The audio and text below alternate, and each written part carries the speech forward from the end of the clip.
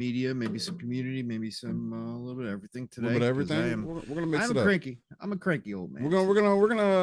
We are live, by the way, but I think we're We gonna are. turn it. I think we're gonna turn it up quite a bit as far as the different levels of conversation. I got some things to say about Armored Core and the community over that way too.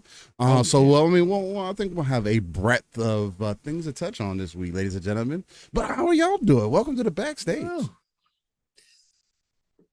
Dun, dun, dun, dun, dun. What's going on, everybody? Good morning. Good morning. Good morning. Welcome to backstage. Get some last minute things tidied up here. Yeah, for sure. Because Starfield. Oh yeah. I'll tell you guys right now.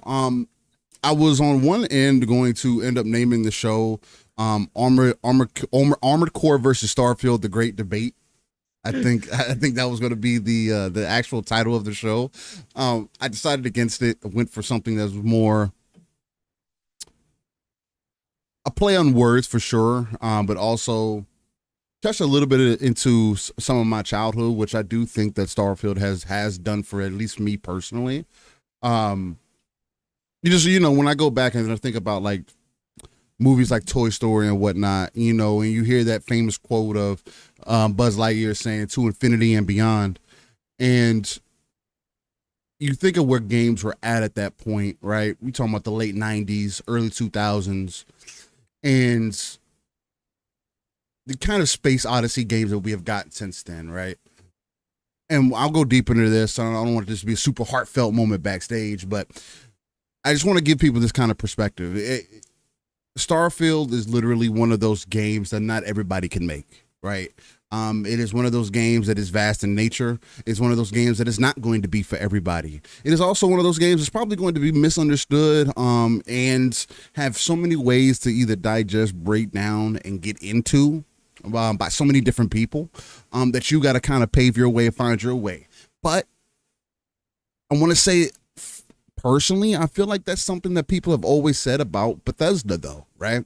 Now, again, me being the Bethesda noob, I'm definitely going to be depending on Pong to set up a lot of the conversation around Starfield today, because I know he was saying that he's interested to get my thoughts, and with me having over 10 hours in, for sure. I think I got 12 hours in on my save file now.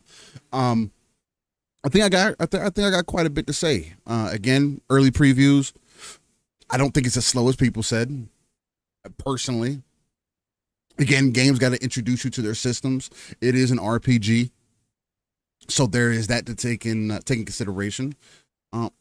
But so far, I have some negative marks against the game for me personally as a gamer.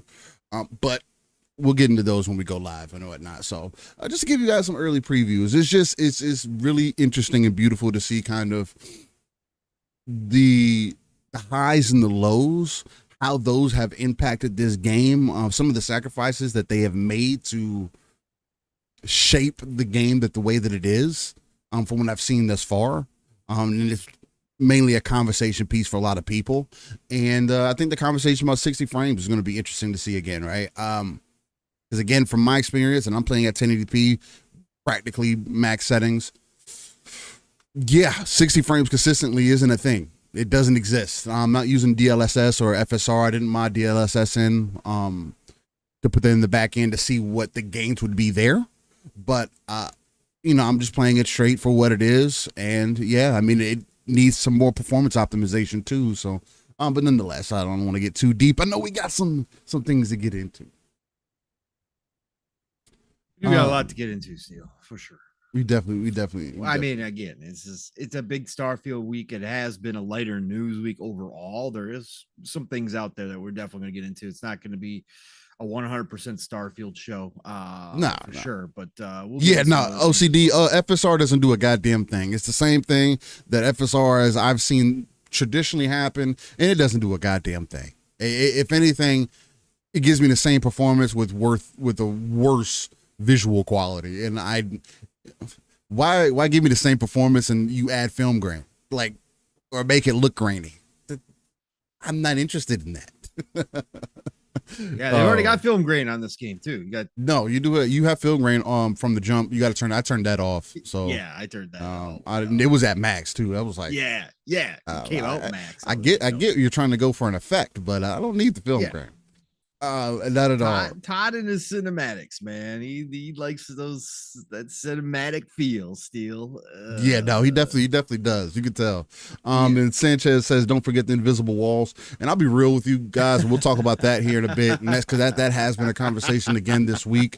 I feel like that to me has been kind of now. I'm not gonna say it's necessarily been debunked, but again, like I mentioned this to Pong in the background when we first heard about it. I don't think it is or going to be as much of an issue as people are trying to make it seem. Even me going from point to point for points of interest is long enough for me to be running. For me to be running in a direction with nothing in it, I don't think I'm going to be doing that. It's very Mass Effect in that way, right? Where it's like, outside of certain reasons for you to be here, I'm not about to just go exploring the planet just to explore the planet. Like, the game, I personally feel like the game does really well with setting an expectation for you, right? Now, I mean, if you want adventure, I get it. I get where people are coming from that. Oh, it's not seamless. It's not truly open world. It's not like No Man's Sky. Again, we'll get into that. We'll get in that because I play the game that way, right, Steel? So you have been pushing the boundary, right? I do, but it's like, yeah, we'll get into it. But yeah, we'll definitely get into it. Yeah. Red Monkey Bus says, I love Starfield. My only small complaint is collision detection. Sometimes your feet go through the ground or people go through walls. I even seen an animal stuck in a rock. Yep. I've experienced some of that, and I got some NPC stories I can dive into, and one of my biggest issues, and something that almost turned me off of the game because I thought it was going to ruin my playthrough or my experience up front. And I was like, because it wasn't intentional for it to happen this way. But you know, you leave, come back, and I'll deal with things when they pop up. So, Decala says, I got 3 hours of sleep because I got all up in the Tau Ceti system quest line. Yo, let me tell you guys, since we're backstage, I don't even know what system I'm in. I don't know what planet I'm on. I've went somewhere. I do. I've got intimately close to the planet I don't even know. I'm back on it's Neon. not even a planet. Yeah, I don't even know if it's a planet. Steel. I think I think it's considered a moon. No, I think it is a planet. Crete. I am intimately well aware of what Crete is. Steel. I know no other planet outside of Crete. So that's my gameplay. That's gonna be that's gonna be interesting. That's gonna be interesting to hear. So, OCD says the more I play, the more I love the game. Yeah, there is definitely some for that for sure. Siki says, but for a space action RPG, great. Yeah, that's what I'm saying. Again, you're gonna hear a lot of my references that I make to. I do think that comparing it to No Man's Sky is truly a disservice at this point. One, because it is a different style of game. Yes. In that game, again, we've mentioned this here already before, but the game is also played very differently. This game is literally more akin to Mass Effect, and it's in my opinion, right? As far as the action combat goes, as far as the exploration goes, this is like Mass Effect if you went to the planets and were able to actually do stuff. Right, like there was an actual reason to be there. Like there was actual character development in that planet. There was actually things for you to go check out, things for you to really adventure and explore in, which weren't possible during that generation or during when those games were made. Right, early console times, 360 going to the one. Those types of things just were kind of outlandish for a lot of people. So that's going to be me. So. OCD Gamer says, I watched your first video playing Starfield Steel. I wanted to see if it would be for you. Hey, I appreciate you checking that out, man. I did give a lot of my thoughts, like initial thoughts on how I felt about the game in that video that I did. That is on the channel if you guys want to check that out. It's a lot of my initial impressions and how I felt about the game. Mostly it was me just stating that, hey, people saying that this game starts off slow, I don't get personally. Again, comparatively to other games that like walk you through that, hey, this is the game. This game starts off stronger than Fallout 4 did. This game starts off stronger than Skyrim did, in my opinion. I mean, what the main thing, what the difference is that I remember from the Skyrim intro is the dragon.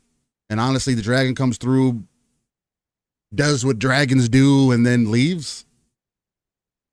And then I fight a dragon later. Like, like that wasn't that comparatively to this. And I don't know, just because it's a space odyssey or how they present it, especially with you touching the rock and then making your character and then kind of going from there. I don't know if that negatively impacted the game for me, at least. So, but we'll get into it for sure. Let's see. Jack says, still, if you put an X on your character, it would look like a Squid Game. Yeah, no, I definitely went for a all-out aesthetic look for my character for sure. I got the outfit. You're gonna see a couple outfit changes in here.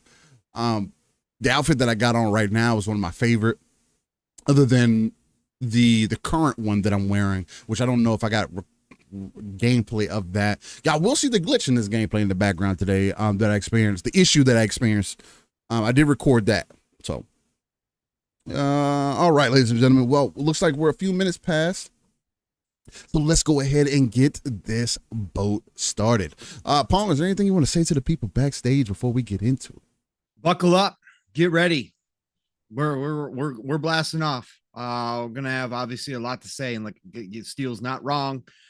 I want to get his thoughts. Obviously, I've gotten some of them in the background a little bit, but again, you guys know what you're gonna get from me when it comes to Starfield, right?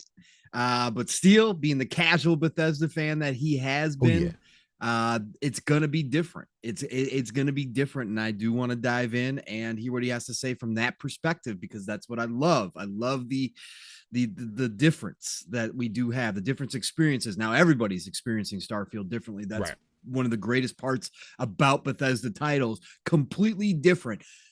The minute you walk out of that main mission, we all can go in different directions. And now it's not just one landmass. Now it's the universe that we can go off in different directions.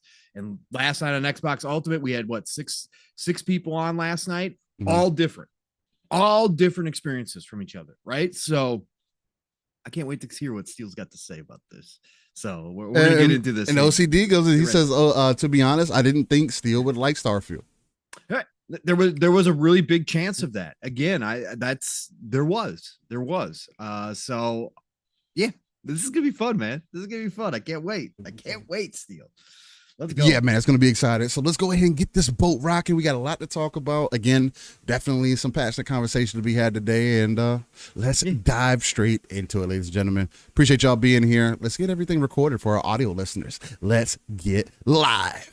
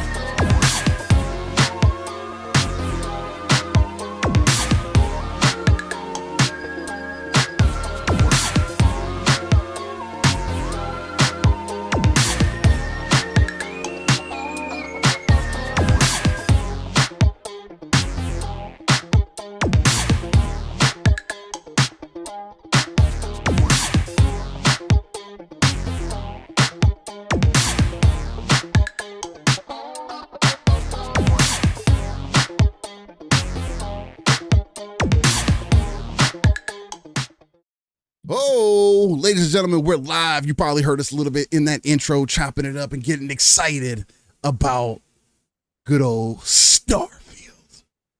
Ladies and gentlemen, this is Living Split Screen. You're locked right here with one of your hosts, Steel Rain. That's Steel Rain. The T is a 7 in there because I'm changing things. I'm trying to get things back situated.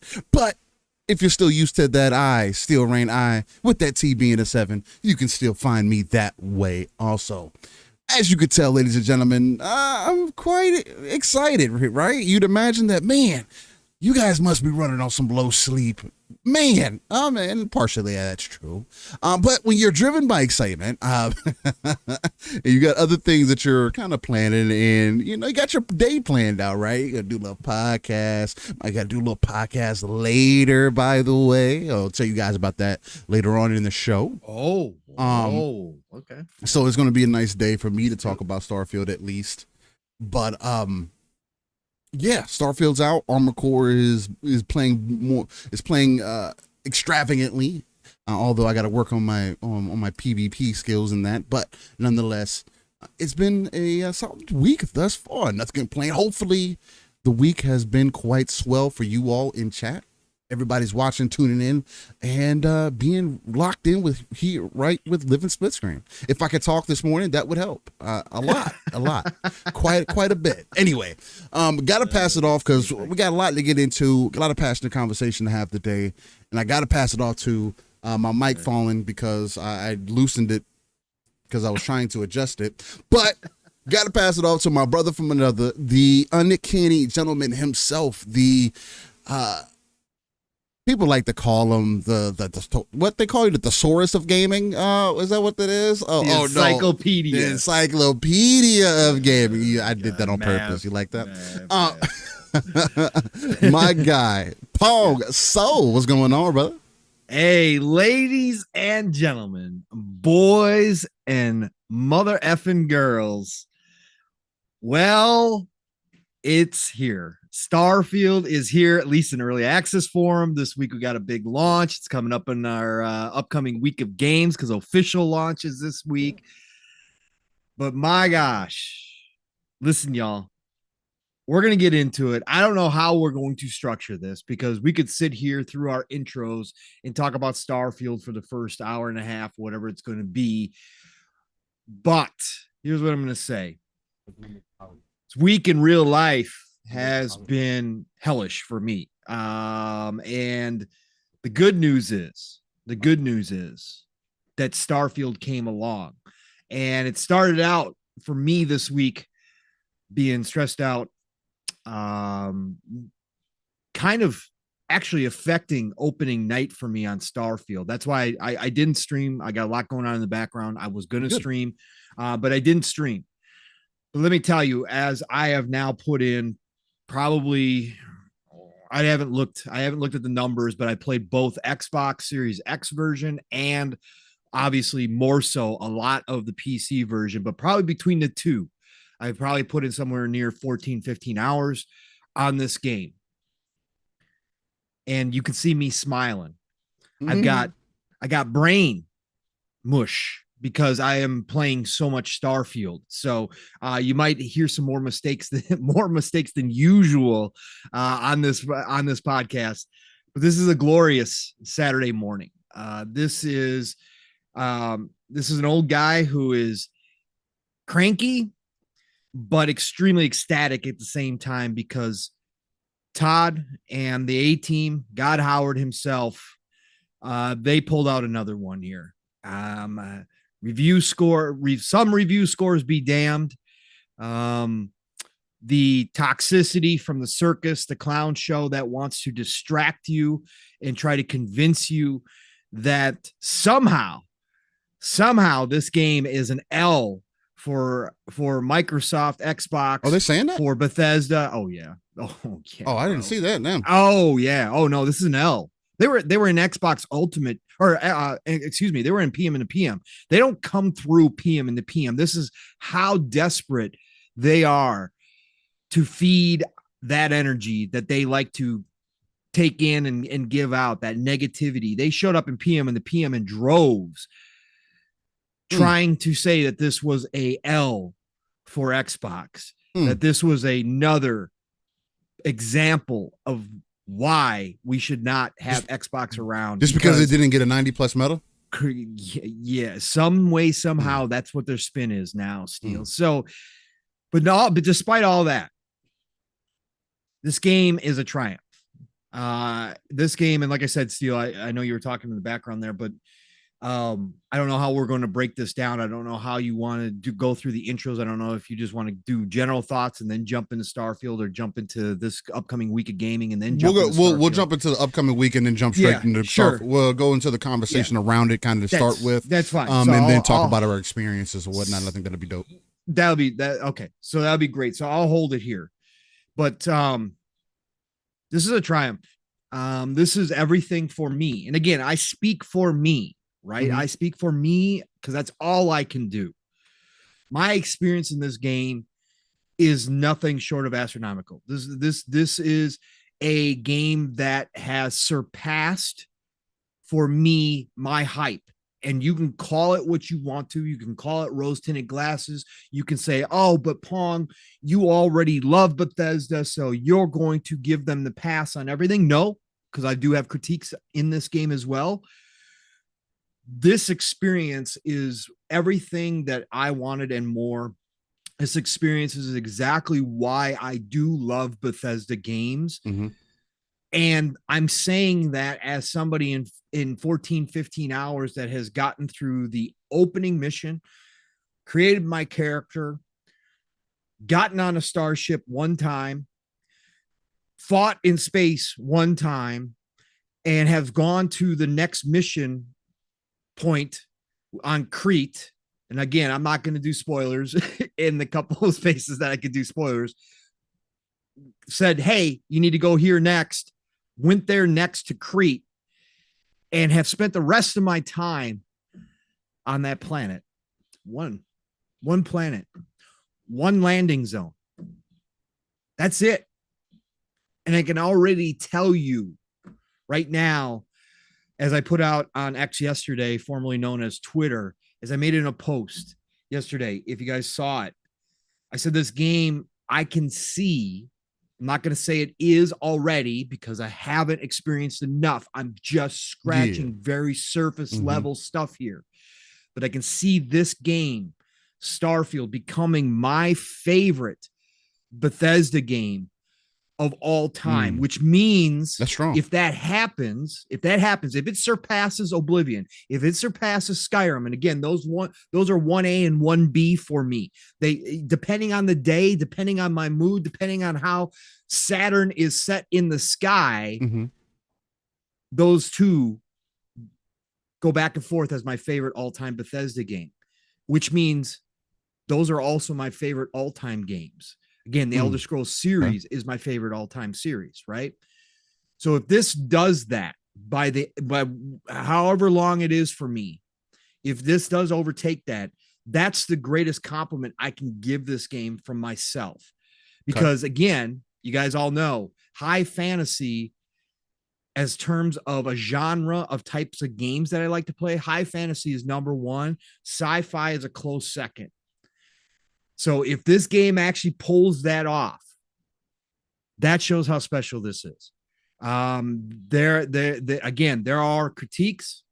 There are little things that I can have, but I can really say, even with my bias, even with my rose-tinted glasses, even with my love for Todd and the A-team and what they do and how they build a game, even if I take those off, and even if I were to listen to my critiques from the outside looking in, they're more nitpicks than they are genuine, like, this game needs to be fixed here.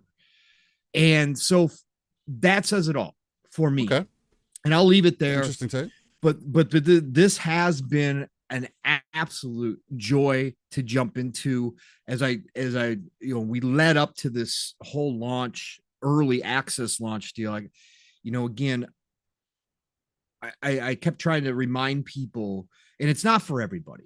And I'm not going to sit here and say, if you don't enjoy this game, you're wrong. Well, no, I mean, but that's where you're going to be able to have my experience, right? Yeah, but that's where I'm going to be able to have your experience. And there's going to be different perspectives. And not everybody's going to think it's the greatest game. And not everybody's going to believe it's 100%. Generational. All that's all fine. I don't have a problem with that. But like I said, the one thing as a gamer that I try to remind people is there's a reason why there's so much talk around a game like Starfield when it comes from Bethesda, because these types of games just don't come along. No. We get big open world experiences. Nintendo fans just got Zelda Tears of the Kingdom, which is an open world sandbox experience that's based a lot on what Bethesda does. So they just got that over there. But in general, AAA huge releases like this, like Steele was saying in the pregame, there's only so many studios that can try to pull off a game of this size and scope. There's only so many studios who know how to build a universe like this from the ground up with lore, with all these different side missions, with all this different content going on. I looked up and Bethesda is considered one of the best, if not the best, in my opinion. They are the best at doing this. And that's what makes these moments just so grand when they finally happen. What makes the moments grand when they finally happen, Pong, is the fact that people don't know what the hell they're talking about. That's what I'm just going to lead off. I'm just going to lead off with that. Too. Like, look, chat, if y'all get offended by anything that I'm going to say today or anything that Pong says, whatever, maybe you're in the wrong place. But I want to make this statement right here, and people can clip this or will say whatever they want. Y'all literally don't know what the fuck y'all are talking about. You can take that however you want. If you don't like Bethesda games, I get you. I'm not a Bethesda game player either, but this game isn't No Man's Sky. It's not whatever other space game that you want to compare it to. It's not that. It's not a 360 game. It's not a 360 game. It doesn't look like one. It doesn't play like one. It doesn't feel like one. If this game at 1080p is crippling is like, not crippling, but it's probably the most use that I've got out of my PCs playing Starfield. Just as an example, that already rules a lot of that out. You also, like, I get that people aren't happy with their art style in most cases, right? It's not the most realistic aspect. It's not meant to be either, though. That's the other perspective. Like, No Man's Sky isn't either, but you guys respect that art style. Oh, it looks good because of the art style, but it doesn't carry over when you're looking at Bethesda, who typically makes games a certain way. They don't mocap. So the fact that they don't mocap, they're not using Unreal, they're not using any of the top of the line engines for those facial animations and whatnot, and they're still able to give you the feeling of expression and make the NPCs seem interesting, right?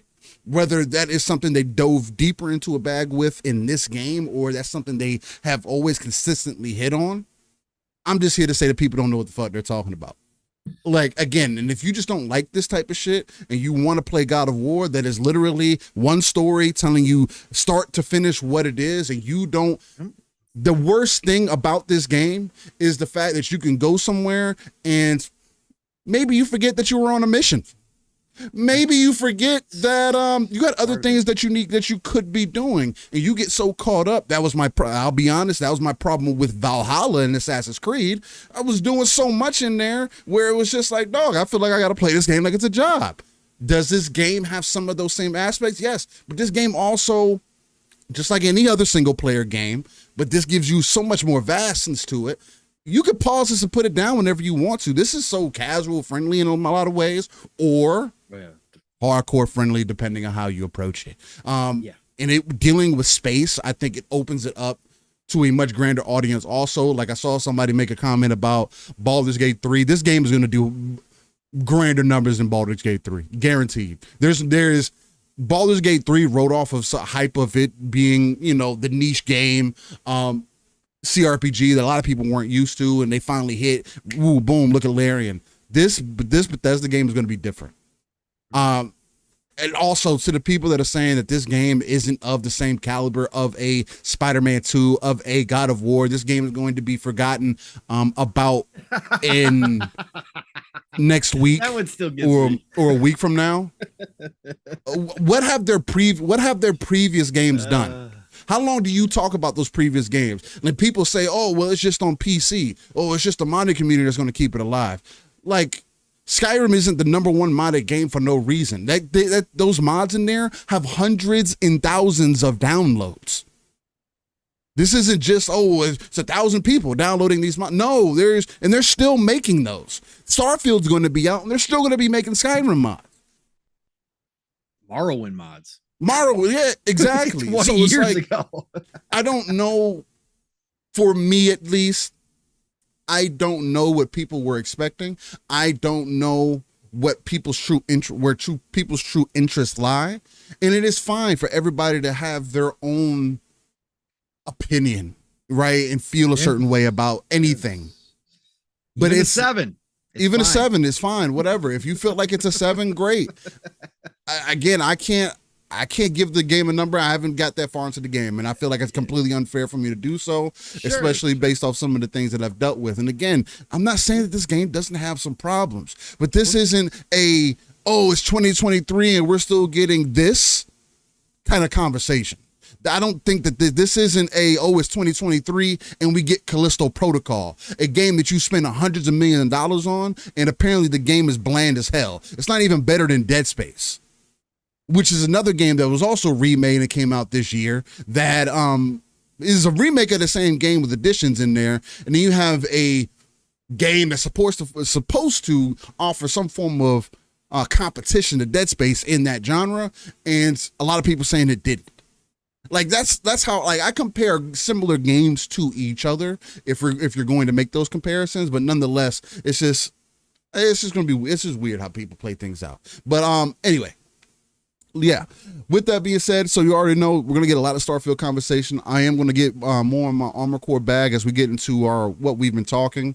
That's probably where I'm gonna start my side of it, just because I am on my 3rd playthrough in Armor Core. You have to do 3 playthroughs to get the true ending in the game, so to keep that in mind. And yeah, it's gonna be really interesting to get into. As a matter of fact, I mean, we're live right now. Let me get into it right now. Yeah, we're not backstage no more. Yeah, we're not backstage no more. My fault. So for me this week, it definitely has been a lot of Armor Core since last week. It's pretty much the only thing that I've been playing when I had a chance to. Armor Core is literally From Software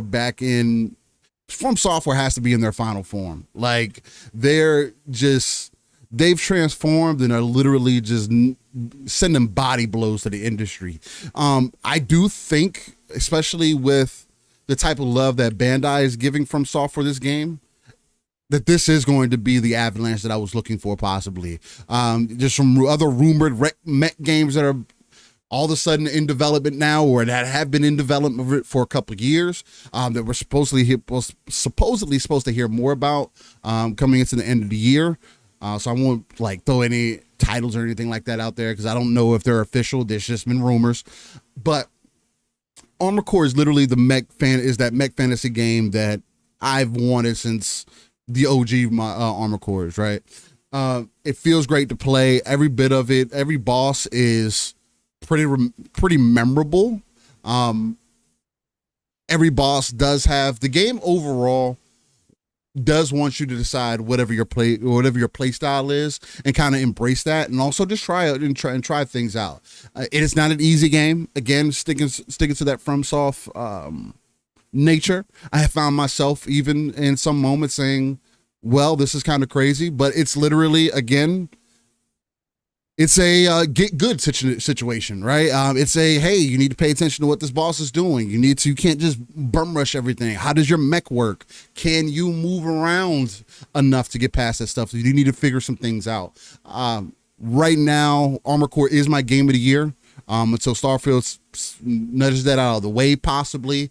Armor Core is a 9 out of 10 for me currently. The biggest downfall, reason I can't give it a 10 out of 10, because right now I'm having issues in PvP. It's a personal thing, just me. I'm also not playing it consistently enough. It's always me that I feel like I'm running into all the sweaty people. Like, I have to be running into the people that they're probably mech pilots in real life. They gotta be. There's just no way. I'm also playing on PC, so there is going to be some of that, and I do think that mouse and keyboard is going to have quite an advantage over controller players, at least in Armor Core for sure. The way the locking system and everything works, but I just got to get into it more, man. It's just going to take time, practice, patience, and just keep knocking it out. So Armor Core, the godly game, 9 out of 10, definitely nudges out Jedi Survivor for me by leagues. For me personally, and mainly because I am biased in the way that I just love mechs, and they did everything. They did everything that I wanted them to do. I know people were saying that the story was like convoluted and all over the place. The story is simple. I mean, I don't think it's not as complicated as Elden Ring was. I don't think, for me personally. And the way that it's split off in the way that the story went towards the end. I enjoyed it for what it was. Again, it's a mech fantasy game. It's something that it's very anime-esque. It's very Gundam-like. You know, that's kind of story that I would anticipate. It's not on like near levels or anything like that, but it is really dope. OCD Gamer says, "Steel, you like a challenge? Starfield is harder on console because of lower frames." Oh God, that's funny. But then, and then Starfield has been the other part of that conversation, but we'll leave that until we get into the upcoming games, after the upcoming games, just so we can just go straight into that conversation. But real quick, just to stay on the Armored Core side of things, anybody that's new to Armored Core, I kind of want to make this address out to y'all, or even if you've been a consistent player or familiar with the IP. I understand that FromSoft traditionally has this thing where people do have to get good at the game. You at the end of the day, I am here to tell you that you do need to get some form of good at the game.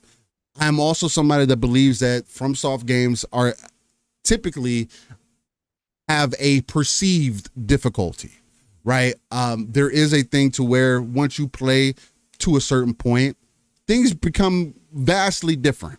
I can also be very accepting that may not be everybody's experience, and that is perfectly fine. I don't think that it's okay to bully people when they're trying to ask genuine questions, or if people like are having a rough time and at their kind of wits end. For example, the Baltius fight apparently in Armored Core, and y'all think that that's tough. I got a bridge to sell you, but the Baltius fight has given a lot of people issues, and a lot of people are saying that the game is ass and shit makes no fucking sense. I get it. And the game may just not be for you, and that's also perfectly fine. But there is, and this is the thing that I love about FromSoft, them just as a development studio, is that they don't shy away from what they know worked for the game while still being able to expand it out. That's what made Elden Ring so unique, is the fact that they were able to still sustain a lot of that while making it more open than they ever did before, and allowing people for that perceived form of difficulty to be tailored a bit differently because you weren't stuck going a certain path. That's back in Armored Core, right? There is this path. You have to figure this out. You have to restart the mission. That was the other thing too. Maybe it's different on the first playthrough. I don't remember much from the first playthrough as far as like making changes, because I didn't make many changes to my mech. You have to restart the mission if you're going to make vast changes to your mech. This isn't, oh, I get to a boss and I get to change the stuff on my mech. No, you have to go back to the very beginning of your mission if you're going to change the things on your mech. And that is a reality that you have to live with if you're not happy with the current build that you have. It is what it is. Tell you right now, you guys want a cheat code? Right now, the cheat code is dual shotguns and missiles, or to use dual shotguns and dual songbirds. Songbirds on the back, which are grenade launchers, and then the shotguns for your two hands, and you'll blow through the entire game. Just build your mech around that. I'm telling you, you'll blow through the entire game. Completely overpowered. If y'all just want something that's a little bit of a cheat code, but nonetheless. But yeah, that's kind of my rotation right now. It's going to be a lot of Armored Core and a lot of Starfield from what I'm from what I'm feeling. Unless something else kind of nudges those things out, man. So I know we got Forza Motorsport previews that are around the corner. There's some other games. NBA 2K is around the corner. I'm not going to be jumping into that. There's some other things that are supposed to be there too. So, but nonetheless, Pong, I mean, if you're ready, because I know we're itching to get really to deep dive into the Starfield conversation. Yeah. If you're ready, let's get into these upcoming games, man. Let's do it. First, I'm going to shout out this chat, this amazing group of people who continue to come out every Saturday and support us. Listen, you guys are loved 100%. So thank you all for coming out here. OCD Gamer, Tim the Sorcerer, Eastside Vandal. What's going on, brother? Why so serious is here? Why so serious is trying to get to Neon City. Yeah, I can't wait to experience some of these cities. I'm just having such a great time on a planet all by myself, I'm telling you. Blue Moon FC's in here. What's going on? Decato's in the house. How you doing, Decato? Talos Ray, what's happening?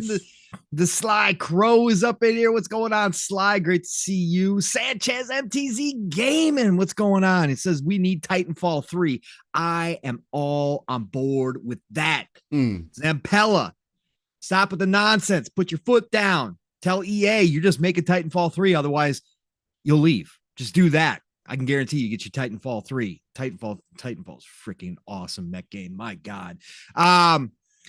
Who else we got in here? We got the Red Monkey Butt up in here. What's going on, Red Monkey Butt? We also got the Hooded Canuck. What is going on?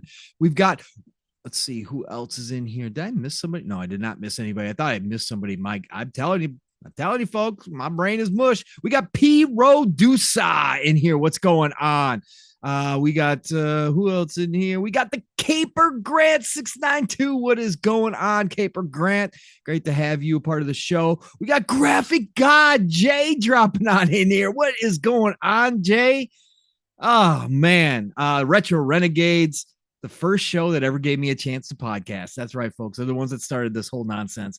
What is going on? We got Rob the Don 202 up in the house. What's going on, Rob the Don? We got Fastback OGNLG brother Chris up in here. What's going on, brother Chris? Always a pleasure to have you, sir. We got M Gene in the house. What's going on, M Gene? We got the legend himself blessing us with peace, love, and life. That's right. The one, the only Dragon Heart Yobi is in here. What's going on? We got the amazing Lady Foxfire up in here. What's going on, lady? Great to see you as always. We got Perfect Shogun in the house. What's going on, Perfect? We got Murder Hornets in the house. What's going on, Murder? We got Crispy Rambo up in here. What's going on, Crispy? Rambo. Crispy Rambo. We got Fanto Sir. What's going on, Fanto Sir? Who else we got here? We got Seeky's in the house. What's going on, Seeky? Great to see you as always.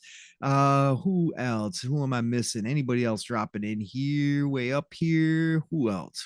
Oh, we got Parasite 82 Green. Parasite. What is going on? Who Apex. else? What's going on? Oh, Apex jumping in here, of course. People jumping in the bottom. Visual Walkthrough. What is going on? Visual Walkthrough says Mass Effect is one of my favorite game series, and I agree. But if you are comparing the two, the only big difference is I love Shepard. I don't have that feeling yet with Starfield. And that makes sense because of how narrative focused. Yeah, it's super narrative, Joseph. It focuses on it throws your main character right directly into the fray of like right, exactly. This is kind of a build makes up, sense. Right?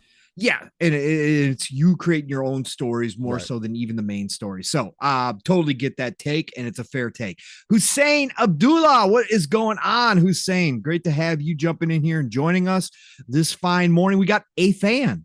Just a fan. Great to see you. Love having you here. Thank you for stopping in and saying hi. Let me see here. Who else we got up in here? Dun, dun, dun, dun, dun. God, you guys are just amazing. Kingfish 737. What's going on? We got the one and the only Casket Repair also in here. Who else? We got Andrew Cullinane, of course, dropping on in here. What's going on? We got Jax82 dropping in here early.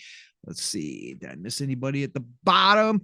Everybody shows their faces sometimes when I do this. Oh, we got the actually guy, Lore Master Jasper, who last night on Xbox Ultimate gave the combat in Starfield a 6.5.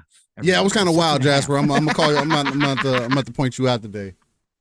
Also, I should bring up something else from last night in the party chat, but we got clarification on that. So the Mav after show when we were in party chat, there was something else. He's lucky we weren't live. It got wild. All right, we got Smitty Smith. Salute, Smitty Smith. Thank you for dropping here. God Emperor Sofa King. Yo, what is going on, God Emperor? I love to see that jumping in here as well. I think that's about it. I think I'm caught.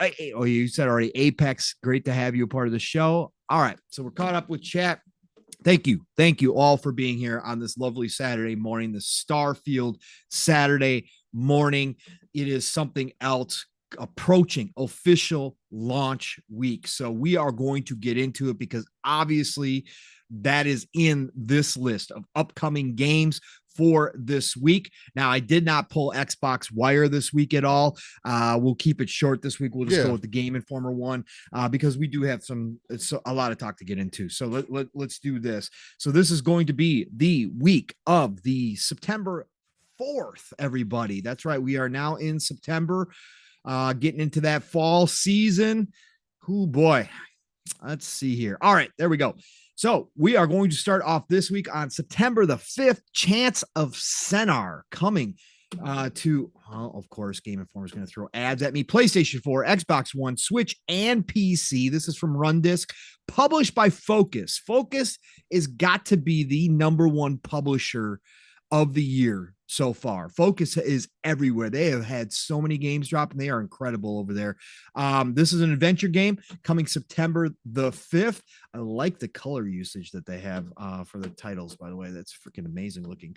All right, we got Rune Factory 3 Special coming to Switch. Shout out to the Farm Sim community. Shout out to these cool little Farm Sim JRPG games. Rune Factory is been around for a long time, and it's a cool little game. We just had Rune Factory 4, I believe, drop into Game Pass a few months ago. I've had it downloaded. It's actually still on my hard drive. I have not played it as of yet, but I did pop it in for probably like 45 minutes, an hour. But cool little games. You got relationship building in there. You can marry people in Rune Factory. There's all sorts of craziness going on, but it's also got this cool JRPG combat system, old school. And you go fight monsters while also building out your town and farm simming. Rune Factory it's carved out its own niche for sure. So that is coming to Switch on September 5th. All right. My game of the year until Starfield launched, right? Baldur's Gate 3. It's coming out this week for PlayStation 5, as we all know.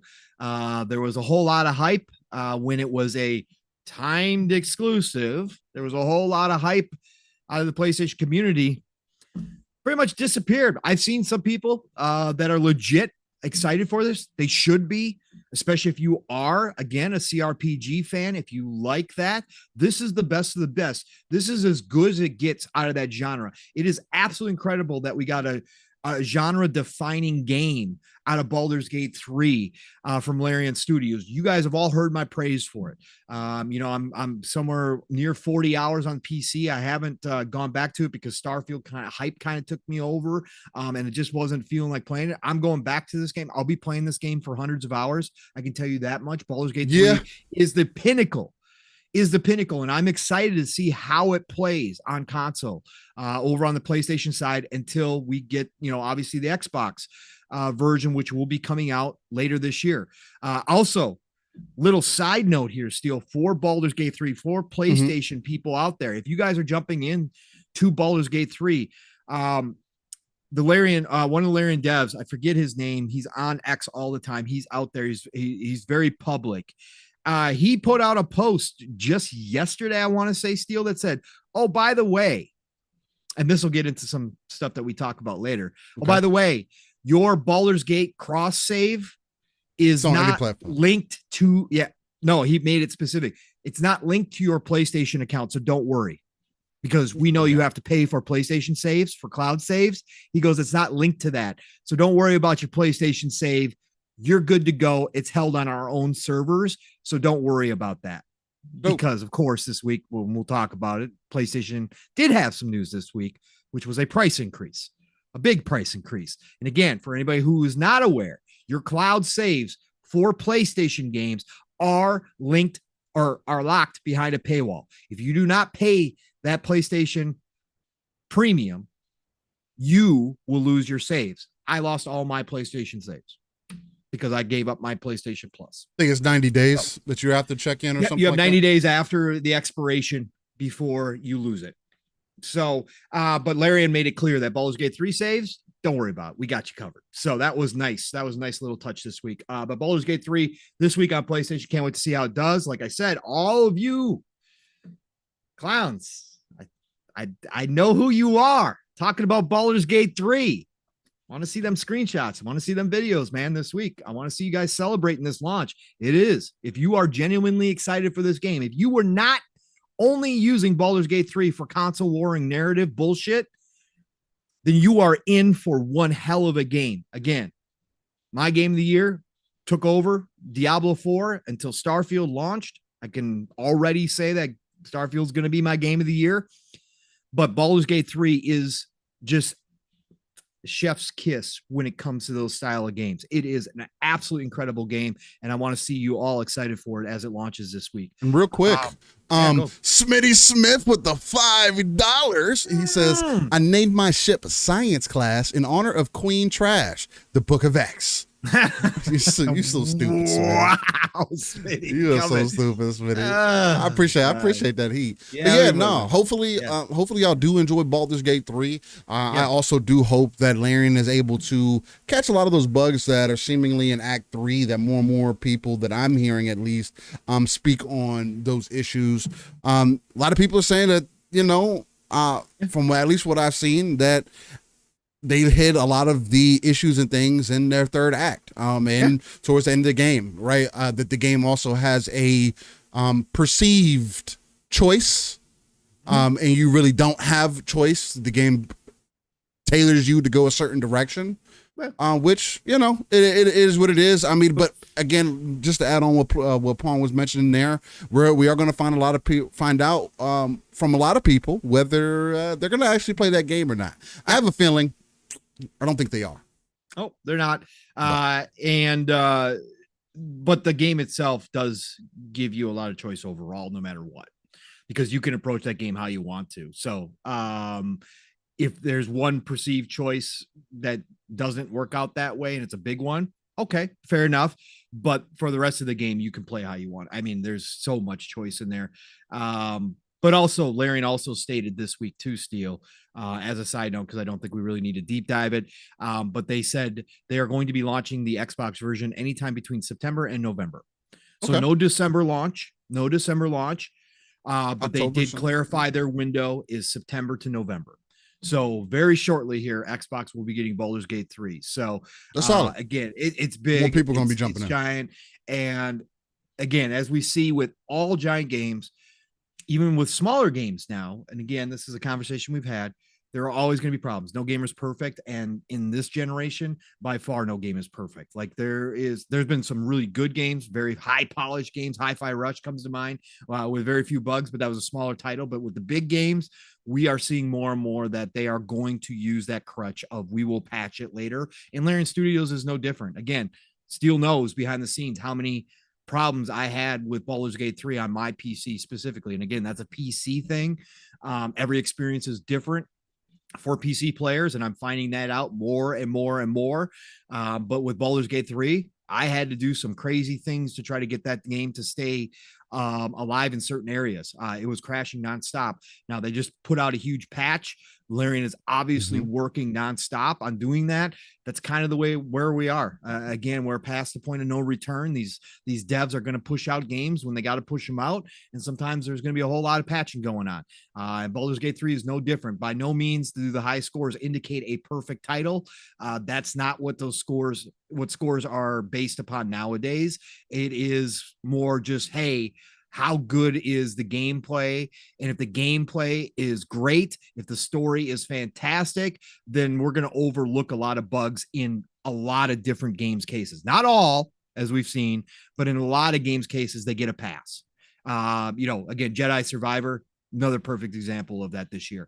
So, but again, enjoy Baldur's Gate 3. I hope the PlayStation community does support it. I hope there is a big base of people that are honestly legitimately excited for this game, because it does deserve the flowers. It does push the bar in that genre to an extremely high level that we haven't seen before. And it's worth it. So I hope a lot of people do jump into it. And I can't wait to see the Xbox community as well once we get it on that side too. Absolutely. Real quick again, Yeah. Tim the Sorcerer, member for a month, says had a great vacation, but still missed LSS. Hey, I appreciate you, Tim. You ain't had to think about us, but I appreciate you that we were still on your mind, man. We appreciate you being back, man. Looking forward to hearing some of your opinions and thoughts. Decado gifted 5 living split screen memberships. Shout out to all the new splitters in the chat. Shout out to you guys. Appreciate y'all. Much love. Appreciate you guys tuning in. Splitters coming through. Love you all. Thank you. And then Captain of course, Grant, got to get those gifts turned on, man. But my fault. Go ahead, Paul. Get it. Right after Baldur's Gate 3, of course. Don't need to say it. Everybody knows it. September 6th, official launch date for Starfield, and a whole gigantic batch of new players are going to be dropping into it. We're going to talk about the Steam numbers a little bit when we get to that point as well for Starfield. Incredible numbers.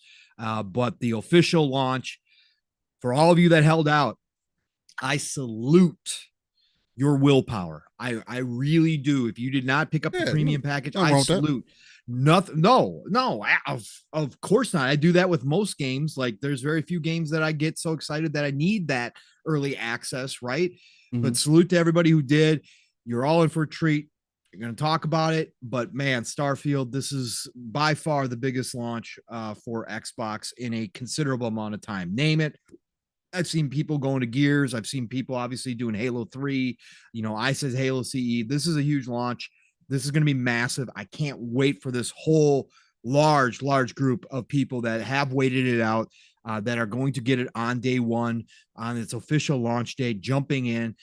I put out a challenge on PM to PM before we hopped out Steel, and I'll just do it here right now for this group of people too.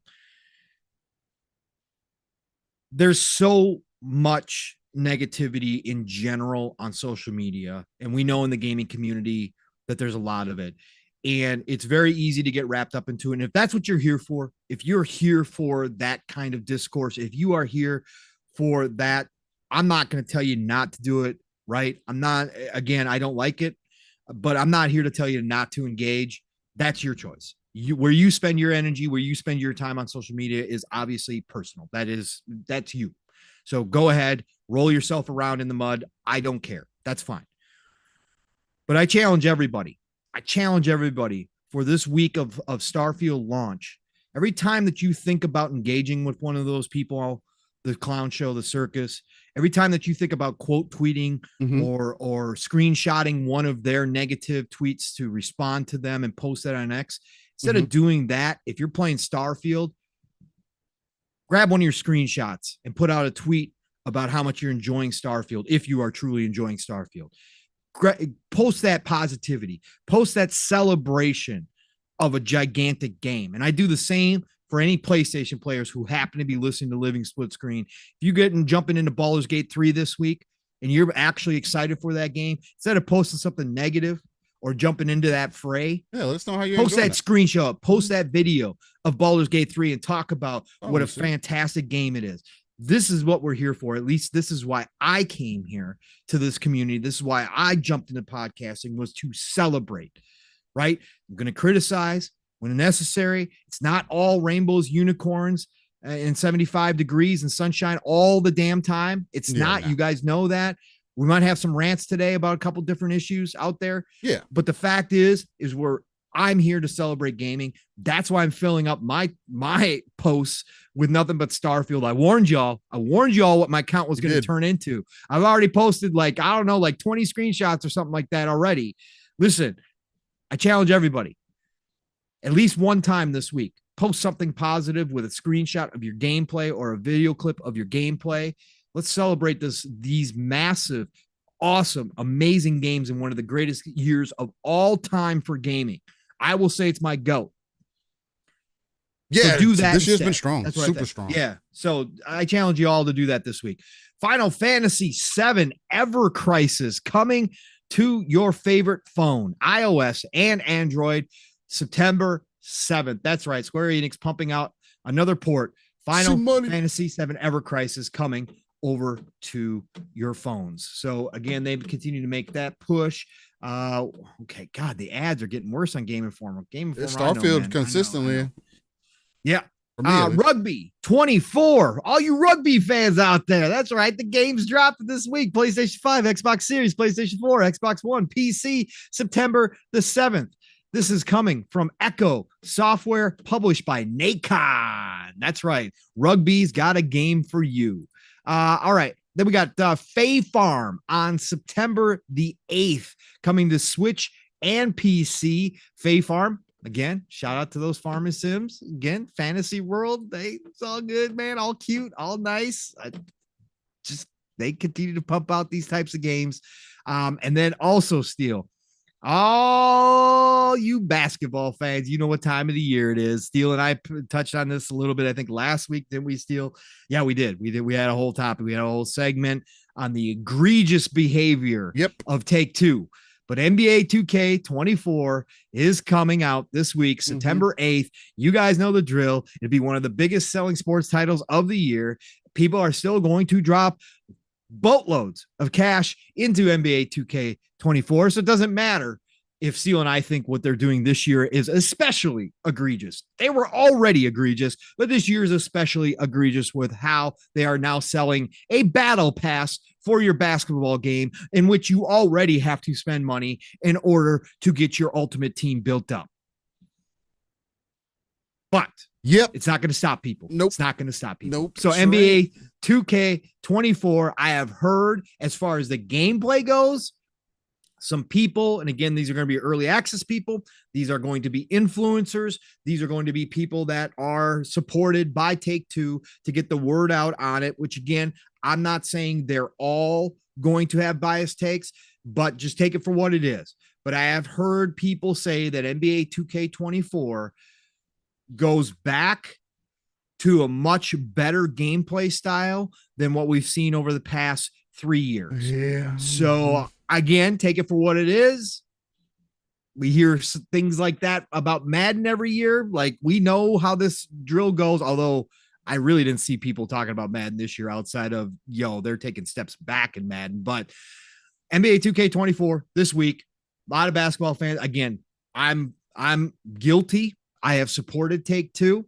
I have now last year's version, even though Steel graciously gifted it to me, I did not play as much as I did the prior year, not even close, right? 2K22, I was all in. Steel knows I pumped money into my team, right? It is what it is. But again, they're the only show in town. This is what happens when you have a monopoly. So NBA 2K24 this week. And I think that's it, Steel. We're going to wrap it up there. That's all the games for this upcoming week of games, sir. Hey, that's dope to see.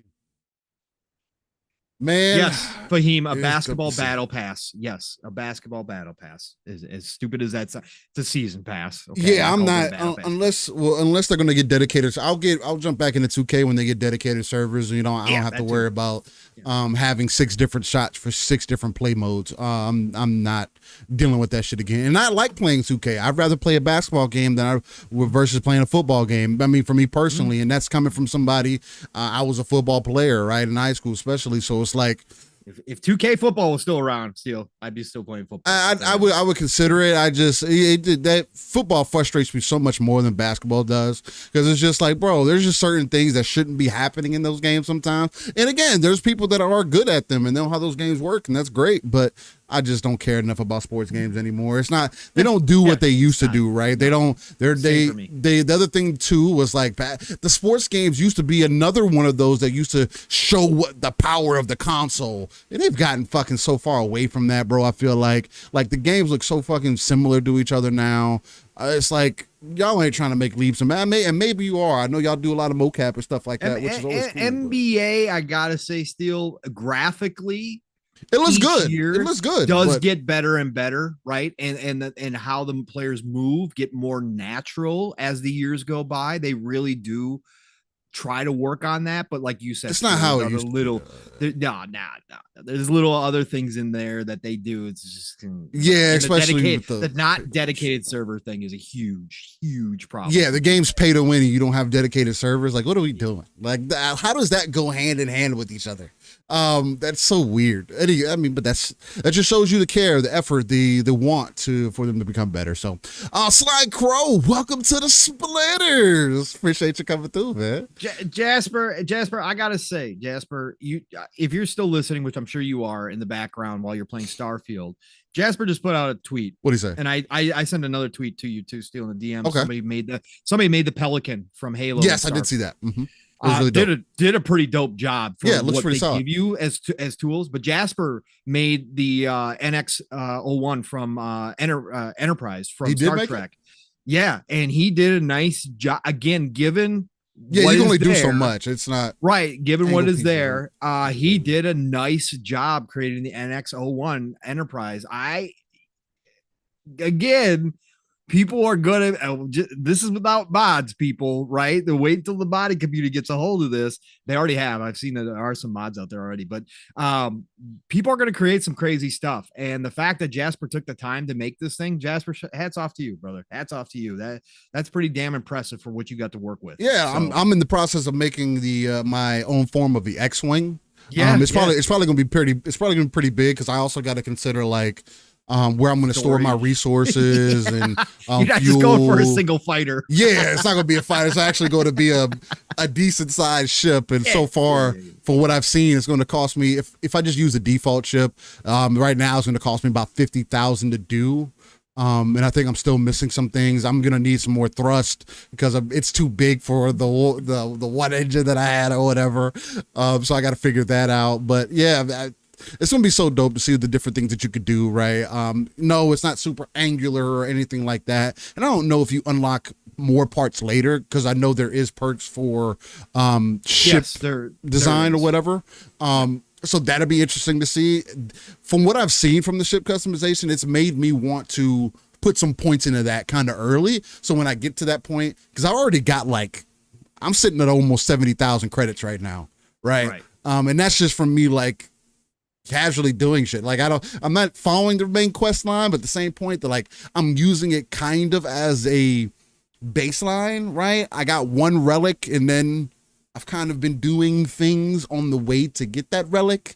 So, but nonetheless, but yeah, man. So upcoming games out of the way, I think Pong, man, I mean, it's time to really deep dive into some of the bigger topics, man. Yeah, Starfield being the biggest one.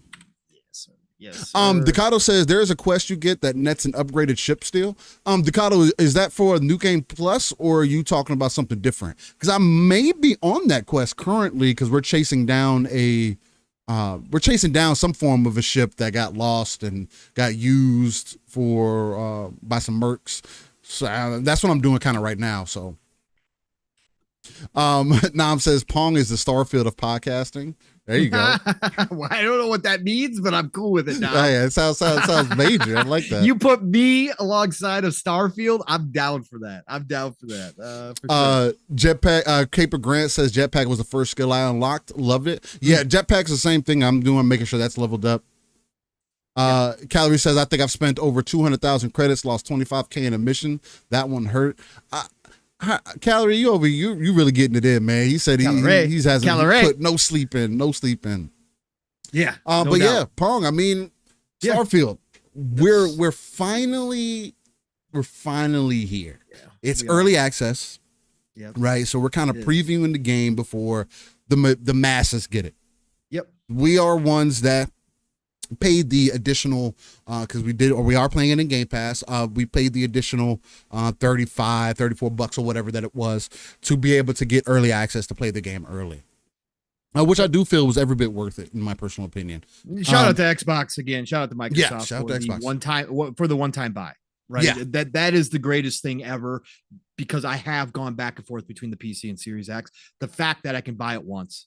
Is and go back and forth. Yeah, that's super amazing because it's still in the same ecosystem. I love how those things work. Although the Xbox store likes to act Here recently, again, I was having such a flawless run with the Xbox Store, and in this year, I've had some of the worst experiences with the Xbox Store in the last decade. Seriously, in my experience, I ran into it the other night. Still, remember I was pre-installing Starfield, and it got to like 117 out of 122 gigs or whatever, or 100, whatever it was. I don't remember, and it just errored out, and I actually had to restart the night prior to get that download to work. And you were like, yeah, that's the Xbox Store for you. Yep.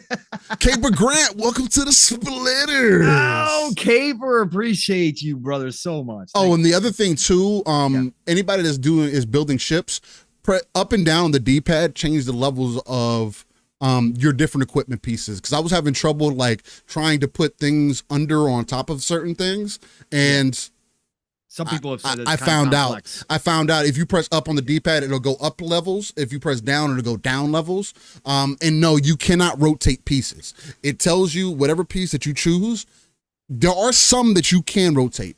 Don't get me twisted. There are some that can be rotated, but majority of the ones that I've run into, if it's like certain pieces, they can't be rotated, especially some of the longer pieces. Jasper said diagonal angles are hard to get to work on the ship builder. Good luck with the X shape. I'm not going to be able to do the X per se, Jasper. I've already seen that unless I find something weird to be able to make that work. Maybe there's some foundation pieces and connecting pieces that you can use too that are in the builder. But no, I wasn't going to worry about necessarily getting the X shape, but I wanted to at least have that, when the X-Wing is flat. Correct. Before they go into attack mode. Right, before it goes into attack mode, but it's going to look like it's an attack mode the way, because what I'm planning to do is putting like storage in between the wings. So that kind of looks kind of different from each other. That's kind of my idea so far. Like I have to put it into practice, but that's kind of what I'm thinking. And so far it looks like it's going to work. I just need more money and more shit. So, but anyway.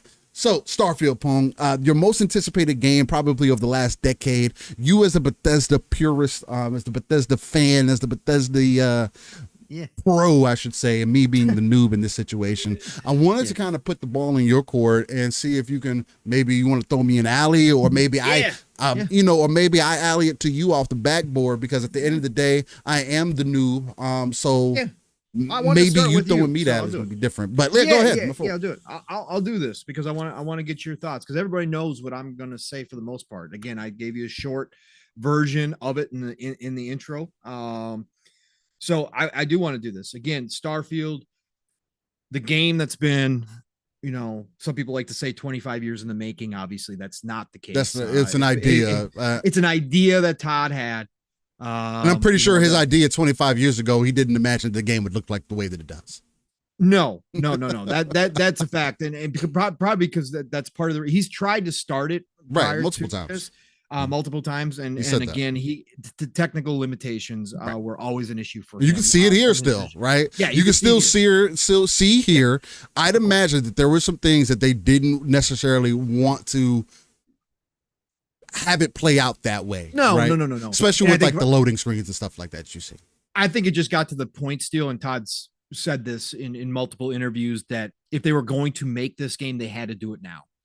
Right. So it finally came to the point where the tech had caught up enough where he could get a lot of his vision into a game. Right. Mm-hmm. But obviously he probably did have to make some concessions. Where again, because we're still not there where you can make a fully fleshed out 100% universe with all these different mechanics going on at the same time. Again, AI isn't there, and I'm sure Steele's going to touch on the AI. All that kind of stuff. But he had to get this game out now. Bethesda had to get this game out now. They had to get it into the rotation, probably with the hopes that as the years go by, God willing, Bethesda Xbox sticks around and continues to make games, that eventually Todd can see his vision through to the end, right? Or potentially set it up for somebody else to take over, if it becomes a point where Todd becomes too old. But the fact is, we are here now. This has been a long time coming. We've had, multiple delays, in my opinion. And obviously that worked in their favor at the end of the day, because I will say, and I'm going to let Steele touch on this too, is if this is the most polished Bethesda game that we have ever had by far. So the delays were worth it. You can see it in certain instances, in my opinion, with combat, with ship flying. I think those are the things that they've been working on over the past year, along with graphical updates, which definitely, again, in certain parts, apps, and again, PC versus console, there are differences. I'll talk about that when I get it back here. Yeah. But the fact is, we are here. We are here at a monumental occasion for a brand new, and again, this is all opinion. It's not going to be for everybody, but in the gaming space in general, there are few studios, few dev teams who drive conversation, who create hype with one of their games. I would say Rockstar and I would say Bethesda are two of the biggest. And I think CDPR is close. Now, obviously, Cyberpunk turned some people off, but they were getting close to that mark. We'll see when Witcher gets finally announced, the new Witcher. I think we're going to see this level of hype too. Maybe not the same for you and I, Steele, because obviously Witcher isn't as high for us. Yeah, no. But we saw it with Cyberpunk, but prior to launch, that they could drive hype and talk like this as well. So there are very few devs who do this in this industry. So no matter where you are on the spectrum, as far as Bethesda games go, as far as Todd Howard goes, whether you love him or hate him, there are very few studios who can do this. And we are now here. We got the early access. We are on the cusp of the official launch. And I got to say that hype levels wise, this is living up to it. Again, love, hate, everything in between. It's all there. Starfield has become a black hole. It has been trending on X nonstop for a reason. This is a monumental occasion for the gaming world. Starfield is getting written up in articles across the globe, not just in gaming sites, but in general newspapers, because of the type of game it is, because of what it means to people. And I think really this game at its core level, Steele, and it's all their games, but this one, because it's sci-fi, because of how big the scope is, because of the questions that they went into this game trying to answer. Why are we here? What's out there? These general human, these questions that have been with humans throughout history is being explored in this game. Whether you wind up liking how they explore it or not doesn't matter. The fact is that's how they entered this game, starting creating it, was with those big questions in mind. That's why it has become the sensation it is, on top of course being a Bethesda A-team game. Steele, and I'm going to throw this to you. I'm going to alley-oop this to you. Ooh. And then you can bring it back to me when you are done. But for you, Steele, again, you have touched on this history that you have with Bethesda. You took I'm a casual Halo guy. You took that and you said, I'm a casual Bethesda guy. You watched, just to summarize again, you watched your wife play a lot of New Vegas, right? Yeah, most of it. Yeah. Definitely. Most of it. You yourself have touched on Fallout. You yourself tried recently to go back to Skyrim, mod the hell out of it, and tried to get into it. I've played Elder Scrolls Online multiple times. Yeah, you tried. And I was just going to get to that. So you tried that. You did put a good amount of time into Elder Scrolls Online. Mm-hmm. But you yourself call yourself a casual Bethesda fan. Yeah. You have been with me now for years on this lead up to Starfield on Living Splitscreen. You have seen the hype side of things from me as somebody who loves Bethesda games, who, again, Elder Scrolls is my favorite all-time franchise, hands down. Number one, does not move. So you've been a part, you've gotten that from me, but you yourself, you haven't really dove in day one into a single player Bethesda experience up until now. And not only did you dive into it, you got early access. You paid for early access. Yeah. Right? You paid for the upgrade to do this because you wanted to get into this game and see what it was about. Yeah. Believe that. So Steele, you got 10, 12, whatever hours you got into it. Mm-hmm. You have gotten a total different experience than me, because again, the freedom that Bethesda gives people, not only just from the character creation, which is normal for RPGs, right? Not just from the backgrounds and traits, which certainly has been done in different varying degrees in other RPGs. That seems to be shared by a lot of people too, where a lot of people have yeah. similar traits, and sure, maybe there are some general ones that it seems like a lot of people are choosing, but that's all been done. But the freedom is, Steel, you get out of the intro, you get out of the opening moments, which in Starfield is a little bit longer than some of their other games. Well, I shouldn't say that. Fallout 4, this is probably on par with Fallout 4. As far as you get out of that, you get out of the intro, right? The intro, the opening sequence, what gets you into the game, what kind of sets the game up when you get that first step out moment. And I will say the step out moment here isn't as impactful as it is in Fallout or Skyrim, which is fine. I don't have a problem with it. It's fine. Again, Todd saying there's 2 step out moments. I'd still like him to clarify what he thinks the step out moments are on that. But anyways, be that as may, the freedom comes, Steel, when you come out of that opening sequence and you are first thrust in the world. You get your starship. They set you up. They say, hey, go over here. Need you to take care of this quest over here. You're not on that path per se. You don't have to go do that if you don't want to. Right. You have the universe opened up. You can go find a million different things to do if you want to. Right. So all of our experiences are going to be different, and yours obviously has been much different than what my current experience in Starfield is. Right. So for you as the casual Bethesda fan, Steel, your first 10, 12 hours in, a lot of reviewers have said that those hours are the slowest, that those hours are a negative against Starfield. It's a big reason why it got a 7 from the one and only Stapleton over at IGN, was those first opening hours.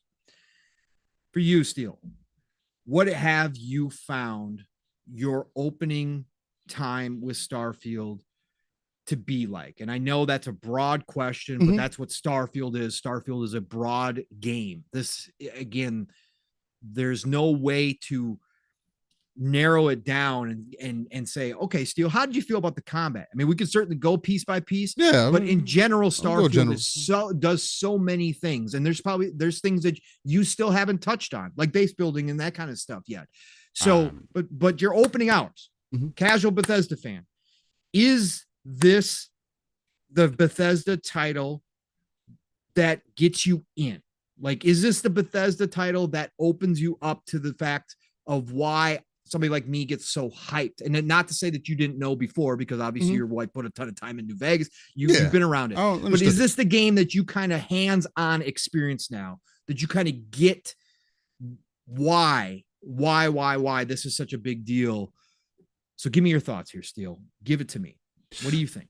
Pause. But no, I'll definitely let you drive this Starfield conversation as much as you want to. How far we get into the conversation, I'll also let you. We can go the whole show talking about just Starfield if you'd like. I'll leave it up to you, because there's. I mean, again, lighter on news this week. There are some key things to talk about. Yeah, we want. But as far as Starfield goes, so for me,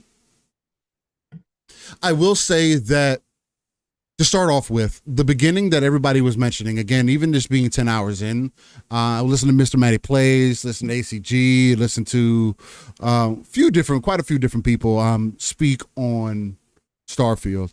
And most people, Gene Park to Rand, the Iron Lords, quite a few people that I've listened to have all kind of had that same sentiment, that the beginning is kind of slow.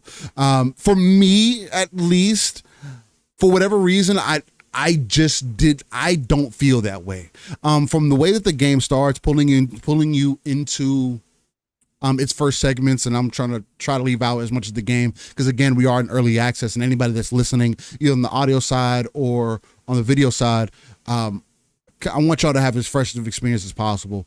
There might be an example of like a side quest or something, just to kind of give you guys perspective. But other than that, the way that the game introduces you, I feel like, is a very surefire way of doing that. Hey, What does your aim look like? Hey, look at this laser. Look left, look right, look up, look down, look around. Make sure that your controls are familiar. I feel like that's literally what it came across more so than, this is when I need to start being overly critical about the game, right? At least that's how I took it. Now, I was curious. I was like, oh man, when do I get into third person? And I was asking these questions and stuff like that from the very jump, because as the audience may know, and even if you guys don't know, and Pong knows, if this game didn't have a third person option, I probably wouldn't be playing it. I'd just be completely frank with you guys. Even the first person moments that I have, I can understand what gets you into that, but it does, and I haven't played in first person long enough to really have a true opinion about it. But it does hold more so akin to other first person RPGs, or like made me feel like Call of Duty in some ways when I accidentally swept over and shot a couple bullets and whatnot. So I think that it probably feels tight. It's probably it's probably going to be more of a better shooting experience in first person, I'd imagine, from what I've seen thus far. But the third person game, as soon as you're able to get into third person, it feels really good. But anyway, I want to continue with where I was at. But those opening moments of the game, again, I just feel like it was well paced. No, is it overly dramatic in a way that really pulls you into the story like a Mass Effect? No. Is it? I do think that it is better than how Fallout 4 and Skyrim both opened. In comparison, from somebody that, and I've only put maybe less than 10 hours into Fallout 4. I got at least 10 hours plus several times in Skyrim, because I started that game, stopped it, mods were giving me issues. The gameplay, I was trying to play the game a certain way with some of the mods that and everything that they've introduced, and that was giving me issues. So I kind of dropped it, but it made me understand like some additional things about what Bethesda brings to the table.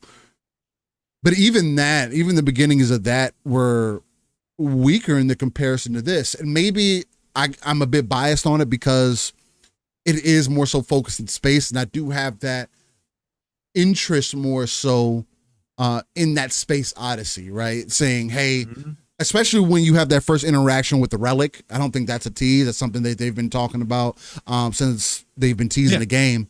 Yeah, that's been well known.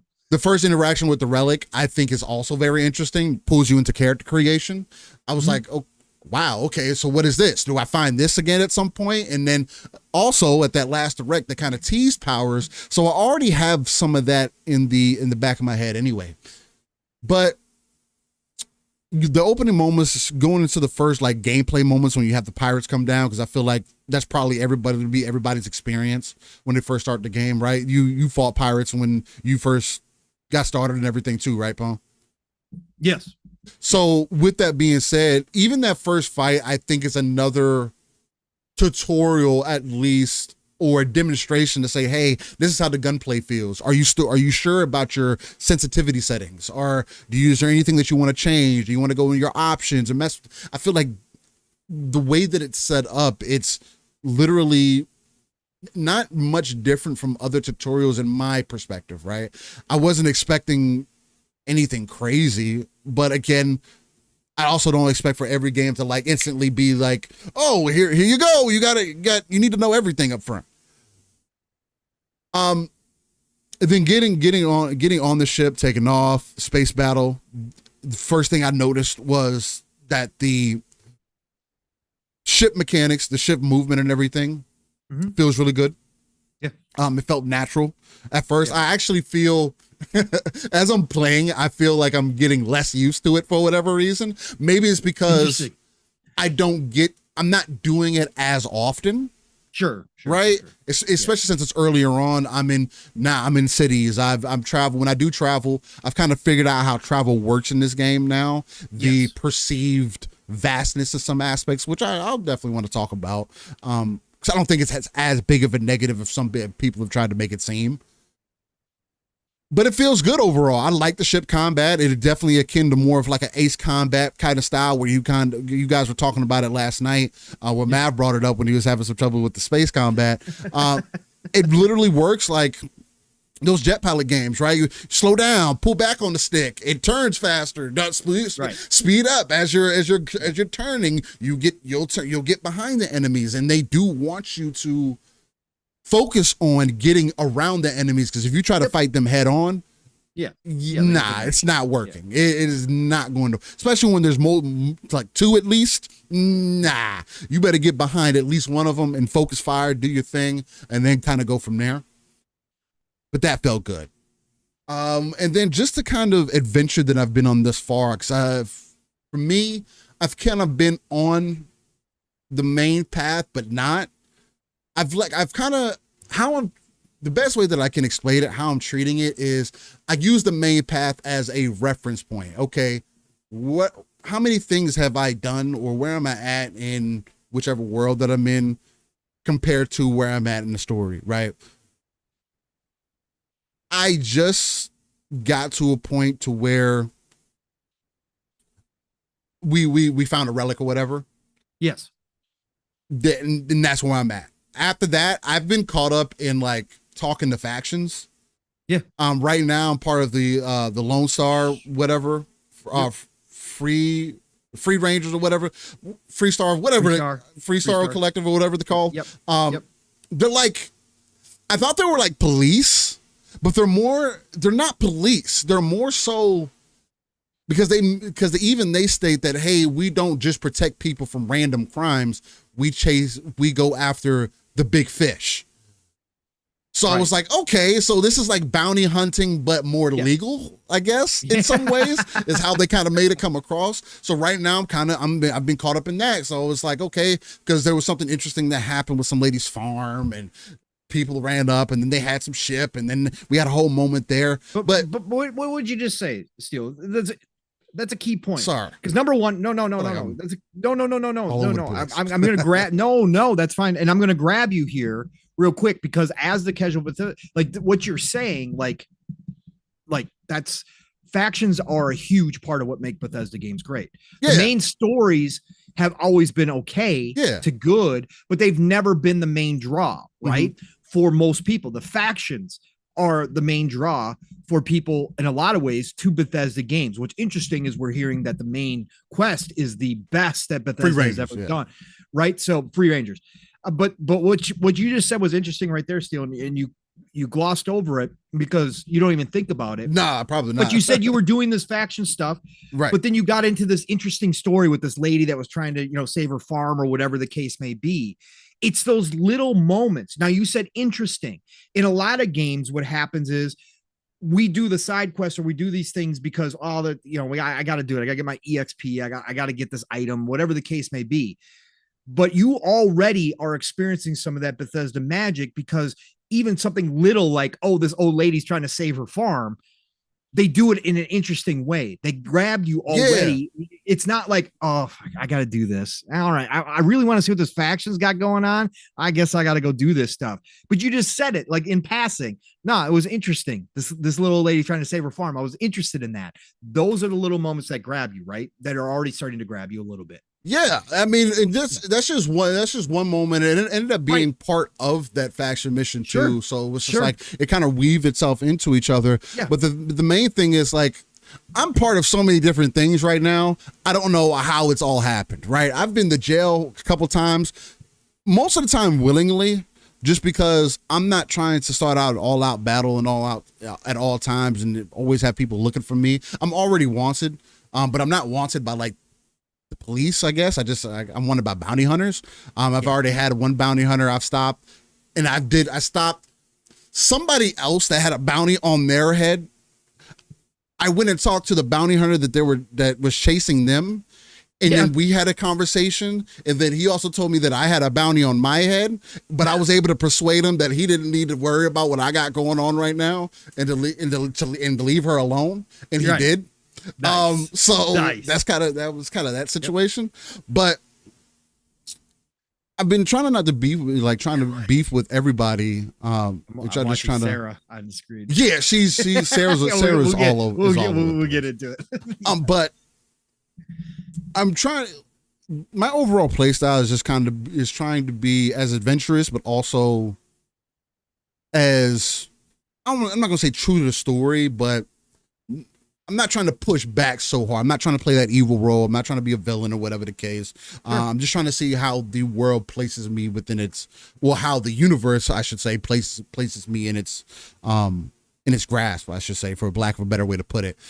So for me, again, I'm playing this the same way that I played it with Cyberpunk. Does that mean that I'll end up beating the game in 50 hours and be completely done with it after that? I don't think so, from what I've experienced thus far, just because that sense of exploration is there, right? That was something that I mentioned that was in Mass Effect, and I know that but past Bethesda games had that too, which is why I said that Skyrim was interesting, because you do feel that. But the other closest reference point that I have is going to be Elder Scrolls Online, because Elder Scrolls Online also gave me that sense of wonder. It's still being in that high fantasy kind of period, but also medieval in some ways. It put me in that kind of perspective of exploring and seeing what was out there and different people's storylines and how you impact the world. And it's the same thing in here. The comparisons that I was making to Pong and other people in the way that I've been thinking about the games thus far, this game is literally Mass Effect Starfield. Right. This is literally Mass Effect if it had many more levels of depth underneath it, right? Or if it was a bigger game. The other reason I say that is because of how the traversal is treated, how you explore is treated, right? Yes, you can't fly forever in space. I mean, you could technically, and you will eventually get to some of these planets, as we've come to find out. And yes, when you land, there is a section that you can explore, and if you choose to go a certain direction, you might run into an invisible wall. But here in this game, I feel like it makes sense because there's still such a vastness to it, right? Yeah. One point of interest could be 3 miles away, and you can go to travel to that, right? And then another point of interest, like you stay in one place, all the points of interest could be 3 miles from each other. So if you choose to go one direction, you have to travel 6 miles back to get to that other one. So already you're getting that sense of vastness just being on this one planet. And for me, and for him, I'm not saying Mass Effect is the same as Starfield at all. I mean the way that the gameplay is overall treated, as far as, because the way that Mass Effect treated exploration, you didn't control your ship at all. You don't really, the way you got resources, you didn't really control it all. You just shot, like Mass Effect 2 especially, you shot pods down and it did everything for you, right? Yep. Whereas in this game, you also have like in Mass Effect 1, you have the option to land on all the planets. Now, were the planets going to have something on them? Probably not. No. But this is more so, the reason I say it's like that, because of the loading screens and how they introduce you to areas and things of that nature. That is very Mass Effect-ish more than it is of any other game, right? Because it still is an RPG. There is still a story. There's an underlying system there. There's things working in the background, just like Mass Effect, because that's how they get you, is making you feel like the world is believable, like it's alive, like there's all these other things that are going on. Like it's not just you that's driving the story, but you're part of this living world. Starfield does that, at least to me and my perspective. The first area you to go to, the most memorable for me right now is Neon, just because I've spent the most time there. But New Atlantis, the vastness that feels. I probably haven't been everywhere there. Did I make sure that you could swim? Yeah, I see it. I saw if I could swim, because apparently that was a thing. People said you could walk on water. You couldn't swim. You walked on water, and no, you can swim in the game. There's videos of people putting that out there too. Yeah. But New Atlantis, it feels vast. Like there's so much space there. It's like, do I want to do missions? Do I want to explore? Do I want to talk to these people? Like, what do you want to do? Like, you have different forms of an approach that you have to decide on, right? Right. Do you stay story mission based, like I kind of did? Because to be honest, I felt like the game, especially getting to New Atlantis, I felt like the game was so vast. I was like, bro, I need some direction. I need you to tell me where do I begin? Because I can't do anything, right? I'm just starting. I know I can't start. This is a game. It's just like any other game. So I followed that main story path. And then once I got to a certain point, literally, and in between trying to get that first relic or whatever that you end up finding, I ended up doing other things or running into other people and being interested. Like, got the neon. I ended up in between because I'm interested so highly in cosmetics and wanted my character to look a certain way, or just see what's out there. I got in the middle of this merchant beef. Like, apparently there was some street beef going on, and one side is paying this armory. These merchants who sell weapons and armor and stuff like that is beefing with this other merchant who sells the same type of gear. And one is protecting one side more than the other because this guy's not paying up. And there's also some underlying street beef that's going on that's affecting Neon and what's going on behind within you got that wrapped world. up in a gang warfare, right? Like just out of nowhere. And then now before I know it, now I'm in a street gang, and it's like, right. Okay. But I was like, yeah, why not? Let's see what this takes me, because now I'm like, okay, because I did pick the street kid trait. That was the other trait that I picked. The neon street kid. Yeah, I picked that just because I wanted to be similar to. I saw that option. I was like, damn, that's kind of similar to Cyberpunk. Let me try that out. It is. Whenever I get the neon, because I knew about that before I started. And I was like, I think that's probably going to be a good place.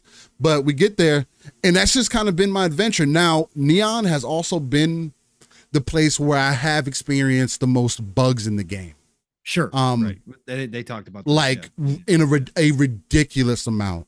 There's one mission that y'all probably see during this gameplay. I know you'll see during this gameplay. So where we go into a warehouse, and I don't know if it's bugged out. I don't know if it's intentional. It can't be intentional because I can't interact with the thing I'm supposed to interact with. Right.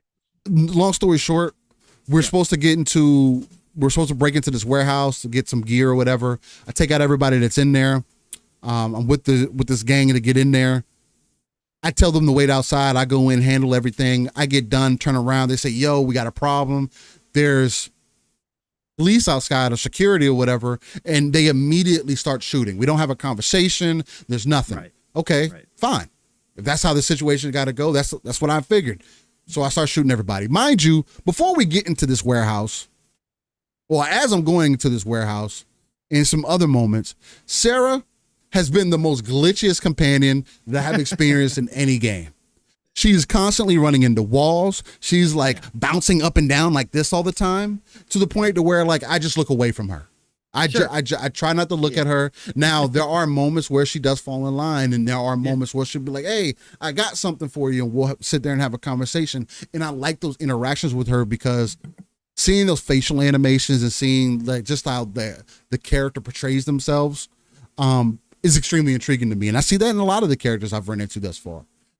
Just in my personal opinion, it's just that wonder that's there. But yeah, I've had glitches and her running into the walls and not really being part of the team and getting me exposed into certain sections. Like I'm creeping, she's crouched and she's in the open. It's like Last of Us type shit. Like, why are you in the open and I'm behind cover? Like, what are we doing here? So then the enemy's like, oh, there they are. And then it starts, I'm like, oh God, here we go. I gotta shoot. And it's not like ammo is just all over the place. But anyway. So I have experienced some issues in that moment that I had with that, because come to find out, I couldn't interact after I killed everybody. I couldn't interact with the NPC that I downed. Yeah. So that was really strange. And then when I left, it turned into this whole, oh, I want to turn you in thing. And I was like, I don't really want to be turned in right now. So I just left. I downed him.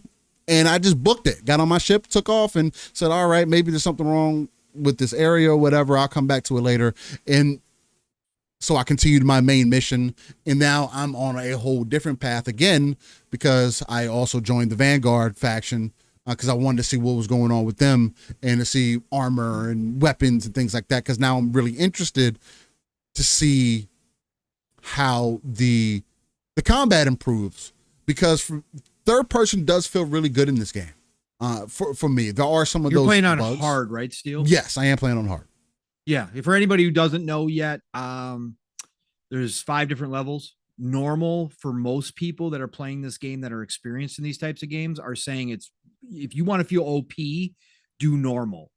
If you want a slight challenge and a little bit more a little bit more of a edge to the combat. Do hard or very hard. Now 3-bit tried on very hard, and he said it was way too much. Like he was No, going it's down all the probably going time. to. I can see very hard being very over dramatic, Right. just because the AI is extremely inconsistent. Right. Sometimes they're spot on, and sometimes they're not. But it's extremely inconsistent. Like I'll go into areas, and these AI are, if you put, regardless, if you put yourself in the open, they're going to mess you up. Like there's no, they didn't mess up on that. I just mean as far as how they interact with the world, or how they interact with you when you actually get into gunfights with them. Yes. They feel off in a lot of ways, or they start doing dumb stuff, or like, or they won't shoot at you, and sometimes it's like, yes. There's some of that. Okay, what am I missing here? But you've also been flanked too. Just I've been flanked. I've been when they run up on you, they will run up on, and they'll stay consistent. I had a dude who just ran up on me and just started meleeing me with his fists. Yeah. He just started duffing me up. I was like, oh, and he was tapping me. I had to use my jetpack to get some air. Right. I was like, what are you doing? Right. So there's that. Ducato says Mantis Quest also gets you a set of gear that is legendary still. I saw that. I'm really interested in that Mantis Quest because apparently it gives you a ship, and I really want a new ship because I want to customize my ship right now. So that's really like what I want to do. So I might end up doing that. Maybe try to focus on that if I can when I jump back in, because I saw the gear for that too, and I like the way it looks. Not really the helmet. I think I'm satisfied with the way my character looks right now as far as like spacesuit goes. I want to see if there's something better. Yeah. But overall, my main point of a lot of that, and because I do feel like I was kind of all over the place. No, you're going to be all over the place. It's a big game, like I said, and I asked you a general question. So yeah.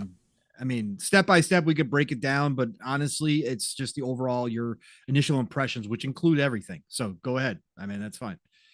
Overall, the sense of exploration, is there, and it's interesting, and that's extremely intriguing to me. It is past the 10-hour trial thing that I like to do with a lot of games, right? I put 10 hours. I like to do 10 hours for 10 hours. 10 hours for 10 hours. This game is better than The Witcher. 10 hours for 10 hours is better than Fallout, Skyrim. This is better than.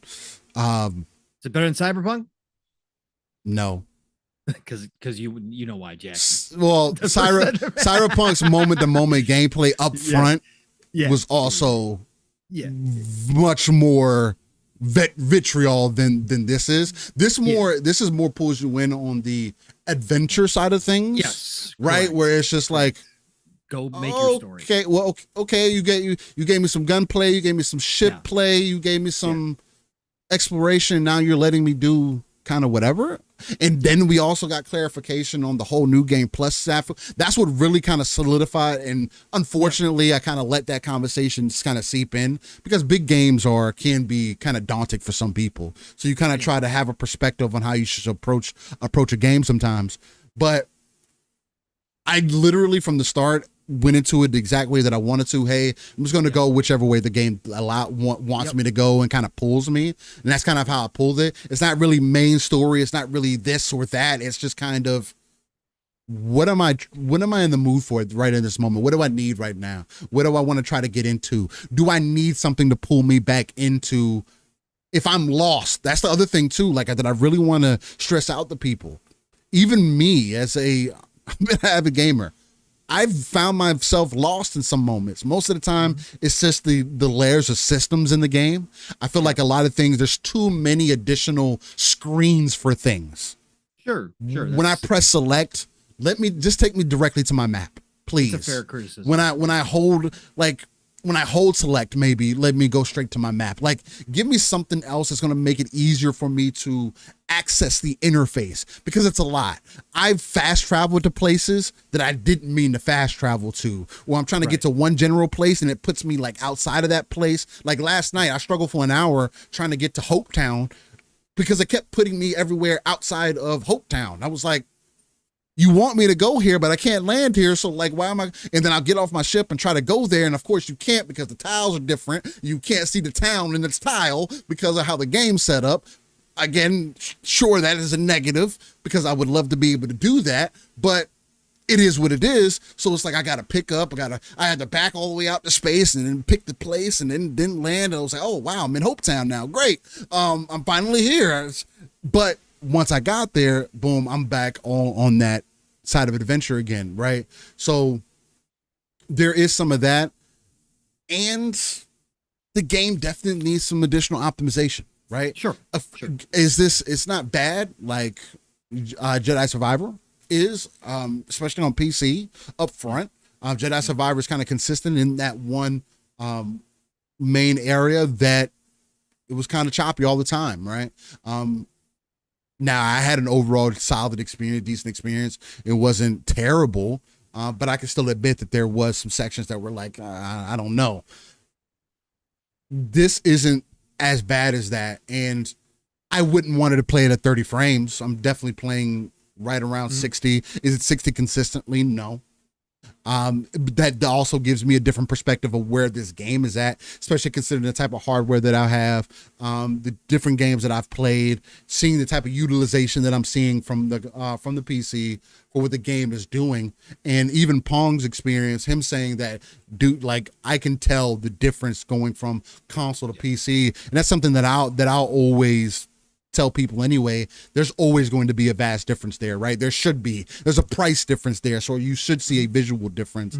But this just tells you the different levels that this game has. But the fact that it's running on the Series S, smooth, running on the Series X, smooth. Cyberpunk, that wasn't that way when it released. For this game to have as many underlying systems, and although I've ran into some problems, and again, as much as it was almost a put down scenario, because I thought that situation, because the way that Sarah reacted to me killing those security guards was going to sour the relationship. Come to find out, I'm hours down the road, and now I'm getting to know her more. Right now she's interested in what, she's like, she's forgiven me for that stuff, and we've kind of moved past that. So you have that character development that pulls you back in. So it's like, okay, I wasn't ruined with that where I thought it was going to be, which is like, more casual, which is more. It's a more casual approach to that, because Baldur's Gate 3, which again, I'm using it because it recently came out and some of this happened in Baldur's Gate 3. Your companions will just leave you, Steel. If they don't like what you're doing, they'll just walk and you'll never see them again. Oh, damn. Right. They're gone. They're permanently gone. So that's a more hardcore approach to RPG playing. Whereas this one, you're going to hear about it from your companions. But like you said, it didn't necessarily ruin, your future relationship with Sarah down the road, which is again, it's good to point out, because again, Baldur's Gate 3, we just had a recent example where that's not the case. They will absolutely 100% leave you and never come back to your party. 1,000%. And OCD says, Steel, I bet you get better frames while flying the ship than anyone. No, 1,000%. In space, the game runs flawlessly, but that's what also believes, like I've told the guys in the background, that's another knock that I do have on the game, is the space travel in the game, or just space itself, or try to kill you, doesn't feel as believable as like an Everspace does, or No Man's Sky does. It doesn't feel as believable. Right now, you still feel like you're out there, but it doesn't pull you in as much as comparative to those other games. If you're not in a dog fight, it feels dry. It doesn't feel like you're flying. Like, no, that sense of movement in space is something they could have worked on. When you're in a dogfight, of course, you got things close to you, you feel it, right? The stuff asteroids around you, you feel it then. But when it's just like open space, it doesn't. There's maybe a planet in the background. Right. It doesn't really feel like anything. Correct. And again, it's already been debunked when people are saying, it's just a still shot, you can't even go to it. No, you can. And again, just like No Man's Sky, that stuff can take 5 hours of real life time to go to if you really allowed it to do that, versus you taking, even No Man's Sky has like that fast boost system or whatever to get to those places in very much less time. But so there is a negative on that, but it doesn't feel bad to the point to where I don't want to feel like it's pointless for me to build my ship. No, I want to still build my ship, because the traversal still feels fun. When I go to a new system, they scan me. I want to see what's around me, and maybe I get into a dogfight. I'm planning on for more of that to happen further down the road. So it is best for me to be prepared for that, because I do like the way that the dogfighting feels, right? It feels like it could be overbearing, but it also feels fun, right? It feels intuitive. It feels like it'll give back what you put in a lot of ways, right? Just don't take it overly serious, because that's not the main focus of the game. That's why, again, I'll draw that Mass Effect comparison, because it literally, how Mass Effect gives you that filler time of you traveling, or that filler time of you scanning planets and sending pods down. This space traverse is literally the same thing. It's just filler time. Like, yeah, experience it for what it is. Look at your ship. It looks cute, and that's fine. But other than that, if you're trying to actually get places, it's much more worth it for you just to fast travel. Go through a quick black screen, and then boom, you're there. And I think that's obviously the core mechanic that they set up for this game, was the fast travel system. Yeah, right. So you could tell.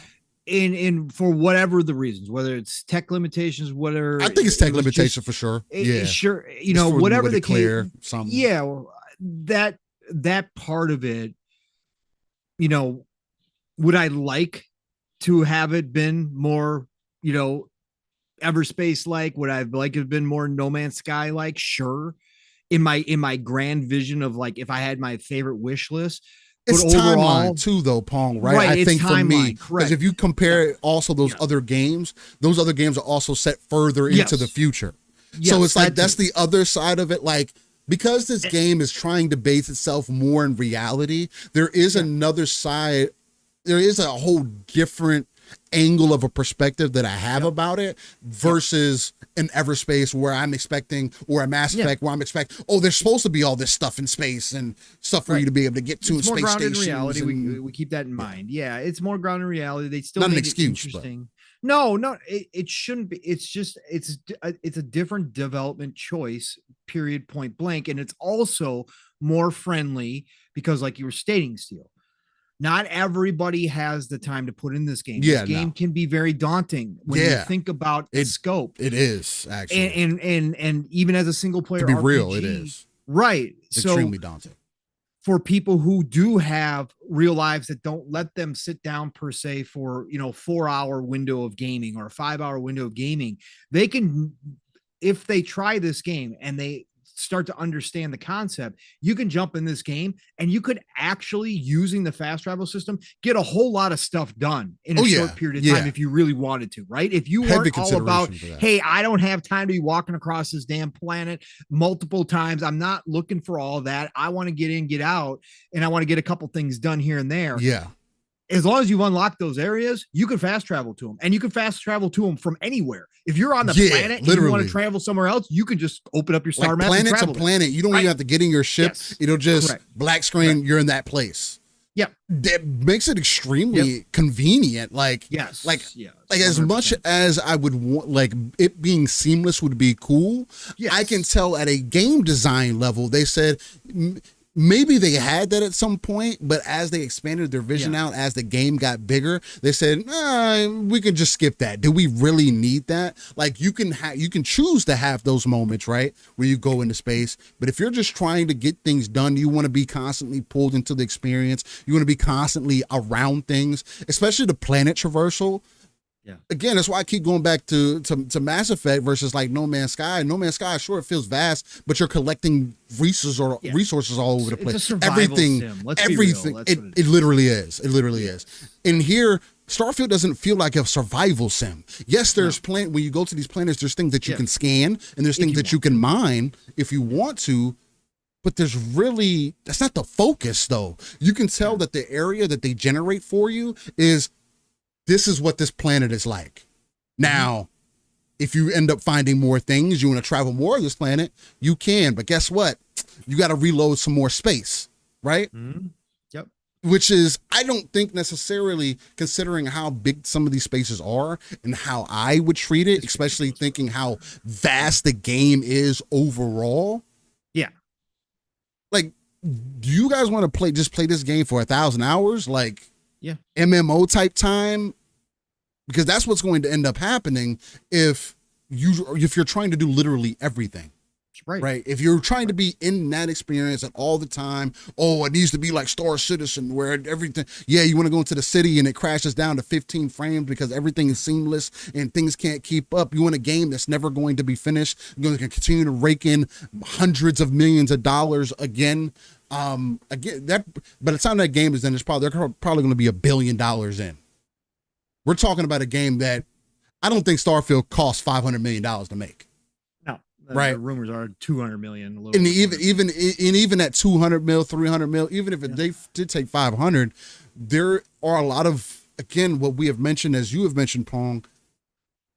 I think people do forget what Bethesda brings to the table, or what that style of game is, a true like open world RPG.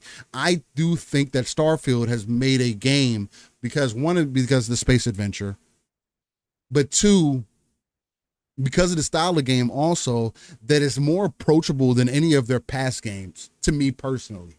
The step out moment isn't so over the top where it's like, it could be overbearing, but it's also very point driven, right? If you wanted to be like, you can see the marker, your mission marker through everything. You're not ever lost, right? This game doesn't hold your hand, but also gives you the ability to say, hey, to reach out to somebody and say, hey, I need a hand. Where do I need to go for this? Right? Quick travel, boom. Or, hey, I need to see a marker. Where do I need to go? Boom. You get a direction. So you get back on point, and then you can get lost again from there if you'd like. There's a lot of that push and pull system that I'm seeing, at least, which has me extremely interested. And I think it's built, again, it's Bethesda does this, and they've done it in every single one of their games, but Starfield, this is one of the things that kind of popped up last night when I was starting to think about this, and the more I get into the game, more I think about it. But I think that really what they did here was build. They took everything they learned, which we know from all their other previous games, and put it into Starfield. And I think you see that because what we were just talking about there, Steel, the kind of the different mechanics that they've put in and built this game around, really does allow a wider range of gamers to enjoy this game, because you literally don't ever have to touch crafting if you never wanted to, which means you don't have to go collect resources. You need to make sure that you're exploring and looking through stuff, because that's the other thing too. You can look over, especially in third person, you can look over a lot of things. And if you're not going to be, because I still don't feel like I'm at a point where I can craft anything for real, outside of resources that I don't know what they're for, but I'm always I'm always stashing stuff, right? I'm always over encumbered. I'm always stashing stuff in the ship, going somewhere so I can sell stuff. Again, that's how I kind of been getting my money, and how I've also tried to treat exploration. That kind of what also puts me back on the path, because I'll go back and I'll go sell. Oh, I'm over encumbered. Oh, now my ship's over encumbered. Now I need to go somewhere so I can sell this stuff, so I have more space. Because I'm not just dropping stuff in. I want my ship to be clean, you know. I'm not just dropping stuff off the floor of my ship. What are you saying, brother? If you saw my ship, you'd die. I know. You'd die. I've been seeing other people's. But I think it's interesting concept that they've brought here, because again, it's not new for them by any stretch of imagination, because their games are always about play how you want to play, be who you want to be, create the adventures you want to create. That's them, right? They prioritize fun over realism, which I agree with. Absolutely, Eastside Vandal. They talked about that in interviews. They didn't want to create the sim. That's why they took out the fuel issues with your ship and all that kind of stuff. Now mods are going to put that back in, and I can't wait to play a true survival sim version of this game. I think it's going to be crazy. Real quick, Paul, for anybody that's watching right now, this was another almost maybe I just need to put this down moment for me. I got stuck in this corner for whatever reason. Don't know why. I had to have some random person run up on me, and I just start blind firing my way out to get out of the corner. It happens a lot. It happens Cyberpunk a lot too. There would be certain, again, these are the area, this is the stuff that no matter how many QA testers you have, It's like close knit spaces, man. There's how are you gonna find this stuff? How are you gonna find this stuff? Like in this random corner. Of course, yeah, it's me. It's me. Right? Yeah, it's a thing. but I just really think that they did an excellent job here, Steele, making this a game for everybody. Because again, like Rand finished the game and he doesn't have to go back to it. He played it the way he wanted to play to it. He experienced the main. Did he say how much time he put it into it? 80 hours, I want to say. Oh, and he said he's good on it. Yeah, he's good on it. Because he got the story out of it that he wanted to get out of it. But that's how Rand plays his games. That's how he's always been, right? That's who he is. He's not the guy to put hundreds of hours into a. What did he give? What did he give it? I don't think I heard his. I don't think he put a score on it. Or wait, did he? It was a 9+. I know that for a fact. Yeah, I think he said it was a 9. Interesting. I think he was said 9+. Because he did the main story for him. Mm-hmm. He said is one of the best sci-fi stories that he's ever played in a game. He said exciting. Even with the tropes.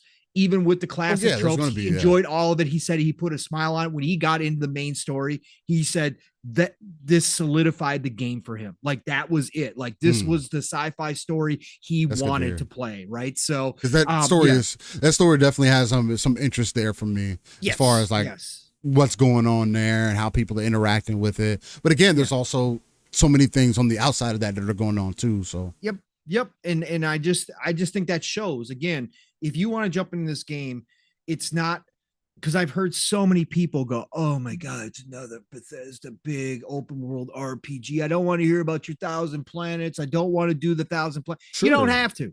You don't have to. Don't have to. You don't. I think they built the ultimate sandbox where literally you can play how you want to play. My point originally was if you don't want to craft, you wouldn't have to craft. Now, like Steele said, sure, are you going to have to loot things? Are you going to have to make sure you're watching out for things? Yeah, but they throw so many new weapons and stuff at you out the gate and all that kind of stuff that you could play this more as a focused narrative game like Mass Effect if you really wanted to. You could do that, and you could get through the entire game, especially playing on normal, Steele. There's no way in hell. On normal? You would be you're going to be OP out the gate. Let me tell you, you're going to be OP out the. I'm playing on hard. I don't want to put down anybody that might find normal difficult, but no, it's fine. Just from even, I think hard is a perfect place to play the game. If you want a little bit of a challenge and a good balance, normal has to be too easy. And I gotta say, this is no different than your Skyrim or Fallout. If you play on normal in Skyrim or Fallout, you will feel like you are already pretty much up front after you get through a group of levels and you up your skills, you're going to feel OP. I play Skyrim. I play Oblivion. I play Fallout on normal. I don't go for the extra challenge. Now with Starfield, I did. Yeah, no surprise. I went to hard, which I don't normally do, but it's a good challenge. And the reason why I did that is because I decided for myself this time around, because I was looking for a little bit more sim and they went away a little bit from sim. I'm like, okay, I'm going to up my challenge a little bit here. And I want the battles to feel good. I want to feel accomplished. I want to feel like I'm fighting monsters at times for my life, which I've already had happen to me, by the way, where I'm fighting for my life. And there are going to be times where I have to reload because I went down. I wanted that in this game, and I'm glad I did up front right now. I'm glad I did. But I think overall, this experience is for a lot of people. Some people are going to look at this and say it's too big for me. I'm here to tell y'all, if you think this game is too big for you, it's not. It's whatever you want. The true problem is that people don't have self-control. So you get into a game like this, and even that's why I always say about Valhalla, it's a personal problem for me more than anything. I didn't have to go spend in 100 hours experiencing everything that the game had to offer. I could have got through this. That's not how I play those games. So if that's my downfall, I can say that, hey, that's the downfall, and kind of move forward from that. It doesn't take away from the game at all. No. And maybe there is some things to be said about pacing per se, but in a game like this where it's literally a choose your own adventure, really up front, it's kind of it's definitely quite a different perspective to have on that, because it's like you are literally in full control. You don't have to do all these other systems that keep being brought up. You can experience this game however you want to experience it. And if you want to say that this game isn't the best third-person game out that you ever played, I need to find out what other third-person game that's been out that sometimes make you feel like you're in Splinter Cell, that sometimes make you feel like you're in Ghost Recon, that sometimes makes you feel like some of the better third-person games that we've played throughout the last 2 console generations. Starfield feels like that in third person sometimes. Is it consistent because of how the gunplay is early on? Mm-hmm. I probably not, just because I do feel like there is a curve there. They want you to improve over time, not just necessarily have the best shot up front. It's an RPG. Because you don't have to have the VAT system anymore. Yep. It is more dependent on. This game is a shooter at the end of the day. Sure, it's a adventure game or whatever. It's an RPG, but it is still a shooter at the end of the day. And you need to hit your shots, and you need to be consistent. If you're too far, you're going to have a tough time. Know what your guns are doing. There's different types of guns. There's so many different things to look at in this game. Yeah. It's not just a number, for sure. Perks mean something. That's a little. Upgrade your jetpack, please. Yeah, upgrade. Yeah, they weren't lying when everybody was telling you. They could have did better with that. Get the jetpack. It's an RPG, so they couldn't give you the jetpack up front. They didn't want to give you the jetpack up front, but some things you could have put in place, maybe a vehicle or so, one or two. Realistically, if you're going to be exploring planets, get your boost pack up. Yeah. Okay, if you're gonna, it does change how you traverse the planets. Yes, you can walk and run. You could do the Skyrim jump up mountains. I tested that out the gate, and it works. The crazy mountain climbing that you can do in Skyrim, you can do it here without the boost pack. But I'm telling you, the boost pack makes a huge difference overall in how you actually experience movement throughout the game. Obviously, again, I'm not saying anything crazy here, but I'm just telling you that when they were all like Pete Hines, Todd, all the interviews where they were like, get your boost pack, spend some skill points in there because it is worth it. Overall. Know your ammo types for sure. Yeah, know your ammo types. I'm starting to get to that point right now because there are different guns, bro, and these different guns use so much ammo. No, I accidentally sold my ammo, thinking that I was buying ammo. Oops. I was like, yo, load up on ammo. Load up on ammo wherever you find it. Yeah, ammo's not cheap. Definitely find ammo, especially on hard. You're gonna need it. Definitely look out for some ammo. That's what literally that's what pulls me into the exploration even more though, because it's like I'm looking for resources. I need meds. I know because of what I played through from their previous games. I know that I need certain things to at least be able to survive. No Man's Sky kind of shows you that too. Hey, you kind of need these certain things to be able to consistently. You can craft meds.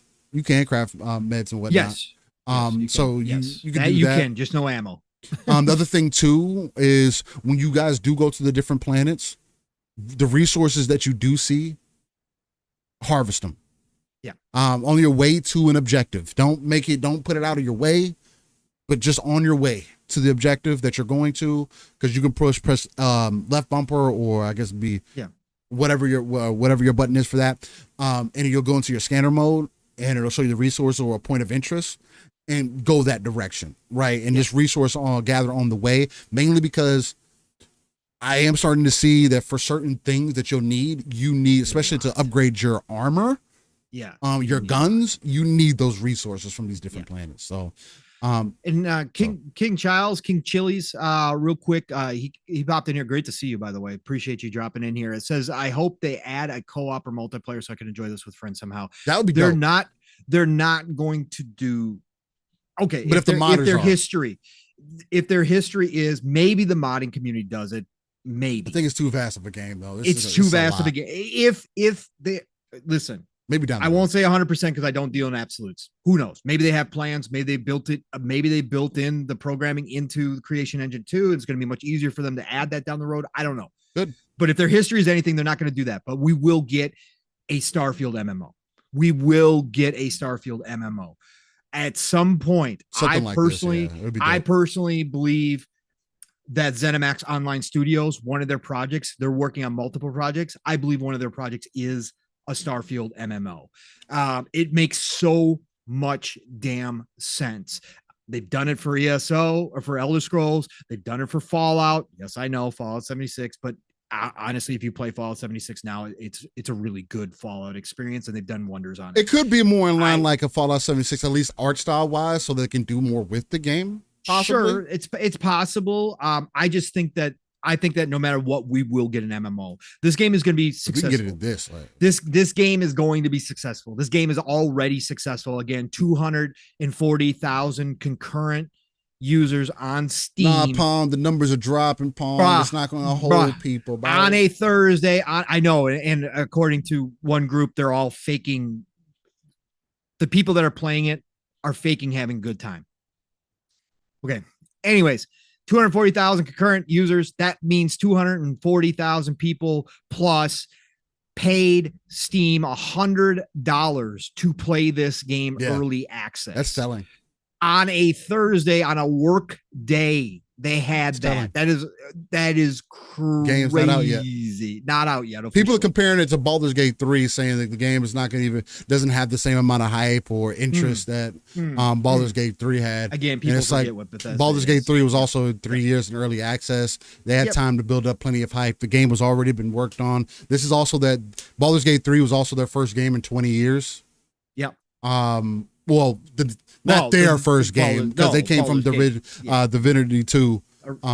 So they do have that, but as far as Baldur's Gate goes, there's that time period. I know, but I think we're going to get an MMO still for sure. No, I don't doubt that there's going to be an MMO there. There should be an MMO. There's too much. There's literally a space that they could fill in between what Starfield is and what No Man's Sky is, and be right in the middle of that, to where you take that next step with Star. That would be the next step with Starfield, right? As we get into that next generation per se, right? We get down the road where that would be not necessarily a Starfield 2, but it'd be Starfield Online or something of that nature. Well, we will get a Starfield 2. This is going to be another franchise for them that we will, but it's it'd be interesting. It's at least 12 to 15 years out. I want to see how the masters are going to take this game in, because again, for me, and I know there's a lot of people trying to put negativity on it and whatnot, but for me, for it to pull my interest, I can only imagine, again, because this game has so much freedom, because you can shoot the wrong person and end up in the wrong scenario, making you feel weird about your playthrough. Like, these things can happen, right? This is better than Cyberpunk, more alive feeling than Cyberpunk in those ways, more alive feeling than Mass Effect in those ways, because if you interact with the environment's going to interact with you. Right. And that's down to the people to, again, in Neon, I threw a grenade accidentally, and for hours the city was cleared out. Yeah. Because people were running in fear. Like, immediately I did it, I didn't hurt nobody, but people were running in fear. Right. And people were running for hours. By the time I was like ready to go do something or progress, because I got done exploring, I had somebody run up on me. Was like, "Hey, you're wanted. I need you to come with me." Yeah, that's typical. Mind you, me being in the jail a couple of times for one, accidentally stealing, because I was trying to talk to somebody and I stole something off of a table and I left. I'm not bad at it, because from that last time, I was smuggling something. I had some cargo that I stole from jail, which they didn't stop me when I left jail. You stole it from jail? I stole it from jail. I was like, man, I'm salty. Ultimate contraband. I was like, I'm salty. Nobody could see me. So I stole the contraband from jail. They didn't stop me. So I got into my ship, went to continue my mission, went to someplace else, got stopped for contraband, because of course they caught it. And now I got caught by somebody else. Again, I think Jasper talked about this last night, or I think it was Jasper. And now I'm on some whole spy mission now. Including, I got all these faction missions that I'm like 3 different faction missions in now. I got Vanguard, we got Freestar, and then I'm also doing the thing for Constellation right now too. But Constellation is literally, when you hear the stuff about Constellation, that's the other thing, a piece of advice that I would give to people, is that's pointing you to the main missions, right? That's telling you, hey, Constellation, hey, we're doing this for Constellation. Or when Sarah reminds you about it, that's those things to try to put you back on the main track in case you ever get off. Just to put that out there, because I've noticed that, right? Because they'll put tie-ins in, or when you say, hey, I'm part of Constellation, it also triggers I still have a main mission that I need to do. I need to push forward with. Or if I don't feel like I'm progressing any further, let me go do this. Let me see what else I could do, and then kind of go from there. So, hey, Dark Zone. Shout out to the space scoundrels out there. So am I, sir. Although I'm not going to be Han Solo because I'm not going to have a good arc at all. But shout out to the space scoundrels out there too. I think those are great overall thoughts, Steele. And I think that even just from listening to you talk, like as the casual Bethesda fan, I think that you, even if you never turn into a super Bethesda fan or whatever the case may be, it doesn't matter. The fact is that this game has some of the magic of Bethesda has grabbed you. Yes. Up front. This one does for sure. Yes. Yeah. And I think that's the biggest takeaway. I'm listening to you talk. For me personally, just listening to you talk about this, it's captured some of that. You've captured some of that in you, and you kind of have a tug to continue forward, because again, there was no guarantee that Steel was ever going to continue forward. No, and I would have. Yeah, and you're not the type A either. Just because it's a hyped up game, you're never that type, right? You're never that type. Just because the game's hyped is still just going to keep playing it, going, oh, there's got to be something good here for me. I tried with The Witcher 3. Correct. I get that people say it's a good game. Yes, and I respect that. I respect that opinion. I'm not here to say that it's not. I'm not going to say that it's boring. It's boring for me. Right. I don't like the pacing of it. I don't like the way it's set up. But that's me, right? And again, it always goes back to just being able to have that conversation piece and say, hey, this is my experience. How did you feel about it? And kind of go back and forth with it. Yeah. And how do you evolve the conversation from there? I think that's the overall thing. And I do think that Bethesda is evolving the conversation once again, because this is, Fuzzy had mentioned it too. I heard him say that he's typically not that fantasy medieval dude, like he doesn't care about that type of stuff. So, and to hear he is a sci-fi dude, and to hear how much he's been pulled in, it's similar to me. Like, I see these underlying systems, and I am the dude that can get caught up within certain things. Shipbuilding, that's extremely interesting. I want to see what my version of the X-Wing is going to look like, right? Because that's an option here. I want to see what my version of docking on different people's ships, or what my version of adventuring is here, because that is that possibility there. And it doesn't feel like it's so vast, or like it feels vast, but it also feels tight at the same time. Moment to moment, right? Moment to moment, it's tight, right? Moment to moment, you feel in that space. It doesn't feel like They did well with cosmetics too, by the way, which does good for me. Yes, that's another Steel point too, which I'm crazy that you didn't touch on, but I see you walk around in the pirate outfit, by the way. Looks good. I think that moment to moment though, that's where your combination kind of platter of saying, hey, this is Mass Effect, but Bethesda, right? This is Mass Effect. It really is, because moment to moment, when you're in the story, when you're in those missions, that's how it feels. You're not thinking about how big the universe is. No, you're just thinking about, and they did a great job with that, keeping you in that 1000%. That minute to minute gameplay. You're there, you're locked in. You have to be locked in on that minute to minute gameplay for the most part. Yeah, when you're out exploring the planet, it's wide open and you're just running around. It's a totally different experience than when you're in that mission. Right. And I think they did a fantastic job with this. For me, everybody here, you already know Todd and his A team did it. Okay, they pulled it off. For me, they pulled it off. They pulled it off in spades. I think they did it. They went beyond my expectations. My expectations were huge. Exactly. Are there limitations? Yes, there are limitations. Are there things that I would have loved to see? Absolutely. But now that I'm playing the game hands-on, all of that has become the noise. All that has just become it doesn't matter to me, because now that I have hands-on in the game, and again, yes, I am biased flat out for sure. Do I forgive things in Bethesda games? Absolutely. Of course I do. That's who I am. But what I'm going to say is they pulled it off. This is the game. When I first heard about Starfield and I first knew that it was going to be a sci-fi game from this team, from Todd, this is the game I wanted. And I can say that confidently. So I'm not going to give you my flowery review overall. I'm going to talk about a couple. Yeah. And I'm going to talk about a couple things though, that others have said, that because I've read a lot of reviews, listened to a lot of people, wide range of people that I normally don't listen to, read reviews from sites that gave it low scores, all that kind of stuff. So I'm going to approach my thoughts here on some of the things that I heard and what I've experienced so far. And this includes Mr. Matty Plays, who is a gigantic Bethesda fan. Okay. Gigantic. You guys already know. And he had a couple initial thoughts in his review, not review, it's an ongoing review because he's not going to give a final score to you yet, which I appreciate. Most people, I think, that gave final review scores, I don't know how much or how deep they actually got into this game, because this doesn't even seem like a game after 100 hours. Sure, you could give a review. You played through the main missions. You did some side stuff. You ship built a little bit. Maybe you built an outpost.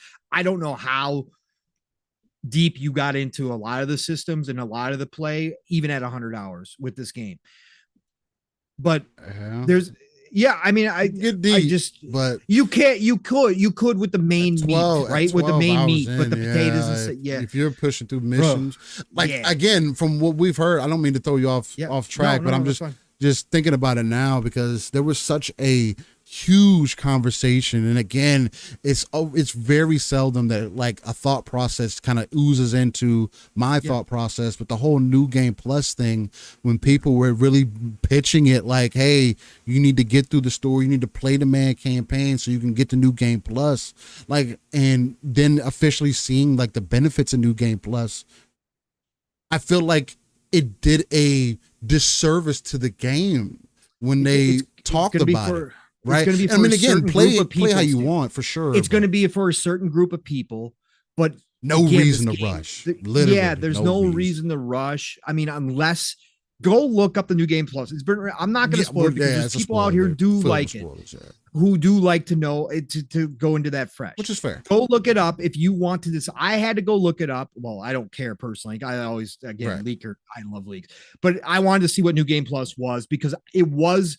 Because I play Bethesda games the way that I play them, I needed to know if it was going to be something that was going to be like, oh my God, they're right. I have to go to New Game Plus, then I'll play my Bethesda game, right? I'll mainline this, beeline this, but I need to get to New Game Plus. So I had to find out for myself. I read the benefits of what it is, what it gives you, all that good stuff. There's only one aspect that slightly interests me, but I don't think it's enough to get me away from playing the game how I'm going to play it like I normally would a Bethesda title. So I don't think it's that, but go read it, decide for yourself. It's out there, but the way that people are talking about it, that's going to be for a certain group of players. And I understand that certain group of players is going to gravitate towards a New Game Plus. That's cool. Go do it. I don't think I'm going to give up my style. I really don't. Yeah. I don't think it's worth it. I don't think it's worth it either. All right. So I'm going to tackle a couple of things here that people have pointed out in a vast majority of reviews that we've heard, and Steele touched on some of them, but I'm going to give you my points of view on them. The slow start. Let's start with the slow start. People have had this, and everybody's idea or opinion of what a slow start is obviously going to be wildly varied, but so many people pointed this out. I really went into it kind of setting myself up like, okay, well, this game starts slow. It starts slow. Like it's going to be really unbearable feeling. That's kind of how it was painted. For me, not at all. For me, it made sense. It made sense. And I didn't see how people thought this was a slow start. Now, most people have said because they're introducing you to so many mechanics and stuff, and like Steele said, there's no hand holding. Maybe it's just, and again, I can only speak for myself, and I will only always speak for myself. I don't know what it is. I don't know if it's because of how I've always played Bethesda games. I don't know if it's because of how many hours I've put into Bethesda games. But again, Mr. Matty Plays has put more time into Bethesda games than I have by a long shot. Yeah, Mr. Shot it to him.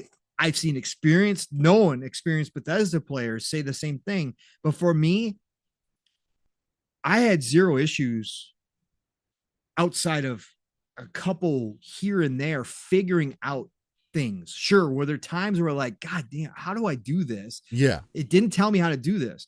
But within 2 to 5 minutes, I had figured out what I was doing or what I needed to do. I really didn't have that sense of, boy, they sure are putting me through a tutorial here for the beginning of the game. And it's really slowing down. I just want to get into the game. Like outside of the opening narrative to get you to the character creation, after the character creation and after you get out of the main first mine shaft that you're in, everybody knows it's already been shown. That's what they show the billion times. When I got out of the mine shaft, I went off. I didn't even go meet Barrett at the ship. I just went and started exploring the planet. So for me, I was like, nah, this is a Bethesda game. Like, yeah, no, I hadn't jumped in my ship yet, so I couldn't go off world yet. I had to get to that, I had to go through that story beat. But at the same time, I went off and exploring. There was no barriers. It wasn't like I was locked into this little area and, I got to progress the story. I got to get my ship and take it. I went climbing mountains. I was mining stuff out in the open, right out of that first moon right there. Like that's what I was doing. I was fine. I jumped up on the roofs of the different buildings, and I found a gun. Hey, right out the gate. I found a rare gun right out the gate, right? I found a rare gun just by doing what I normally do in Bethesda games, which is explore. That's my thing with the Bethesda games is I'm an explorer. I go hunt down stuff. I want to see what's around that next corner. You guys have heard me talk about this. That is what Bethesda does better than anybody, in my opinion. CDPR came close with Cyberpunk. Obviously, I gave all props to Elden Ring and From Software when they went open world. I said that open world exploration was very close to giving me that sense of awe and wonder of a Bethesda title. Like I gave them props. Remnant 2 in its own way has that sense of awe and wonder of discovery of what's around the next corner or what's that? What am I going to do? That's much more focused than an open world. Yeah. But at the same time, that's what I'm talking. I love that. That is what I live for in these big open world games. That's why I love open world RPGs. That's why I never will get tired of open world RPGs, because that, when it's done right, for me, it's second to none feeling. And so I started out doing that immediately. And I was like, I don't know what everybody's talking about here. I've got the option to progress. Yes, I have to progress because I got to get the ship. Otherwise I'm stuck on this rock forever. Right. So I got to progress the story at this one point. Sure. But I was free to go do what I wanted to roam. And so for me, it started out right away. And like I said, I didn't have a problem with like the tutorial part. That's all normal Bethesda stuff. I was like, this is okay. Like, no, was there a dragon landing in the middle of this planet and starting everything on fire and I'm running for my life out the gate? No, it wasn't that type of Bethesda opening. It was much more Fallout opening where you're just wake up and you wonder where the hell you are. And you're not, outside of some rad roaches, right? That you have to kill out the gate. Like there's not a whole lot going on in the shelter. That's what it felt more like to me. So I really didn't have a problem with the opening. I progressed the story, talked to Barrett, got in the ship, took off. And then, like I said, got into the dogfight, which everybody's already seen, the pirates in space, got through that. And then it said, pointed me to Crete. And I had my choice. I had my choice to go to Crete or not. And I was like, okay, well, I'm going to go to Crete real quick. I'm going to go to Crete. Now I get to Crete. I have been on Crete ever since, folks. Again, I've got probably 15, close to 15 hours in. I've been on Crete for the vast majority. That has to tell you something, because I am an explorer. I am out there walking Crete, the planet. Now, of course, they gave me a photo mode this time around. So a lot of my hours, not going to lie, I spent a lot of time in photo mode. I did that with Cyberpunk as well. So that adds to that layer. But I'm out here just walking and boosting around the planet, getting up my levels. That's what I do. This is still Bethesda through and through. Have taken these not beautiful, because they're not beautiful, but let's say these amazing Crete grazers, which are basically horses or cows, however you want to think about them. They have no reason to fear humans. I show up, they now fear humans. Let's just put it that way, because I'm blasting them. And a pro tip here, do not discount that cutter that you get up front, that mining cutter. Yeah, it's a pretty good weapon, actually. You saw it. If It's you guys infinite were ammo. watching Steel's gameplay, it's infinite ammo. It just recharges. It is actually a good go-to weapon, especially for Low level local enemies, yeah. wildlife and stuff. It works really well if you get into a tight spot when you're fighting Yeah. other NPCs. Pull out the cutter. It works. It cuts through shields real quick. It like does its thing. It's actually a really good weapon. But I'm having a time of my life exploring, and let's talk about the barrier stuff that Steel touched on. Mm-hmm. Now, I've said from the beginning, would I like to have thought that all these planets were, as one of the videos, one of the ways that they described it was, as you approach the planet is built and all these tiles are stitched together. Mm-hmm. To me, that says seamless, that I should be able to walk, maybe with a loading screen, but that the planet is fully formed. We now know that's not the case. Okay, that's fine. It is what it is.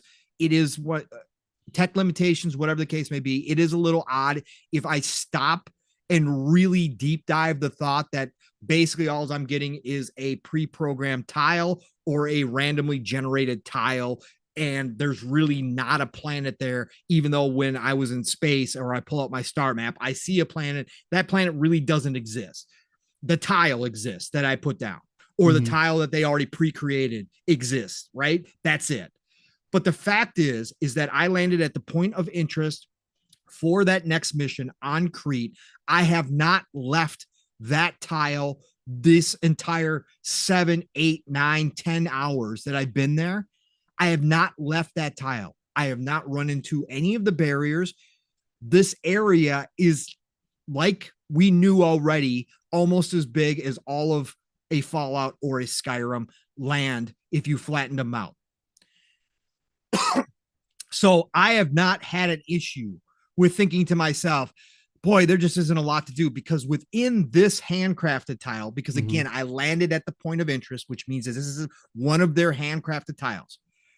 There has been markers popping up consistently as I run through the planet, always keeping me, because I'm that dude, interested. Okay, I'm going to go over there and see what this unknown marker is.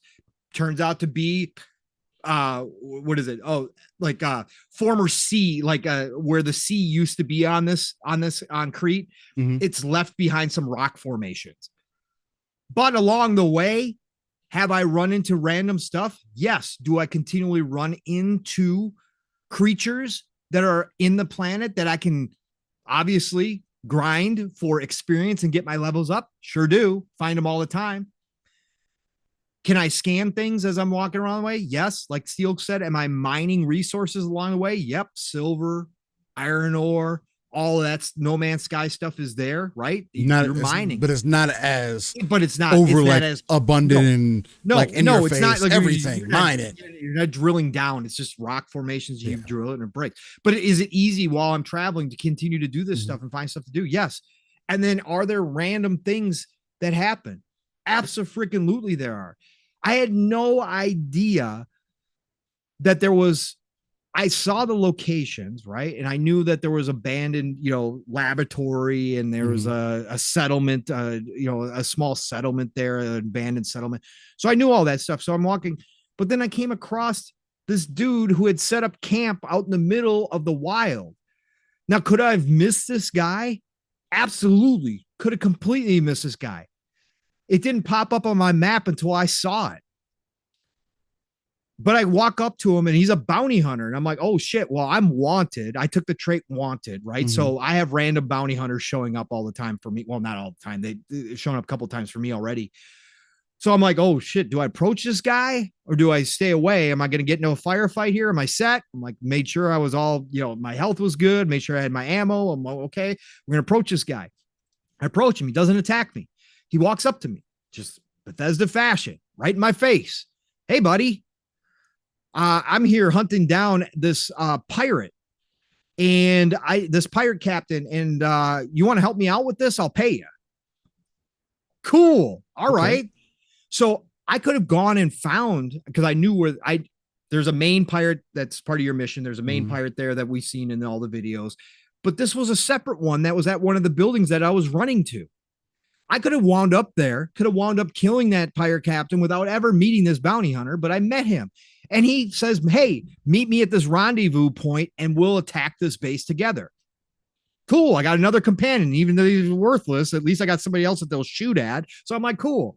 But I could have totally missed that. So the random exploration is there. Mm-hmm. And this was a point of contention that I had with Mr. Matty Plays initial impressions. Now that I have hands on with the game, and maybe this will change as I get more. Again, I'm freely admitting I've been to one planet. It's Crete. I've spent 8+ hours on this planet doing stuff. Well, nobody else was doing it. Nobody else was doing it. Nobody else that talked about the game was doing that. Yeah, no. I had responded to Mr. Matty Plays tweet because he had asked everybody how we were feeling about the game so far. Mm-hmm. And I put out, hey, 7 hours, one planet, feels like a Bethesda game through and through to me, having a great time, blah, blah. I had people in the comments going, damn, I thought I stayed a long time and I was there for like 2 hours. So no, people, this is my own experience. But the fact is, this is the other point of contention I had with Mr. Matty Plays initial impressions that he had, was that he said that he thinks, as a Bethesda aficionado, that Starfield's exploration is dictated too much by the missions, which is different in his eyes from Skyrim and Fallout and all the classics. That he thinks that this one, you need to follow the mission line to find that exploration moment to moment. And I'm paraphrasing what he said, but that's what I got out of his words. I don't understand that. Because I went to the planet, yes, based upon the next mission that they told me. But when I got to the planet, I'm just now doing that final mission because I've completed the entire planet. I did not need to go there. I did not need to follow that path. I did not need to do that. I landed at a point of interest, but there was a billion other things going on at the same time. So I don't understand that concept. This feels like classic Bethesda, just on a grander scale to me so far. Now, again, subject to change, opinions can change as I get more into this game, but right now I'm not finding any problems with this stuff. I already touched on the fast travel stuff and the versus what, we thought we could get, which was actual space travel. I speculated on this. I speculated this on this tiles here on Living Splitscreen and elsewhere, that in the lead up to Starfield, I had some inkling that it was going to be limited. Now we do find out that you can fly, like Steele mentioned, 2 planets. That's been proven. It'll take forever, but you can actually do it. So you really are flying in a space. Okay, cool. But like I was explaining while Steele was talking about his perspective, the game, now that I'm starting to understand the fast travel system and the points of interest and how they set this up and kind of how they built around that travel system, mm-hmm. I'm okay with it. I'm cool with it. I can still walk 1,000,000 miles if I want to walk 1,000,000 miles. But if I'm close to being encumbered, which is, I've seen reviewers steal, and this is where I go. What's they say? This is where I go. How many Bethesda games have you actually played? If you say in your review that you're this huge Bethesda player and that you love their games, mm-hmm. and yet at every other sentence, you say that you wish they would change how they do things. Like, do you really love Bethesda games, or do you really want Bethesda to make a different game for you? Because talking about how many things you could touch. Yeah. Touch, pick up, inventory management, mm-hmm. Inventory management. Now, I do have my nitpicks with inventory management. Giving my stuff to Vasco and not being able to transfer directly to the cargo hold from Vasco is a problem. That's a quality of life issue that they should change. Okay. That is a problem. Yeah. But inventory and being over encumbered has always been something that has been a part of Bethesda games. If you are a looter, if you are a hoarder like me, and you have a problem passing up items that have a value, not really when you sell them, but they have a value of 800 and it's only 0.3 weight. And you're like, that's a good ratio. I'm going to pick that sucker up. But then 2 hours, an hour later, after you've picked up, 50 of those items, and all of a sudden your weight capacity is getting close to being filled. And you're like, damn, I shouldn't have picked up all that junk. Then you're still going to wind up in those situations. But with this fast travel system, Steel, and how they did this, right? It makes it very convenient. As long as you've discovered a point of interest, a place that you're in, I can quickly fast travel out to my ship. I don't have to worry about walking, or if I am over encumbered, I can drop just a couple of things, fast travel my ship, and then fast travel right back. And I'm right back to where I needed to be, and I'm back in the action again. And they did that and again, that's nothing new. I'm not saying that this is new, but what I'm saying is they've done that now on a universal level. So that once I'm out in there discovering, if I want to go back because I remember there were certain resources in this location that I didn't gather, that I just didn't have time or didn't have room for, but I really need them now. I'm not going to have to worry. I can just fast travel right, not just to the planet, but I can travel right to that spot, basically, right? I can travel to that point of interest once I've got it opened up. They make it very convenient for some of the things that you need to do within this scope of a game. It's a gaming. Right. And I don't have a problem with that. And I think that it works. And now that I'm playing it, some of the questions I had have been answered. These areas that they give you are huge. They are still Bethesda areas. Now, I haven't landed on a random tile yet to see it procedurally generated. I'm about to do that after I finish this pirate mission. I'm about to do that. So I'll have some more words about that. Once you're going to choose a random planet? I'm just going to I'm going to choose a random place on Crete that I haven't been to because I've only been on one tile. So I'm going to choose a random place on Crete, and I want to see what it generates and how it works. But right now, I'm still getting that content from this one tile that I would expect in a large part of a Skyrim or a Fallout. It's exactly set up the same way. So I don't know where some of this consternation, again, if you're just going to come out and say, I want a Bethesda to make a different game than what they normally make, that's more tailored to me. Okay, well, I can't argue that because everybody's got their own. It's also saying that the systems are old. Right, bro, come on, man. Maybe they don't work anymore. That's what but again, it's all perspective. For somebody who loves Bethesda games, they work. I feel like I'm home. Steel, I feel like I haven't left. Like this is just a better version of the Bethesda games I've gotten before. And I guess for some people, yeah, that's a problem. Oh, we want them to evolve into this new gameplay or expand. They've expanded everything for me. They've just given me a much bigger sandbox to play in, but I feel like I'm home. I'm comfortable. And again, when I look back at Skyrim and Oblivion and Fallout 3, generational games, Game of the Year awards, that's like saying, Nintendo, I don't want you to ever do 2D Marios again. I low-key feel like this game is actually not as many things as I thought were going to be touchable or touchable. That's kind of the so I have kind of the opposite thought where people are like, oh, I wish there was more here. And, or do we even need this much? Or it's like, it's really not that much.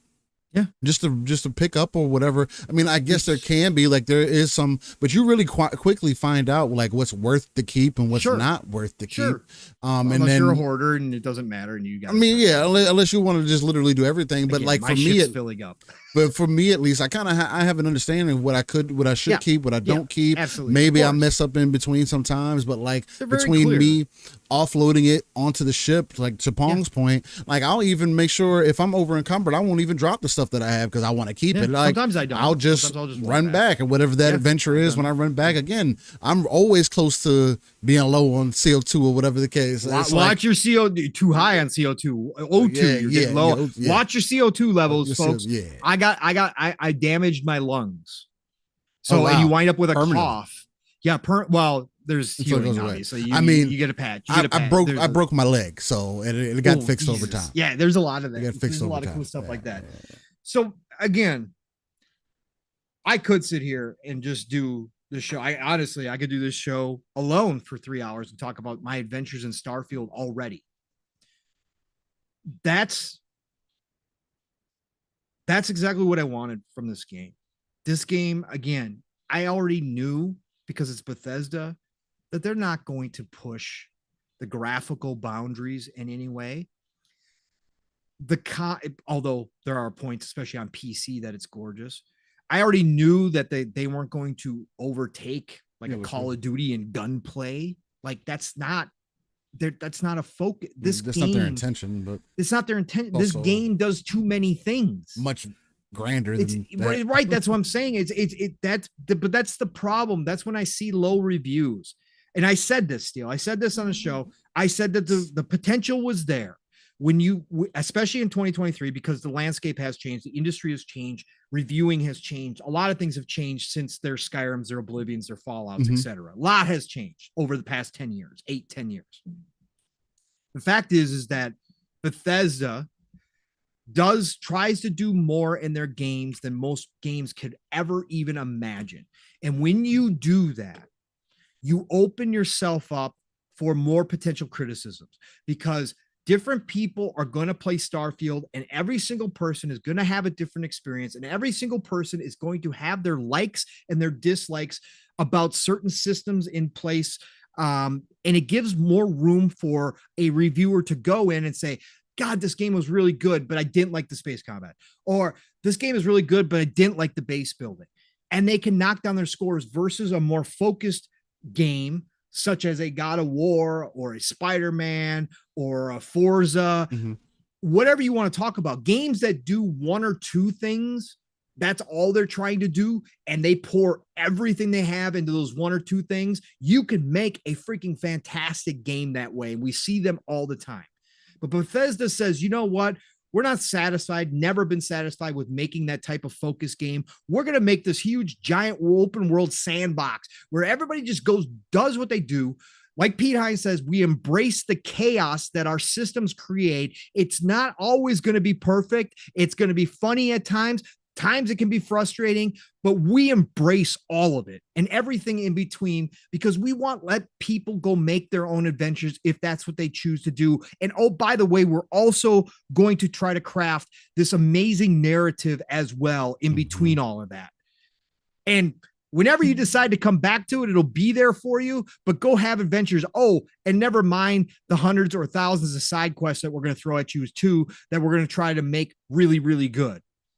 They try to do so much that I think they actually lose some points for that.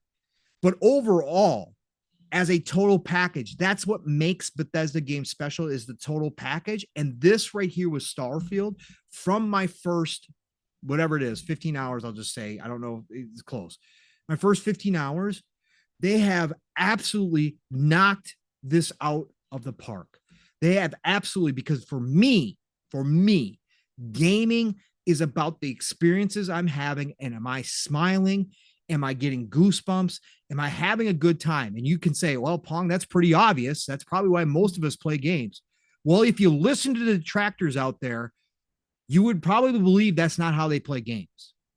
A lot of people play games for a lot of people play games for reviews. When you play games for reviews, it does take out an element right there, right? Because it's hard for you to be subjective, because you're always comparing things to something else. And if it's not as grand, you also have your personal beliefs and opinions. Which is all fair stuff. But then you also have the people who, again, is something that we continuously bring up here, who aren't confident or don't know what they want out of their hobby, out of their passion, or just don't know what they stand for themselves. So it's like they get into an experience like this and they say, oh, well, it's not shooty bang bang all the time, or oh, I'm not a god, I can't throw a hammer, I can't, I don't have, again, like I could easily jump in here and say, oh, well, this isn't Black Desert Online, I don't have a dark knight with abilities to teleport all over the place and use a great sword to hit people in the air and pierce them with magic, and but that's not this game. This is a space game that is based more so in reality compared to other space adventures that we've seen, that you really can't draw a comparison to outside of other games that are based further into the future. That's why I keep drawing that comparison more so to Mass Effect, because even Mass Effect takes place far into the future, but it's just the way that the gameplay is treated. It wants you to take control of your experience. This is your modern day Mass Effect. This is Bethesda's version of that game. Is it that game beat for beat? No, there's no aliens and extraterrestrial life that we know of outside of like the monsters that you find, or aliens, you can consider them aliens, the alien life forms that you find on other planet, but they're not humanoid from as far as we know, right? Yeah. And there may be some of that in the game. Who knows? We're not far enough to make that suggestion.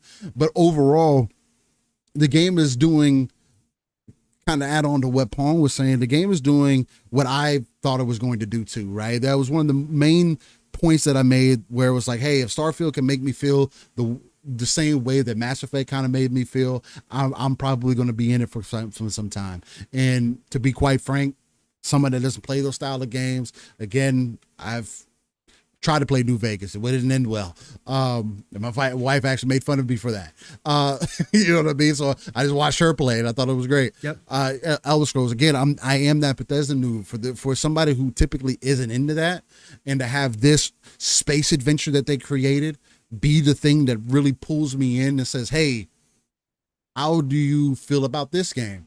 And have all the underlying systems, the third person gameplay to be as put together as it is. Again, you don't have a underlying system, the VAT system that we mentioned earlier, to depend on. So you have to have decent gunplay mechanics and decent gameplay, and there has to be that sense of wonder there. There has to be the NPC interaction that seems believable. Again, for a team that is not using mocap, yes, these characters are definitely leagues above Fallout 4. This is leagues better than any other game that they have released to this date.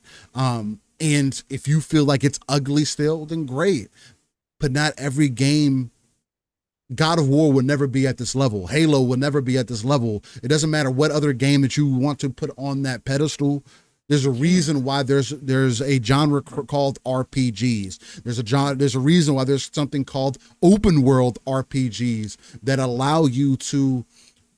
It's not always. It doesn't always have to be catered around survival either. There can be a narrative there. There can be a sense of exploration there. There can be. We've seen these games happen already, which is why it's so weird when people go into conversation about this and they say, oh, well, this game isn't going to be like Skyrim or these other games, or these more confined experiences because of, oh, this Metascore, it should have been a 90 plus. And to be fair, I wanted it to be a 98, but is that out of the realm of possibility? Sure. But you also have to look at it from the perspective that no matter what, this game was going to have a skewed opinion on it. One, because of Bethesda and what they do. Their games have always had a skewed opinion. Is it as high as rated as their previous games? It falls in line. Yeah. And for this to be a brand new IP, yep, it falls in line and is grander than those previous games, at least to me. Now, since I'm not the Bethesda hardcore, could Pong say, but even you're hearing Pong say right now that he's getting what he's experienced, but could you say as a hardcore Bethesda fan that, oh, well, this isn't like, oh, Steel, how can you say that these games are better than these games? You didn't beat those games or experience those games for what they were. And it's like, obviously they did something right. Yeah. Maybe it could be just the environment that it's in. Yeah, the setting. Sure. Yeah, could it also be that they have learned how to improve their mechanics? Could it also be that they improve their gunplay, that ID did not help them with, that they worked on? They might have got some advice, but they tailored the way that the game feels. You can see it's a leap from Fallout 4, in my opinion. Again, early on, if you're expecting for this to be Ghost Recon early on, it's not. I mean, you're not going to be hitting every shot. You're in space. I tell you what, when you get in those zero G moments though, like I was when I randomly already did. Yeah. When I randomly boarded some space station or whatever, and they had some pirates in there or whatever, and it was 0G, and I went down there, and now you're floating around and moving based off of how you're shooting the enemies. I'm backing up off of enemies as I'm shooting them, and the interaction becomes different. Like your scope and how you're viewing later going to approach the situation becomes completely different.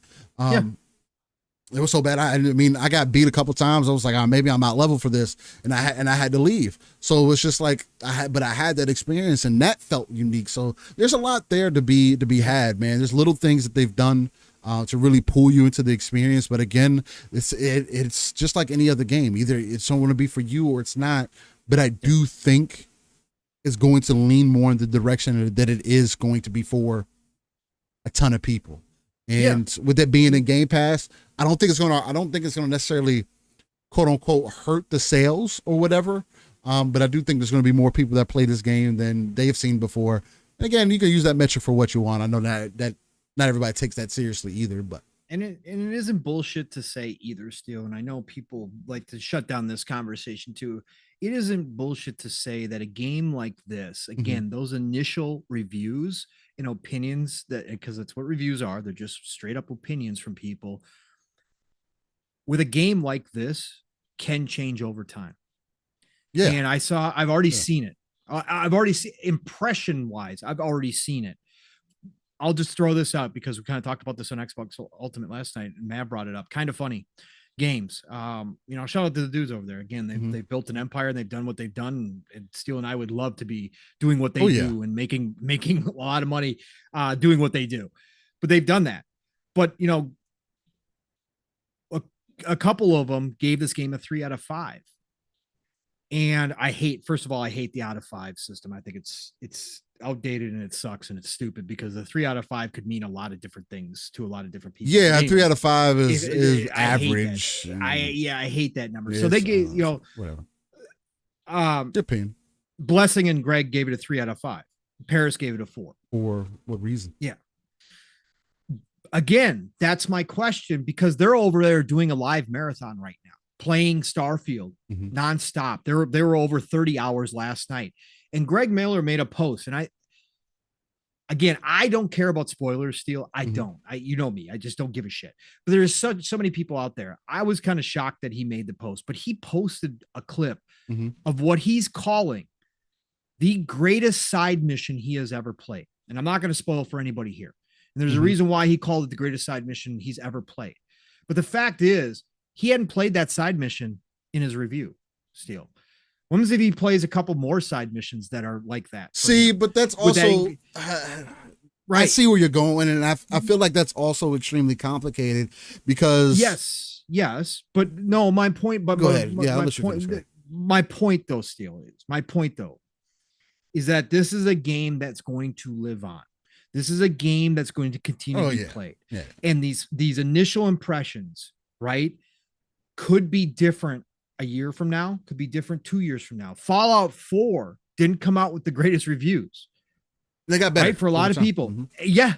The more people played that game, the longer the years have gone by and people have gone back to Fallout 4 now, with or without mods, people now appreciate more what Fallout 4 did. So that's what I'm saying. When people try to say, oh, that's bullshit.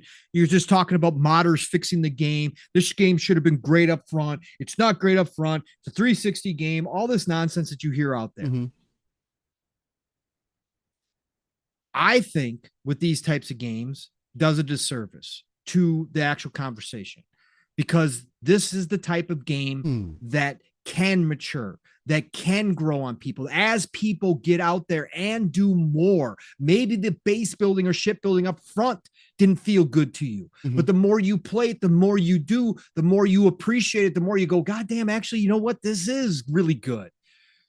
That's the type of game we have here versus, and again, this is not in any way, shape, or form a slight on other single player games out there that don't have the depth of these games at all. A God of War, a Spider-Man, any game you want to name up front, it's not the same. Sure, they may have focused and built a great game up front that's classic and that you will be saying is your GOAT of all time. That's cool. The Last of Us is a GOAT for me, by the way. You all know that. That's fine. But there is something to be said for this type of game that maybe the initial impressions don't tell the full story, even if somebody's put in, 70, 80, 100 hours into this game. Maybe that initial impression isn't what the end impression is, months, years from now, as they've played the game more, if they continue to play the game. right? I think that says something about these style of games as well. And I think that's probably why I love them so much, is because they do grow over time. They do expand over time. They do become something more over time. Even if my initial impressions are like, this is great, this is fantastic, this is like one of my favorite games of all time, when I go back to Skyrim, I still discover more things. When I go, when I've done that, I've still gone, damn, yeah, look at this. I never saw this in my first playthrough. This is incredible. Look at this. God, it's a whole new experience for me there. And I think that's what sets some of these games apart for me. Again, not for everybody, but that's what sets the games apart. Some people like to be one and done with games. That's cool. I don't have a problem with it. But for me, it's the continuous new experiences, the new feelings I get when I go into these games, the moment to moment, the minute to minute, but also the year to year type feelings that I get. And I know for you, Steele, you don't go back to games. So you may finish Starfield whenever that is. You might never go back to it again. And you said that. I'm more than likely I won't. But that's not. Yeah. I don't even mind that. That's because I mean, at the end of the day, you have to be. Yeah. It's your hobby. It's your passion. Yeah. I mean, you have to get out of it what you feel like you want to get out of it, right? And be satisfied with that completely. Not again. I don't understand people being like regretting their purchase decisions, especially in like your hobby or whatever, because you should have at least like I can understand being disappointed, right? Because you maybe hyped something up too much and then it didn't end up being what you thought it was going to be. But just sticking more so on the review side of things that you were speaking to, and how difficult that is. To be fair though, to be honest, I kind of feel like games should be judged within their first 10 hours. You should be able to give a review on a game on the first 10 hours of the game. It should not take, I don't care what type of game that you are. And fortunately, Starfield isn't this type of game, because if it was, I'd be blatantly saying it like, the first 10 hours. I'm doing it. I did it with games that people said are their GOATs. Witcher 3, the greatest game that CD Projekt Red made for a lot of people. I think Cyberpunk's a way better game than that out of that studio, right? Just as a comparison.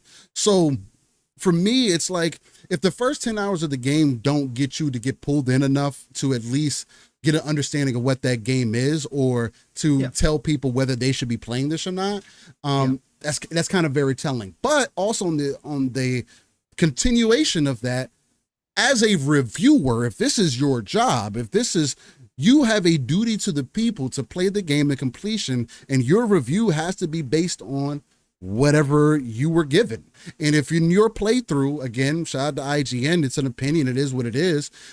I mean, your cohorts don't apparently agree, since they're saying it's a 9 and 10 everywhere else except in the United States, which is really interesting for IGN specifically, because they're usually more so on par, or closer in range with each other, seemingly.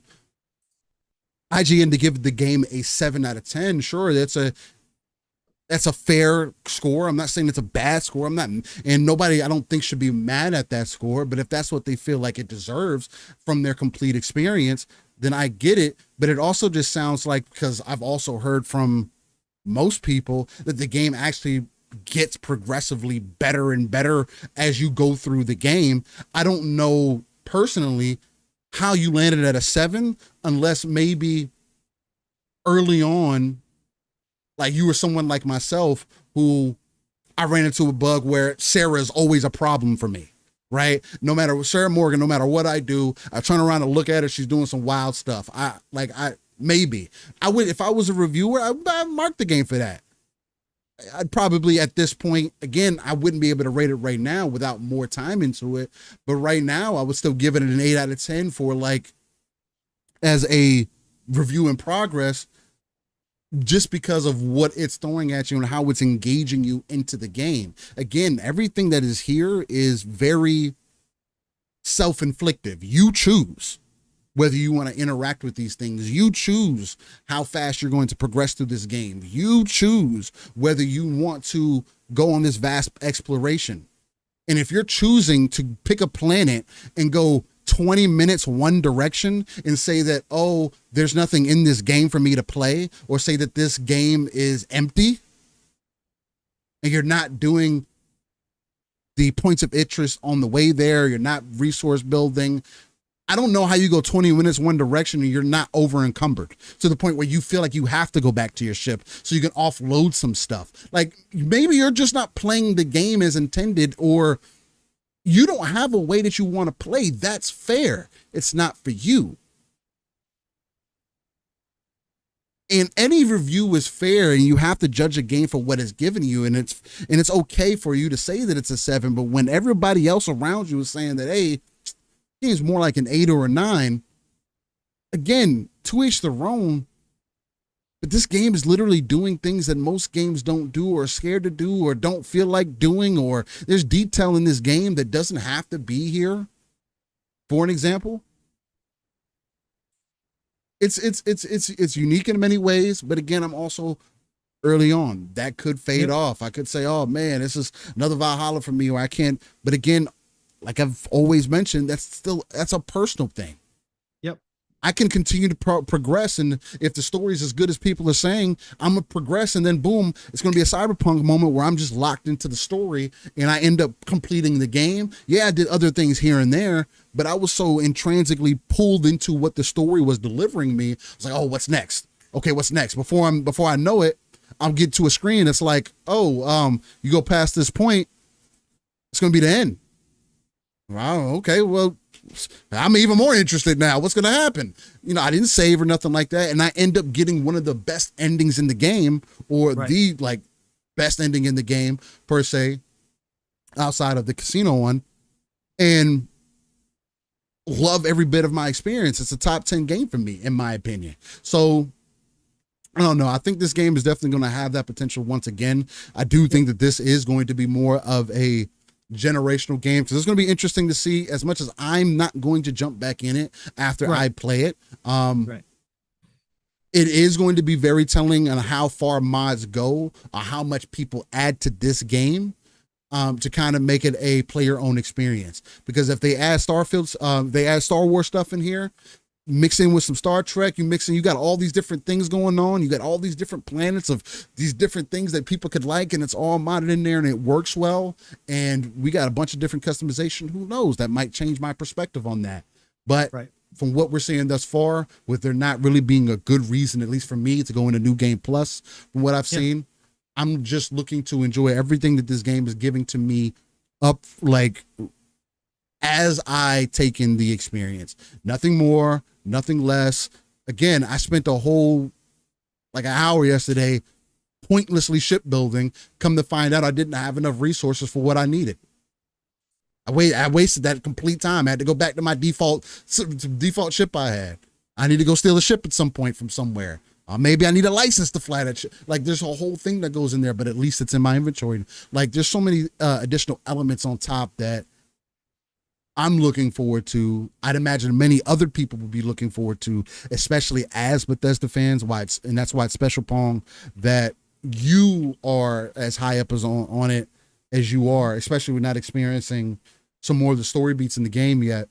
Just being on one planet, adventuring, and still, I mean, again, I'm like level 9 or whatever. I think you said you were like level 7 or something like that. Yeah, level 7. I did I hit level 7 last night? I think I hit level 7 last night. Yeah. So apparently there are some benefits to you doing some missions, right? There's some additional XP apparently. Because that'd be the only real main difference. Farming aliens. Yeah, I mean, Pong's been on one planet, and I've traveled to like 3 different planets, met 4 different factions, talked to these numerous difference of people, got stuck in a warehouse that felt like it wasn't working.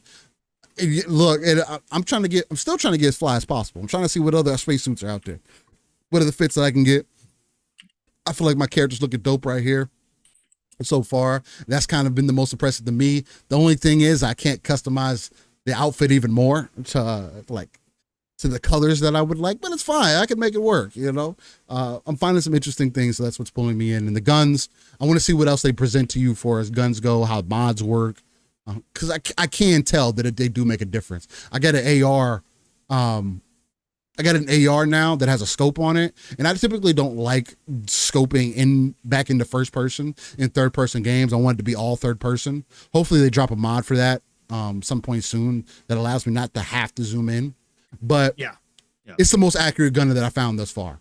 I'm talking about, and it's the exact kind of gun I like too. Semi-automatic, shoots as fast as I can pull the trigger. But when you place that shot, especially like on a headshot, it's accurate, feels good. It's the best gun that I found so far, in my opinion. Like the best feeling one that I found so far.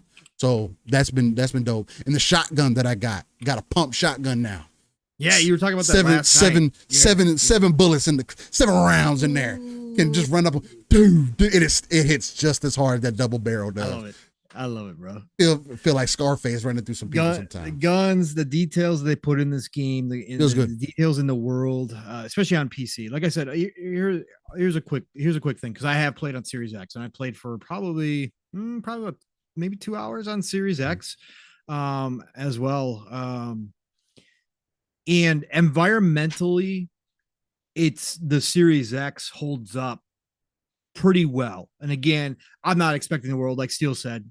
Now that I've got a PC, now that I'm seeing firsthand and feeling firsthand the differences, like I get it, right? Again, especially since I've got one of the higher end PCs, right? So I understand that there's obviously going to be differences. But even so, the environments, the lighting on the Series X, and again, for anybody that has not heard, if you are still playing with HDR on, turn HDR off. HDR is broken. Yeah, it's broken. Oh, God, it's washing out. It's washing out the game a lot.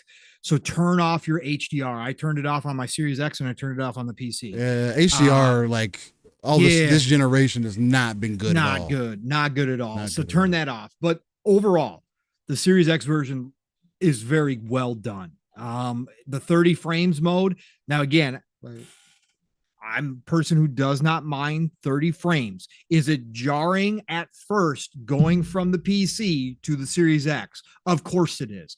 Like yesterday, like after Xbox Ultimate, I went back to the Series X to play for a little bit. And was it jarring? Yeah. After about 10, 15 minutes, didn't even notice it. That's how smooth the 30 frames are. And I'm not capping. Again, I am somebody who does not mind it, so it's not something that bothers me to no end. But I will say that as far as 30 frames goes, the game is pretty damn smooth. Todd wasn't lying that he felt good about their lock 30. So environment wise, where I notice it most still is in the little details, of course, obviously the minute details on the clothing, in the environments, the little stuff, right? But the character models, that is the biggest difference. All the screenshots that people are taking of to try to, bring this game down are obviously from the consoles, are from the Series S and Series X, because that's where you're going to see your biggest difference overall. Like looking at my main character, Celine, on my PC and looking at her on the Series X, I'm like, oh, it's okay. I mean, it's not like she's, melted butter or anything, but it's still like, wow, it's a big difference right there. And the NPCs as well. I know some people said, oh, downgrade. No, your downgrades from the character creation, you were looking at the PC version, because my PC version in character creator mode looks exactly like, or a little bit better than even what Bethesda showed in some of their videos. You're looking at the difference there between PC and console. That's what you're seeing there. Yeah. So there obviously are things that they have to give up to get it to run as smooth as it does on the console. But I got to say the console version still feels great. Combat still feels, outside of the 30 frames, combat still feels just as nice as it does on PC. I had zero problems getting into battles between, going from my big screen to my small screen. None of that. I didn't have any issues there whatsoever. So all the work that they did over the past year, like I said, probably was in the space flying, space combat, the combat itself, but then I think they put a lot of effort to get those console versions to where they're at still. I think they had to do a lot of work to get them there because of the scope of this game. Because like you said, even on yours, and you're a 3080 Ti, right? Yeah, 3080 Ti. You're a 30 Ti. With the 900. Like you said, and you're playing 1080, right? And you said 60 frames is there, right? Yeah, mostly. It's mostly there. Mostly there. It'll go down to 45 frames sometimes. Yeah, 50 yeah. frames sometimes. I mean, there is some more optimization that needs to be done. I mean, again, Yeah. even with I get there's a lot of things going on, but there's no reason why you should need especially at 1080p. There's no reason why you need a $3,000 PC to run a game at 1080p. At high settings, at least. There's just you can tell there's some things that just need to be ironed out. And again, people on PC, I mean, of course, introducing DLSS is definitely going to be the better option. I haven't introduced that yet, or download the mod to do that. Since I'm playing through the Xbox store, it can be finicky sometimes. I know it works through the Xbox store also. I just haven't used it. I might consider using it. For me, I have it completely turned off. Typically, with any upscaling techniques, I have them turned off, so I know how the game runs organically. I want to know how the game runs just on its own without any extra additional things. FSR is completely useless for me. It makes it look more grainy than anything. It doesn't help improve the frame rate. DLSS does that same thing also sometimes. Yeah. Unless it's on quality mode, I do experience really good times with DLSS quality mode typically. So that is something that I do want to try. I just haven't tried it yet. And I wasn't going to interrupt the playtime that I was having yesterday to stop my game and go download this mod. Then I got to put it in the folder. And then, now we want let's mess with some things, make sure it's at a perfect place. But again, that's just, it's my experience thus far. And again, that's without using any upscaling techniques. So, Right. And I got some things turned down too. So, but yeah. Which is, again, we knew when they put out the requirements, we knew this was going to be definitely a heavy game. But like you said, optimization, it'll come through time and things will definitely get better. But I just want to give my take on it since I have played both versions. Right. Console players are getting a great experience. Again, do I wish it was 60 frames or uncapped at least so that people with VRR, I'd love to try an uncapped version on my OLED with VRR and see how it plays. I would love to see them put that in there eventually. But I think it would overall. Yeah, go ahead. I think it would end up fluctuating down below 30 frames too often. For and there's already some Digital Foundry did a good breakdown of this too. There's only some parts in the big cities supposedly on the consoles that have issues like that. Otherwise, in the most heated battles, Digital Foundry found that it held 30, which is nice to see. Because obviously there's a lot going on sometimes. There's a lot. Again, bullets. That's the other thing. Just the small. I totally forgot Steel, but I gotta mention this too. If you're not playing this game, and I can't believe I'm saying this because forever. I mean, I always had surround sound, so I guess I've never really been without it. But still, I've never been the biggest guy like you need. Yeah, you need sound in all games. But what I will say is this one right here. My God, I put out a tweet yesterday giving a special shout out to both the BGS audio team and Enon Zur for his music, because my God, the difference that I have when I put on headphone Steel, and I've been using both the Lucid and my cheaper Steel series headphones on my PC and the Xbox Ones. My God, like the sound design in this game is phenomenal. Like I turn down the footsteps. You can go in the menu too, by the way, folks. You can turn down your own footsteps and turn up other people's footsteps. Just like Call of Duty, it works. Hearing enemies, because they, again, like Steel said, AI is inconsistent, but when they're on, they're coming and they're flanking you, and sometimes you don't realize there's ways behind you, but you hear them coming up behind you, especially the dudes with the fire axes, the melee guys. You hear them running up on you. It's like, okay, I got a quick turn here. I'm about to be in trouble. So I would highly recommend, if you don't have a great surround sound system that you can turn up, do use your headphones for this game. It does not only give you an advantage, but all the little sound effects that they've gone to great lengths to put in this game is second to none in my experience in video games. Like there's so much here, just little things like generators, like generators running, Like all of that is here. The different things that you pick up and manipulate within the game all have unique sounds. Just amazing work. And last thing too is this NASA punk that they I went don't think for. so. NASA punk, they nailed it out of the park. This idea that they went for of bringing back analog and not going full touch screen on all the computers and all that kind of stuff, visually, sound wise, they nailed it. Still, It feels like Star Wars in a lot of ways. Star Trek, Star Wars, old Star Trek, Yeah. old Star Trek, old Star, that 70s, 80s, early 90s sci-fi feel. It's all here, and I love everybody. Bro, I sat there in my ship, Steel. I don't know if you stopped, but especially on PC, because the detail is so freaking ridiculously clear. I sat there and looked at the screens and all the different stuff that's going on the screens. It looks crazy. Like it looks like there's LCD screen or like old analog screens right inside my game. Like that's how good it looks. The way they do the typefacing on the UI, all of that is just beautiful. Last nitpick that I didn't get out of my way that I do want to mention. And this is not just a Starfield problem. This is a problem we've run into in a lot of games. Your scanner. The scanning. What you got? There has to be a better way. The scanner is so important, at least for how I play. It has no distance on it. That's what I don't like. Number one, it has no distance, but number two, I've got to play with it on fully. And the UI is obtrusive for the scanner.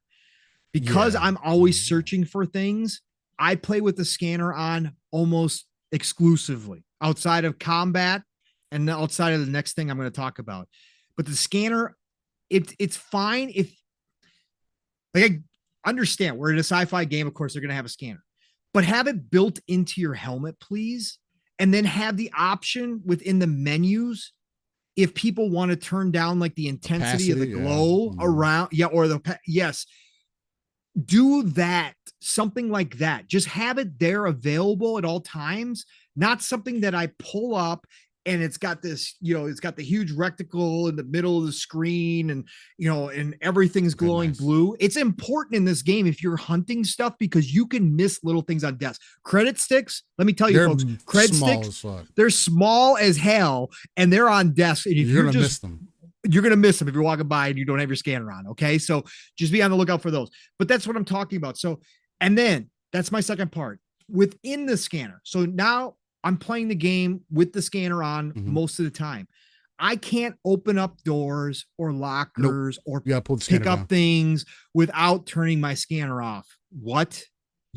Quality of life thing. That's all it is. It's a quality of life thing, but I got to mention it because again, it's not the first time it's happened in games. It's been a problem. There has to be a better way, but please, Bethesda, please, in one of your patches, please allow me to open doors and lockers with the scanner on as a simple fix to the bigger problem with the scanner just being so heavy. That's one of my main things now that I've been playing for hours and hours that I've noticed. And that scanner is a problem. Like Steele said, range wise, it sucks. Outside of showing you your objectives, which is great. Yeah, this is cool. Shows up your objectives, never really lost, shows your objectives, but its range indoors and what you're looking for is very short and you can still miss stuff. And missing stuff is a big thing. I did a whole mission in which I walked past a weapons rack hanging on the wall with a coachman, a double barrel shotgun that would have really helped me out when I was fighting these pirates in hard mode. I walked past that thing 3, 4, 5 times. It wasn't until I had finished everything, cleared it all out, and I was just going back through because that's also what I do in Bethesda games. I go back through and make sure I didn't miss any boxes, didn't miss anything. And sure enough, all of a sudden I'm like, why is it going? I'm like, wait, it's a weapons rack. There's a double barrel shotgun hanging right on the rack, right in plain sight that I walked past because it was kind of hanging on a darker spot of the wall that was kind of behind some. I was like, that would have really helped out during this mission. So the scanner does not pick up everything at all times either. So just little tidbits. But again, that's just another little nitpick. Again, this is stuff that, sure, on an overall review score, I could bring it down, right? maybe a half point, but that's where I'm at with this game. That's how much I haven't found bug wise. I've had minor things, again, bodies clipping through doors, stuff that we see in open world RPGs all the time. Even we see it in normal games too. Feet not solid on the floor, that kind of stuff. That's happened a lot, but like, even compared to Cyberpunk, and you guys know I forgave Cyberpunk for a lot of its stuff because most of his stuff just doesn't bother me. I haven't seen shit from weird stuff happening to bodies shaking violently and convulsing or flying off in the air or anything like. I haven't seen shit like that. Really, I haven't. And I've only had one crash on PC, and that was my first time through, and I hadn't updated my AMD drivers yet. I haven't updated my drivers. That was it. Yeah, that was the only time. But once I updated my drivers, I have not had a single crash. I know some people, again, experiences will vary. I know there's people on Xbox Series X having major crash problems. Haven't had a crash yet on Series X either. So yeah, overall, the least buggy game. I haven't had it. I haven't had a crash either. Again, I've had weird issues in the actual game itself from like NPCs and stuff like that. Getting stuck. But other than that, the weird AI issues. Yeah, the experience has been pretty solid thus far. No complaints there. I will say the flashlight is complete ass. Oh, that too. Yes. I will say that. Yes. I don't know why the flashlight doesn't point where your camera is pointing. Like, I get what they were going for, but I have to aim in to get the light to point to where I want. And sometimes I don't want to aim it. Sometimes I just want to get the fucking flashlight to be pointing at the direction I'm looking so I can fucking see. Because you guys did solid on this lighting to the point where it's fucking dark in some of these goddamn caves. Dark as hell. And if the flashlight's pointing at the floor, and that, especially in third person, if it's pointing at the floor in that direction I'm going, I'm completely clueless to where I'm at. And I was fighting these fucking flower mantises or whatever they were. They were praying mantises, but they look like flowers. Yeah, flowers. I've seen those in the videos. I haven't experienced them yet. But running into those in the dark, I was like, "Yo, what is going on?" I thought it was in a horror flick. I thought they was about to turn into alien out of nowhere. They're gonna start shooting the splitters out. I was like, "Oh, yo!"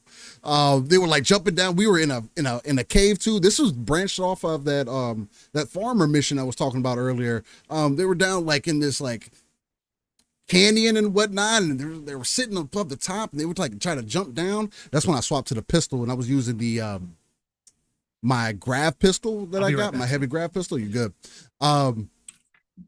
And I found out that gun was really good because it was popping them at distance too.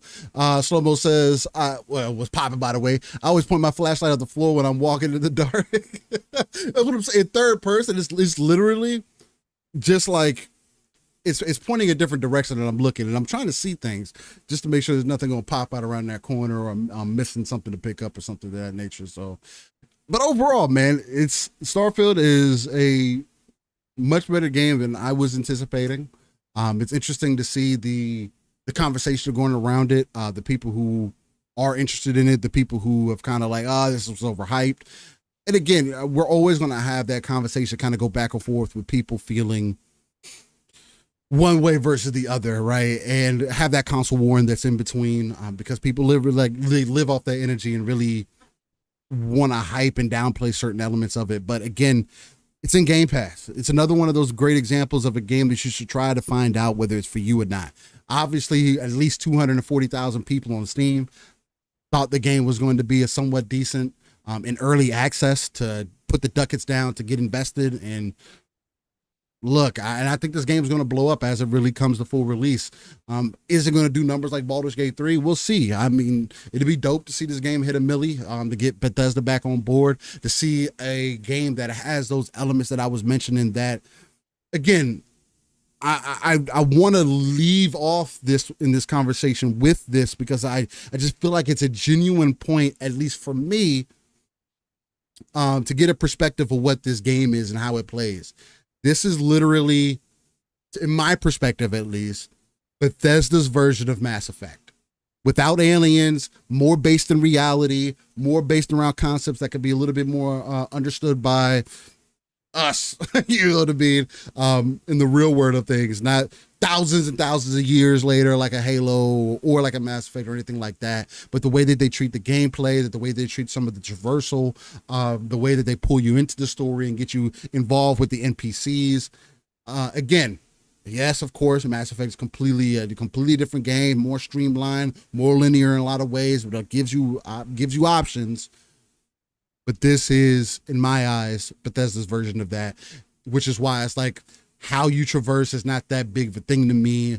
How it's broken up. I mean, yeah, the loading screens can be something you can mark it off about, but at the same time, the need for the SSD, which I really want to try. I didn't check out Digital Foundries, and I don't know if they checked this, but if it's true that you need an SSD to truly play this game, then I can understand why, because those load times are quick. This isn't back in the day 10 seconds. Now it's like 2 or 3 seconds and boom, you're past that door. Boom, you're into the next thing. Boom. It's not as big of a thing or as noticeable or as much of a negative mark as I thought people even painted that out to be a little bit. So again, it's kind of my that's kind of my early impressions about Starfield. It definitely has its hooks in me. I'm interested to see where the story goes. And what else is going to give me, what else my companions are going to bring to the table, who else I meet out there. Again, I'm part of 4 different factions right now, and I'm so confused. I'm probably going to rock with Freestar a bit. We're going to do some missions. I feel like they're going to end up giving me a good gun or some good armor or something. So I'm like along for the ride for that. And plus them saying that we don't deal with little crime. We deal with the big fish. What are you talking about? What does this mean? What is this going to lead to? Especially how that's going to kind of build in with this whole spy thing that I'm part of now, and how that's going to build into the story. Because I can't get so now I have this underlying this overlying pressure that I got to be safe of somewhat, because I got to be I got to represent this other faction that basically didn't take me to prison if I did this. So it's like, how is that going to play out now? And I'm kind of like playing that best behavior kind of thing. Do I play with that a little bit? How much can I get away with? Kind of playing those elements. So it's going to be interesting to see how things fully play out, man. So did what we said we weren't going to do, which was talk about Starfield for like 3 hours. Yeah, I mean, it happened. It happened. It definitely happened. It's hard not to. It's really hard not to. And I again, Chad, I hope, I hope you're all, again, if you're into it right now, you're enjoying it. I hope, again, we don't do spoilers. We don't do none of that stuff. I just hope our general impressions for anybody who hasn't jumped into it yet, that's waiting until next week, just understand that you're in for a ride no matter what. And again, it being in Game Pass, no risk. You're not a Bethesda fan, try it out and just see if it grabs you. See, once you understand the concept that this game is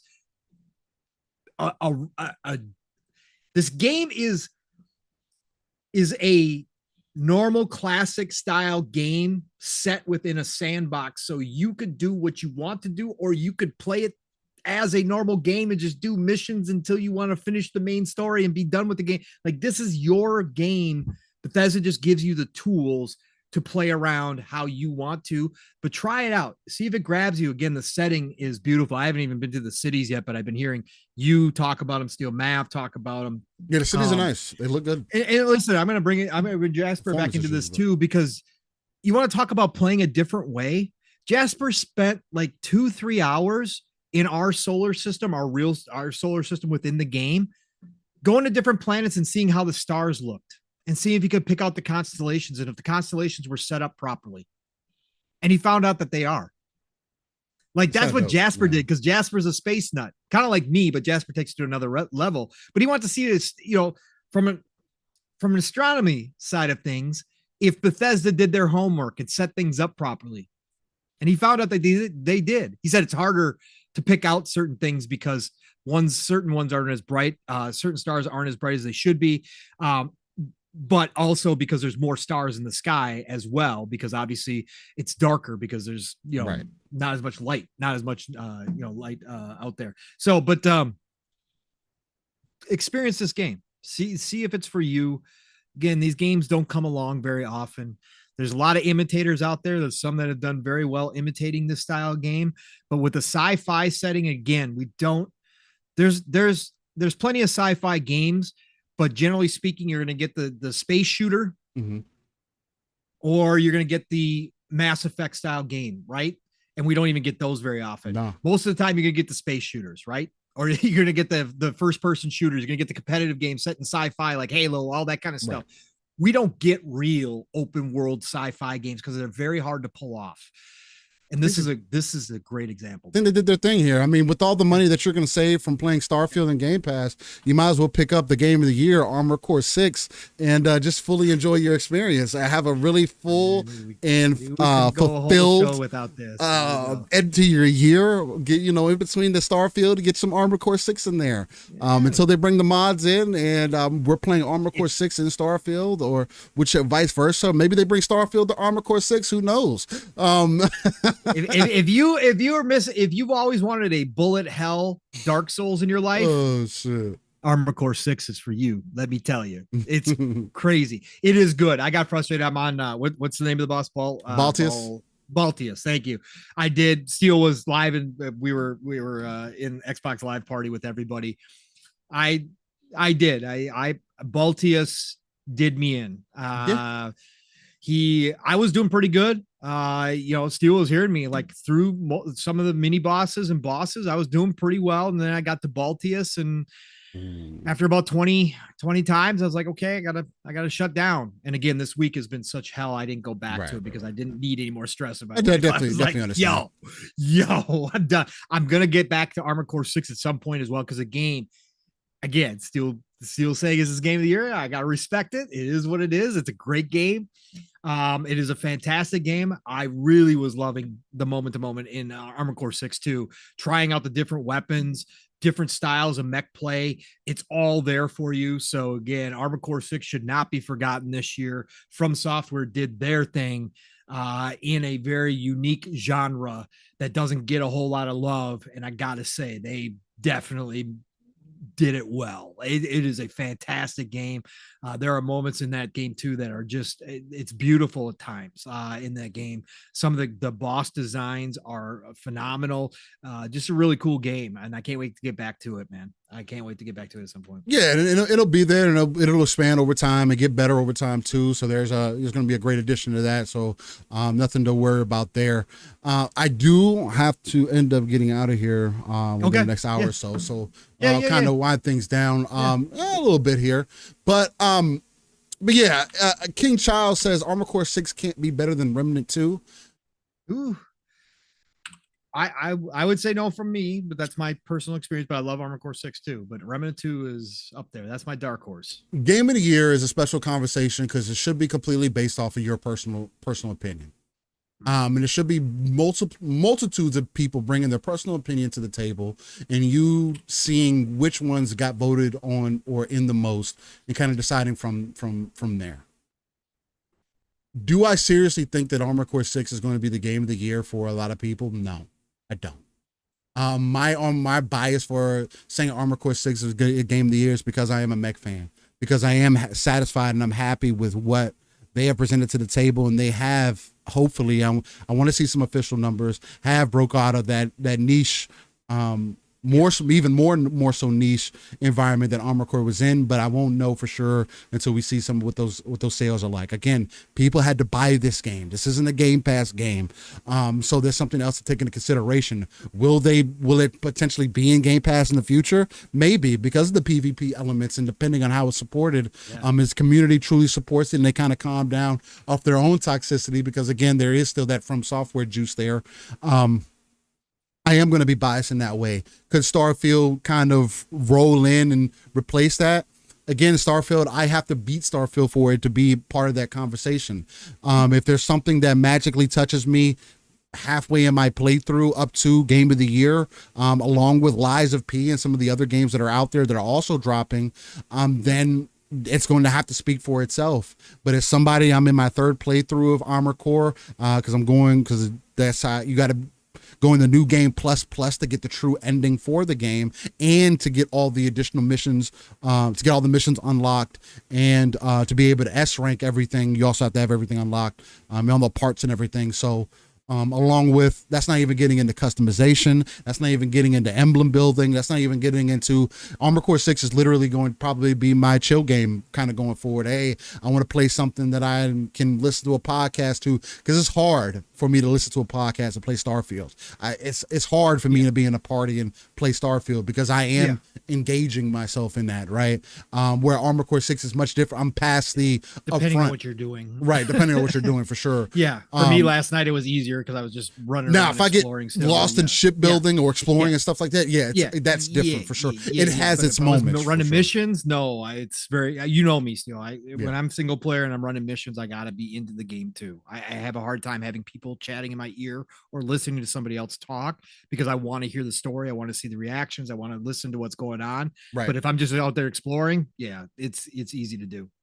Yeah, 1000%. Again, I'm looking forward to what Armored Core 6 is going to continue to bring. That's going to be Starfield and Armored Core 6 are going to be my main two proponents until further notice, honestly, unless there's other things that kind of pull my attention. I mean, I do have Wayfinder that's on that list for me. Still, with all the issues that they were experiencing early on, it kind of pushed me off of it a bit, but it's a game that I can wait on. It's not going to be fully out until next year. I did support those devs, so we'll see what they do with that. I am Game Pass that I might be in Starfield building a mech or two. I might see what I could do. Might see what I could do with that. Right now, my main focus is trying to build something similar to the X-Wing, because I like the way that that's looking in Starfield, especially how you add on like additional storage capacity and stuff like that to your ship. You can make it look kind of cool with everything and all those elements combined together, but it's definitely costly to get your ship right and to have the boosters that you need and all that good stuff. But it's definitely interesting. Game Pass Dad Bob is in the chat. What's going on, Game Pass? Great to see you. So is Charlie Hustle in here. Great to see you both in here. A couple things. Tim the Sorcerer said, Steel, like I said earlier, Pong, you sold it to me being a Bethesda nut too. I'm starting it soon.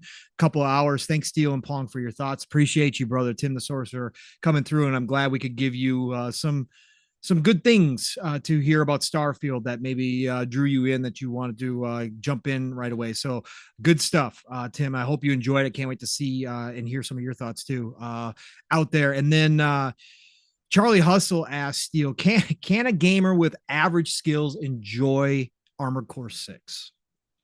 Charlie Hustle, is that Charlie Hustle asked that? Yeah. Okay.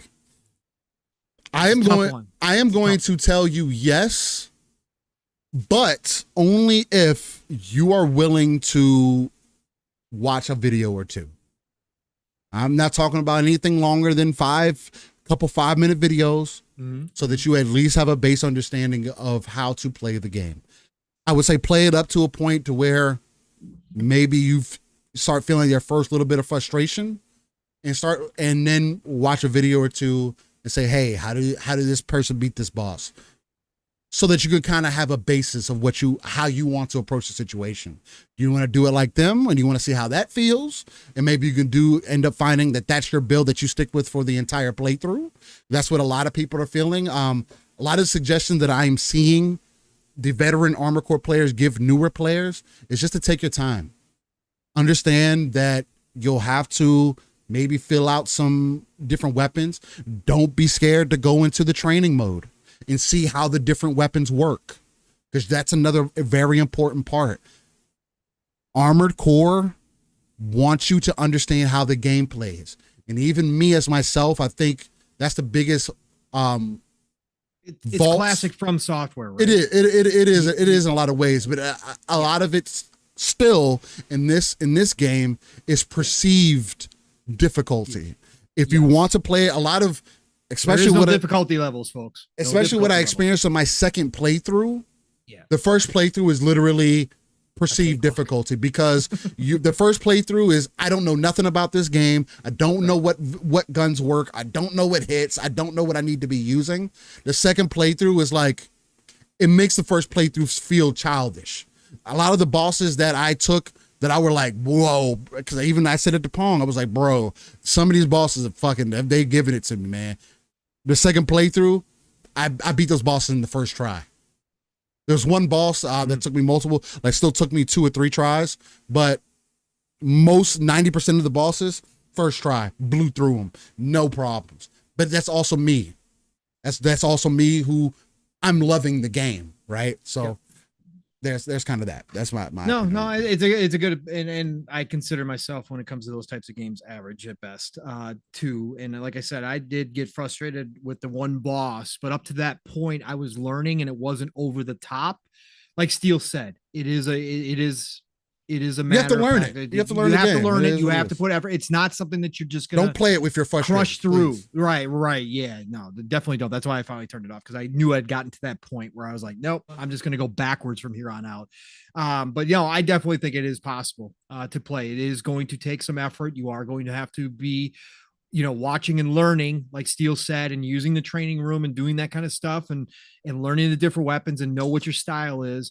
But yes, you can do it. That's the main thing. Do not sit here and downplay yourself or listen to the hardcore Armor Core sweaties that you see on Reddit. No, go into training. If you're having a hard time, go into training and see about the weapons that you have unlocked, see about the equipment that you have unlocked, and find out what works for your playstyle, please. It's the best thing I can recommend. That's what makes it so much more accessible to me versus other standard FromSoft games, is that Armor Core 6, they literally have made it extremely accessible, but it can be frustrating if you're already frustrated or maybe are having a hard time picking up the controls.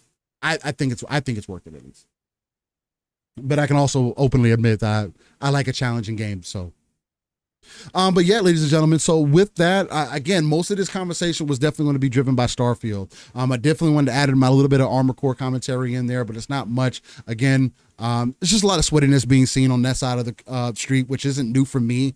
There's always going to be sweaty conversation to be had in games that have any form of difficulty or have PvP in them, right? That's a whole nother toxic side of the fan base. That's what I come from. Right, people are constantly in competition with how good my KD is, and how good this is, and how good you are, and how good. And it's like, I've never been the ones that's like really focus in on that. I always wanted to play well. That's why it's like I fit in with that more competitive nature side of things, because that's what drives me. That's what really pulls in my interest. But outside of that, I don't think that there's a need to be overly excessive about it, though, right? Unless you're doing it with people that are doing it with you, right? Y'all see when I stream, or even back in the Halo, I was doing the Halo community nights a lot of the time.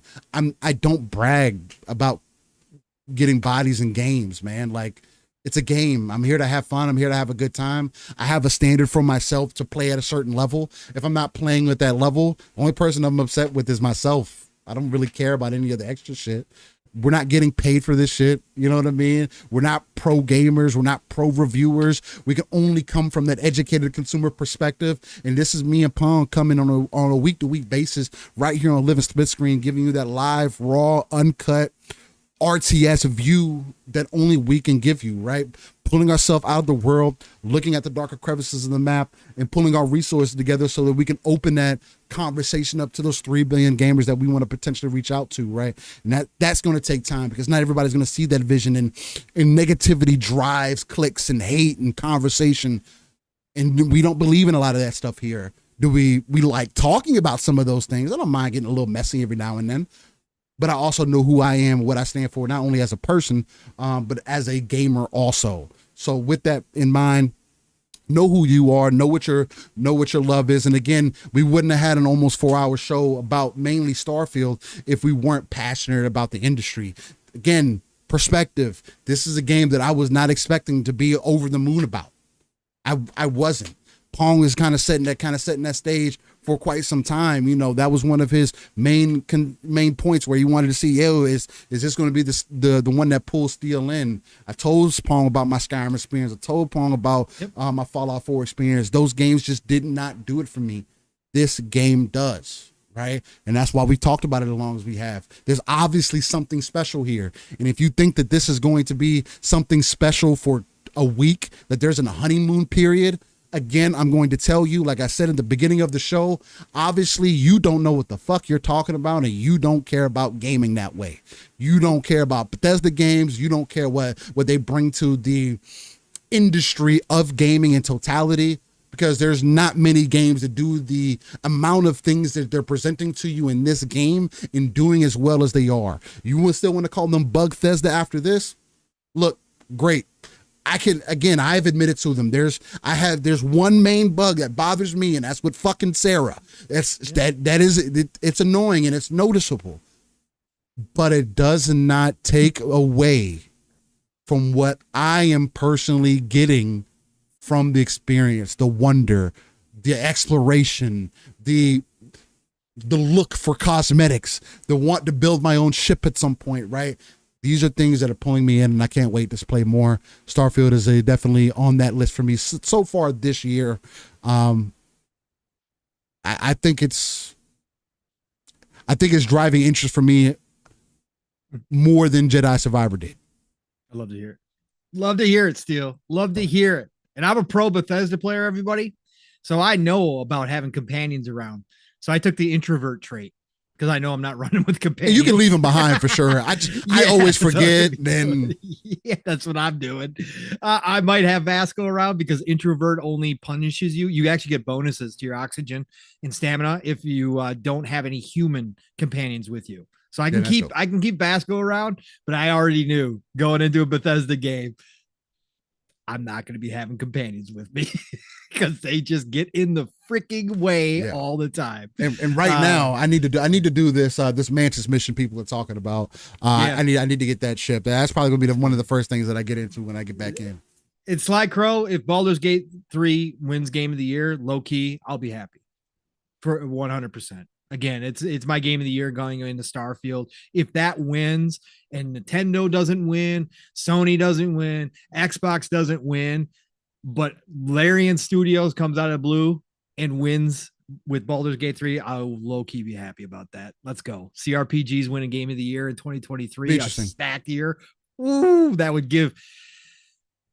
I hope it would give the industry pause about what they're doing because real quick, Steel, I know you got to get out of here and we're going to get you out of here, but real quick, I want to talk about Volition real quick.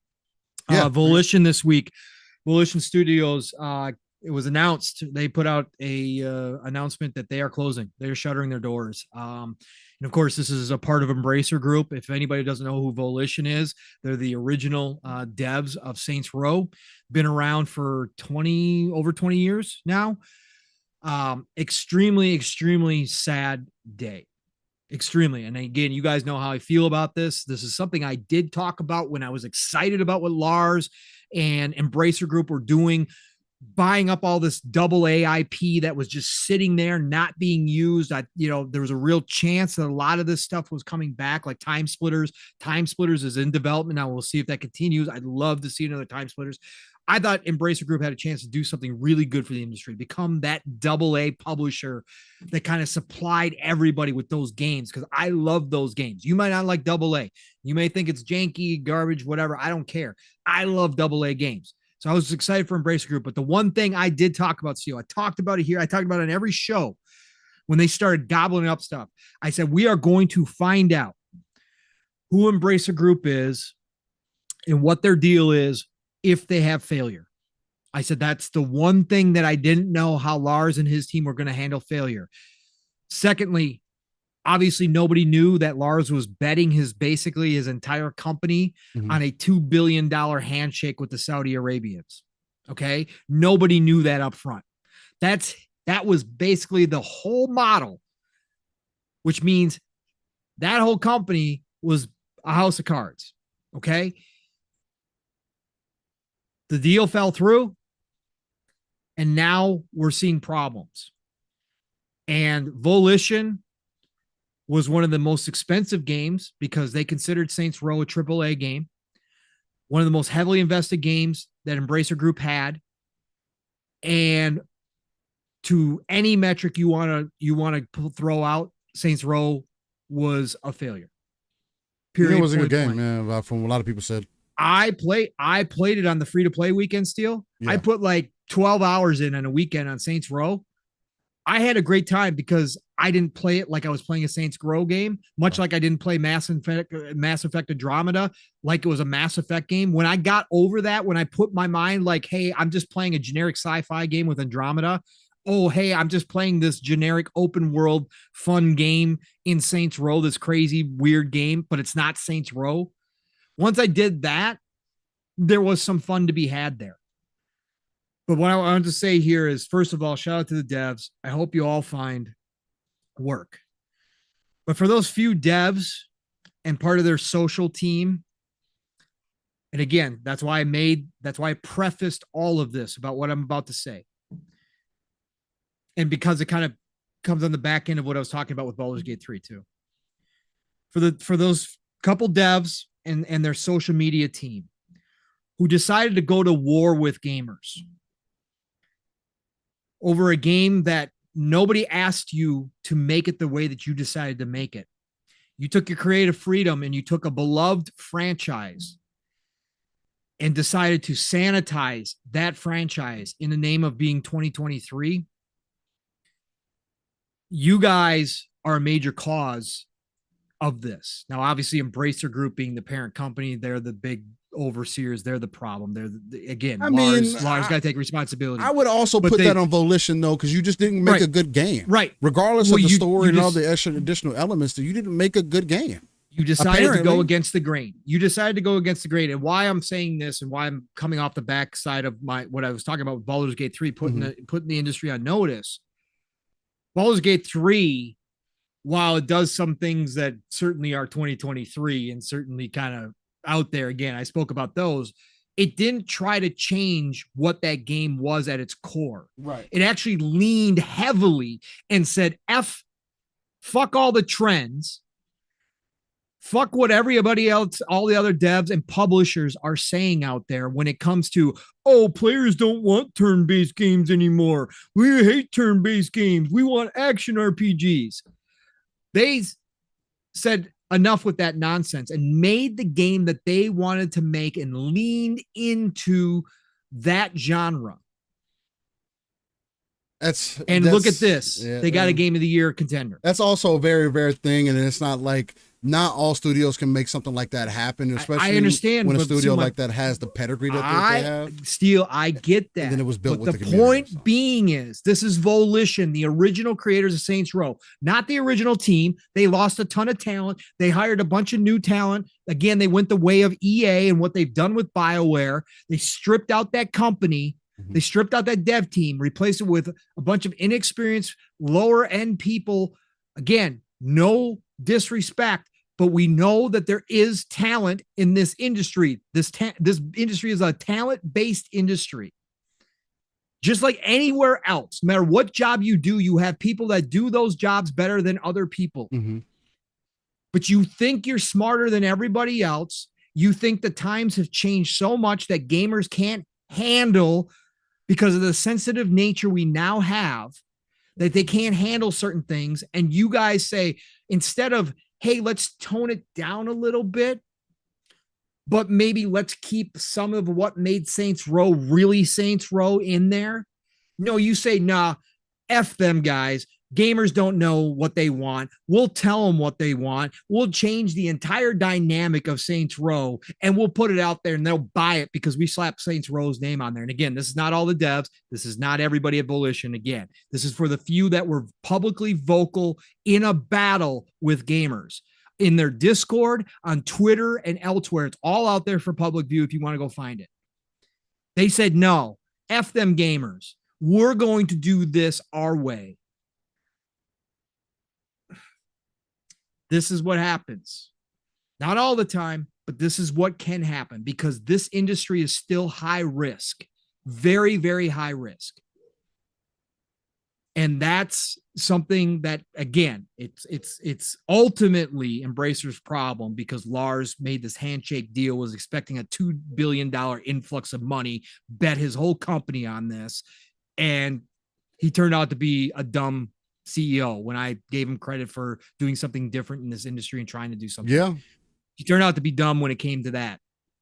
Right. And he failed those devs. He failed all those teams that they're shuttering or that they're moving or projects being closed down. He failed them all at the end of the day. It's him. He's the lead. It's the head. Like I said, some of the stuff that's happened at Xbox, I said it goes up to Phil. Phil's the ultimate head, right? That's the responsibility you have. But Volition, those certain people within Volition, they put their team at risk by taking the attitude they did towards gamers. Not talking about the toxic ones. I'm not talking about the ones who go off the deep end. Obviously, you all know that there's deep end everywhere. People do stupid shit all the time on both sides. But the fact is, it was legit criticism from some of the stuff that we were seeing of Saints Row that they went to war with the gamers over, banning people out of their Discord, all sorts of craziness. You don't do that when you're trying to put out a game. You don't do that kind of stuff. Again, call out the really bad actors, but don't go to war with gamers. It's not going to end well. It's not. And again, what you guys thought was going to be a great game turned out to not be a great game. It's a fun game. Like I said, it's better. Like I said, it's probably worth like $20, like no doubt. Like if you can just get into the open world and have a great time and run around, cool. But you took away what made Saints Row completely, like not even a shred left of what it once was. And you're not gonna succeed in this industry that way with gamers who have beloved franchises. So shout out to the rest of the team, to the rest of the devs. Again, feel for y'all, because it shouldn't have been this way. Volition should still be up and running. We should be excited about what Saints Row did. We should be waiting on a new Saints Row, a continuation of that franchise. But we're not. And it doesn't sound like we ever are. For me, I feel like I just chalked that up to more so like that dev just isn't as good, or just they're just not at the level that they used to be at anymore. Because even then, you should be able to make, even if you wanted to take it the woke route, quote unquote, or if you wanted to take a lot of the elements out. It's kind of the worry about GTA 6 too, right? There are a lot of the people who made it what it was aren't there anymore.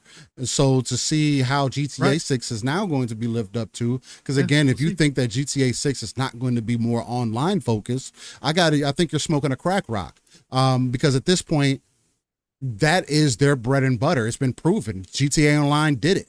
GTA 6 is going to have the same thing.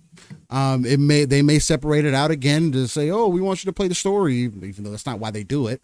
But for me, I feel like Saints Row, it could have been something if they could have just made a good game, right? That's what we're seeing, trying to get out of Rocksteady too. Me and you like what Rocksteady put on the table as far as Suicide Squad goes, right? But a lot of people are saying that that's not what they wanted from a lot of the classic people. It's kind of the same thing as far as what we saw with from Volition. Like, oh, that's not what we want from an Arkham game, but it's like, but it may end up being a good game. It may be a really good game.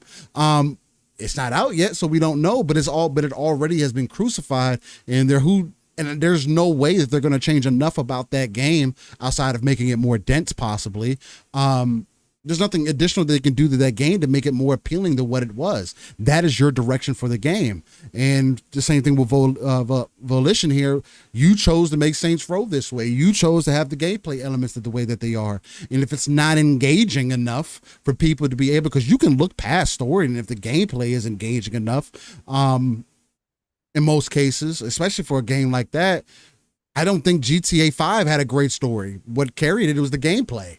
I think it was okay for what it was, but even for it to be on edge or whatever, I don't think it was edgy.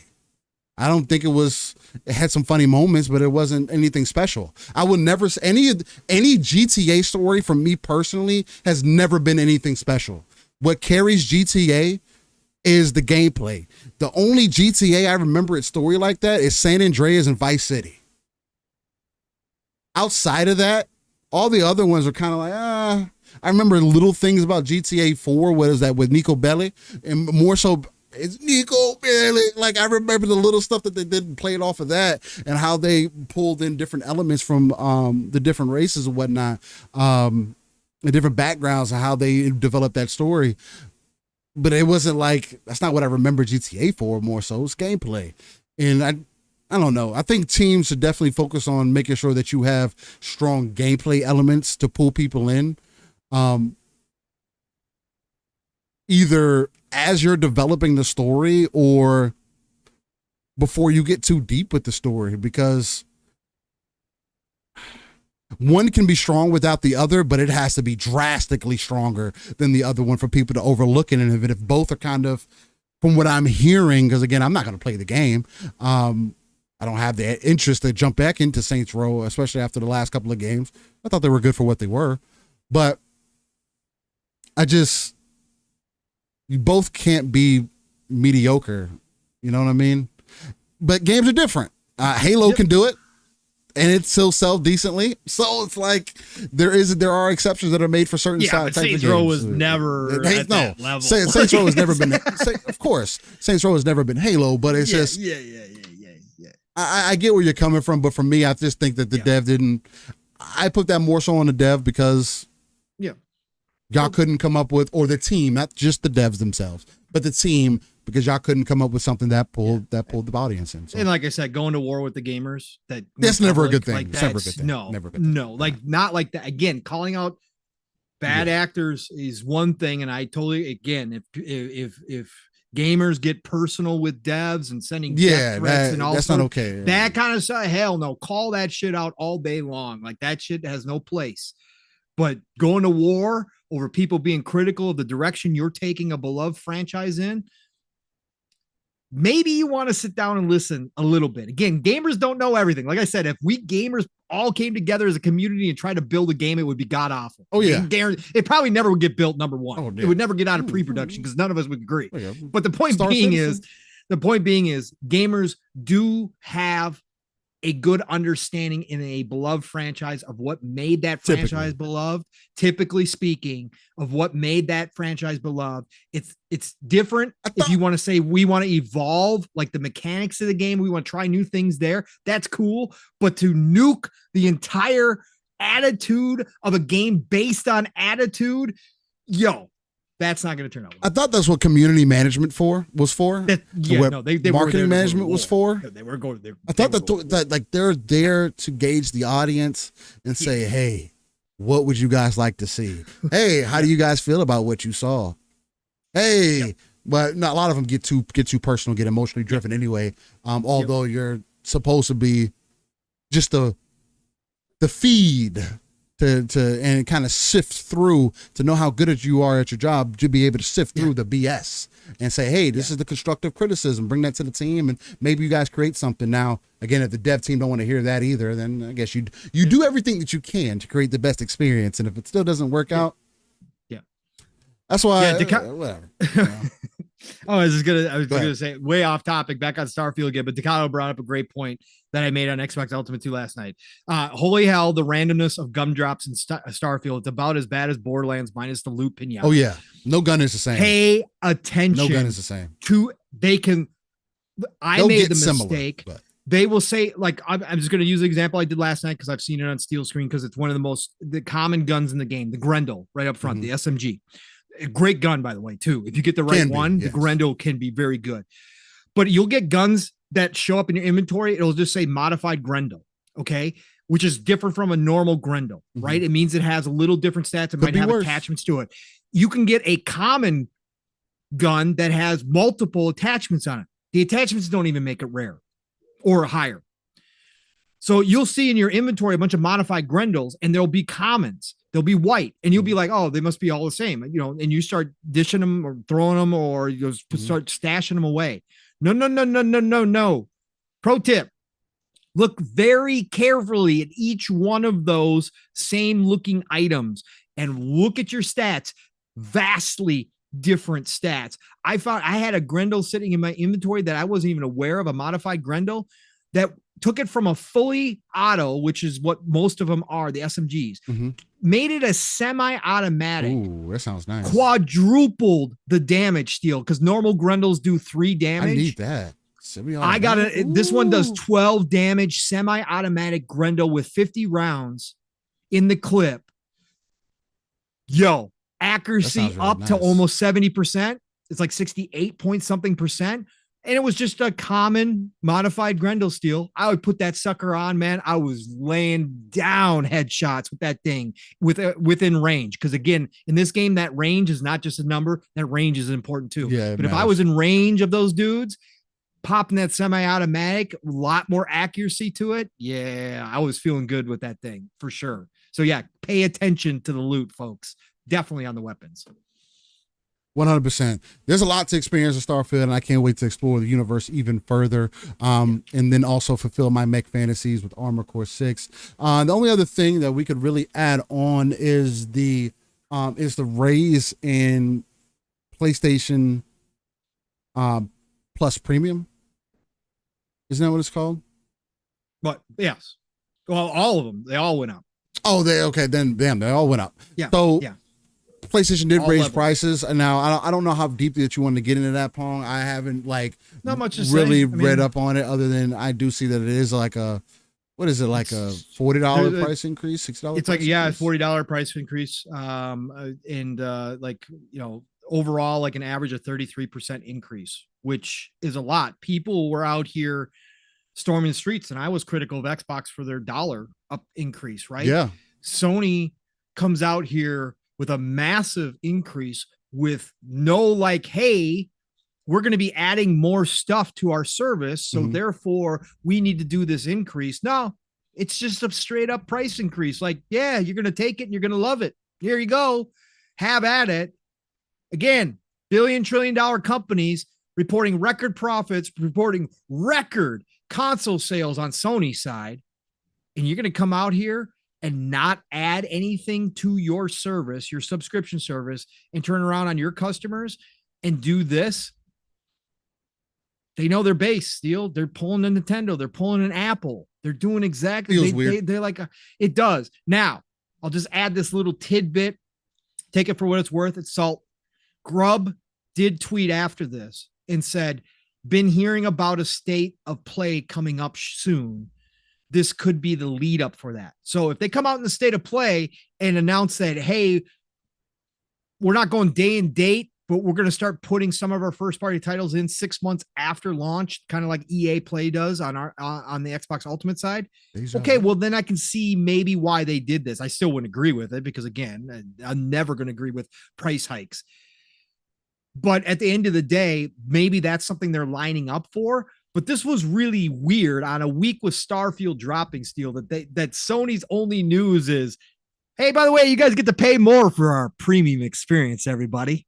The same experience that we already given you. That was a little strange, I got to say, and I don't like it. Yeah, it's completely off kilter, and I don't get because they didn't add anything to the service to the same service. You get to pay more. Congratulations. Make it worth it. And again, you do have to also pay for that service to be able to keep your cloud saves. I think it's within 90 days if you don't have really activated or whatever the case, they will get rid of your cloud saves. And so that's really weird to see that they not only raise prices, but then you also have that kind of extra bit of pressure, I guess. But if you're in that ecosystem, of course, you're going to be consistently invested anyway. It is a very inopportune time, even if you offer Spider-Man 2. I don't know if that necessarily justifies that price increase. And Sly Crow, I saw you ask a question about their games as a service games.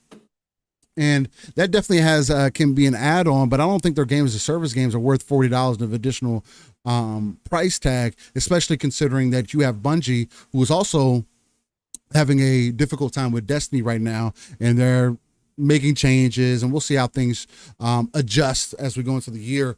But traditionally, over the last decade and a half, even Bungie hasn't been consistent enough with their own strategy. Of course, it's worked because, again, another example of gameplay being able to sell a game, but you have Bungie coming over, which is one of your most recent acquisitions, telling you that some of your live service games aren't up to snuff. Matter of fact, the one that you probably have the most faith in, or should have the most faith in, Factions, has been delayed indefinitely till we know when. We have nothing to say for that. Now, could they do a state of play this upcoming week and show all their wares and get people hype and then get the Spider-Man train started right off the heels of Starfield? I would like to see that. That would be dope as hell to see Sony come out with a state of play the same day that Starfield releases would be amazing to me. Because I would love to see the type of engagement that happens that day, the type of conversations that I had that day, the type of games that they talk about that day, how Spider-Man looks, because they got to give you a new trailer for it at that point, how different live service games are working. Foam Stars might end up being a solid game. I keep, like, y'all think I'm being funny about that, but watch. Foam Stars is going to come out from Square Enix, and it's going to be the next banger for Sony. It's going to be the Sony banger. Stop. It's going to be the Sony banger. Hey, watch. I'm telling you, man, people are going to love Foam Stars, and it's going to be the next big thing, right? Who knows? It could happen. I don't have that faith there because Sony hasn't really doubled down their chips to get my faith in that area. But again, they also don't get my faith just because you make games like God of War. Where's my Gundam Breaker 4? How about that? You could win my faith with that. How about that? That's what I'm looking for. There's only going to be certain games that get me to pull that way, and with everything going right now, them making that play more so into the PC market, also because they are going to become more day and date closer we get into 2024, 2025. I think we'll see some heavy changes happen then, and again. These live service games they're going to be coming to PC also. So we'll see how things play out, man. Hopefully they start giving people more of a reason to be invested in their ecosystem. I just want to see $80 for the essential is pretty awful though. I will say that. Is an $80 difference? No, it's $80. Oh, it's all together? For the essential. Yeah. For the essential. I mean, $80 a year. I mean, I pay monthly for a lot of those things, so maybe that's not a major thing to me. I don't know. How much is that on a monthly basis? It's like it's like what, $650 a month or something like that. Okay. I mean, I don't know what kind of raise it would be on a monthly basis. I'd have to do a little bit of research on that. I think it's 80. Yeah. But I mean, again, it may not be major for me. But I can understand it being major for people. Again, a price raise is a price raise. And whether you're Xbox, Nintendo, I don't enjoy that online experience at all, or their store at all, or PlayStation, like it's just going to be based on where you're getting your value at. As me as somebody who plays for Game Pass on a monthly basis and don't really look at it any other way, maybe it's not that vast of a difference, and I'd probably still be invested, but I just don't have that reason currently. So, again, it's not okay. You're reporting record profits. You're also about to drop a slim model of your console. Maybe the rumors of it possibly being $300 are true. If they can get a $300 PlayStation 5 out there, Xbox is going to have some things to talk about. I don't think they will. I don't think it's going to happen. $349 though, $349, $300. If they can happen going into this season, I don't know. I think that would cause quite a gap to be had. Do I think it's possible? Not from what I've seen from Sony recently, but I do think that that's a play that they could pull out of their back pocket if they really need to. Sony's a hardware company. They can take those losses in other places and make up for it. Again, you can't ignore their strengths, so we'll see. I don't know what could happen. But with that, ladies and gentlemen, I do know, instead of talking about Starfield and all these other great games and all the other little wonderful things that have happened throughout the week, I think we're about ready to start getting back lost into Starfield here soon. With that, we will get into our This Day in Gaming segment, because we definitely got to do that. And just as an early preview, as we get transitioned over and whatnot, I will be live later on tonight on a wonderful show with a wonderful host. Usually some interesting folks on that side, known as Scumcast. So, yeah. If you guys are wanting to tune in over there, we're definitely going to be over there chopping it up, giving our opinions about Starfield and whatnot from what I've seen. I don't know if she's made the announcement, but I'm pretty sure she won't mind, especially with it being tonight. She didn't even make the announcement last week. So when I was on, she didn't even put out a tweet until after we'd started the show. So it's all it's good. Luca. Yeah, good. I don't mind at all. But if you guys at least wanted to let you know, anybody that's listening on the audio side of things, because I know we are growing there too. Come stop by Stumpcast and check us out, man. It's going to be a lot of heartfelt opinions. Don't take anything overly serious. We over there have a good time with gamers at the end of the day. I love chopping it up over there and just. We had chill time. She had chill people on last week. So yeah. Well, we'll see who she brings on this week. Maybe because she's bringing you on, maybe she'll bring on some extra specials. Maybe. I always love engaging with All Day when he drops in. So maybe he'll drop in there. You mean your twin that you never knew that were separated? Yeah. According to your voices. Yeah. Apparently, I don't think. Yeah, Chad. If you've never heard All Day talk. You got to go back. If he's not on there tonight, you got to go back to Search Scumcast when him and Steele are on there together.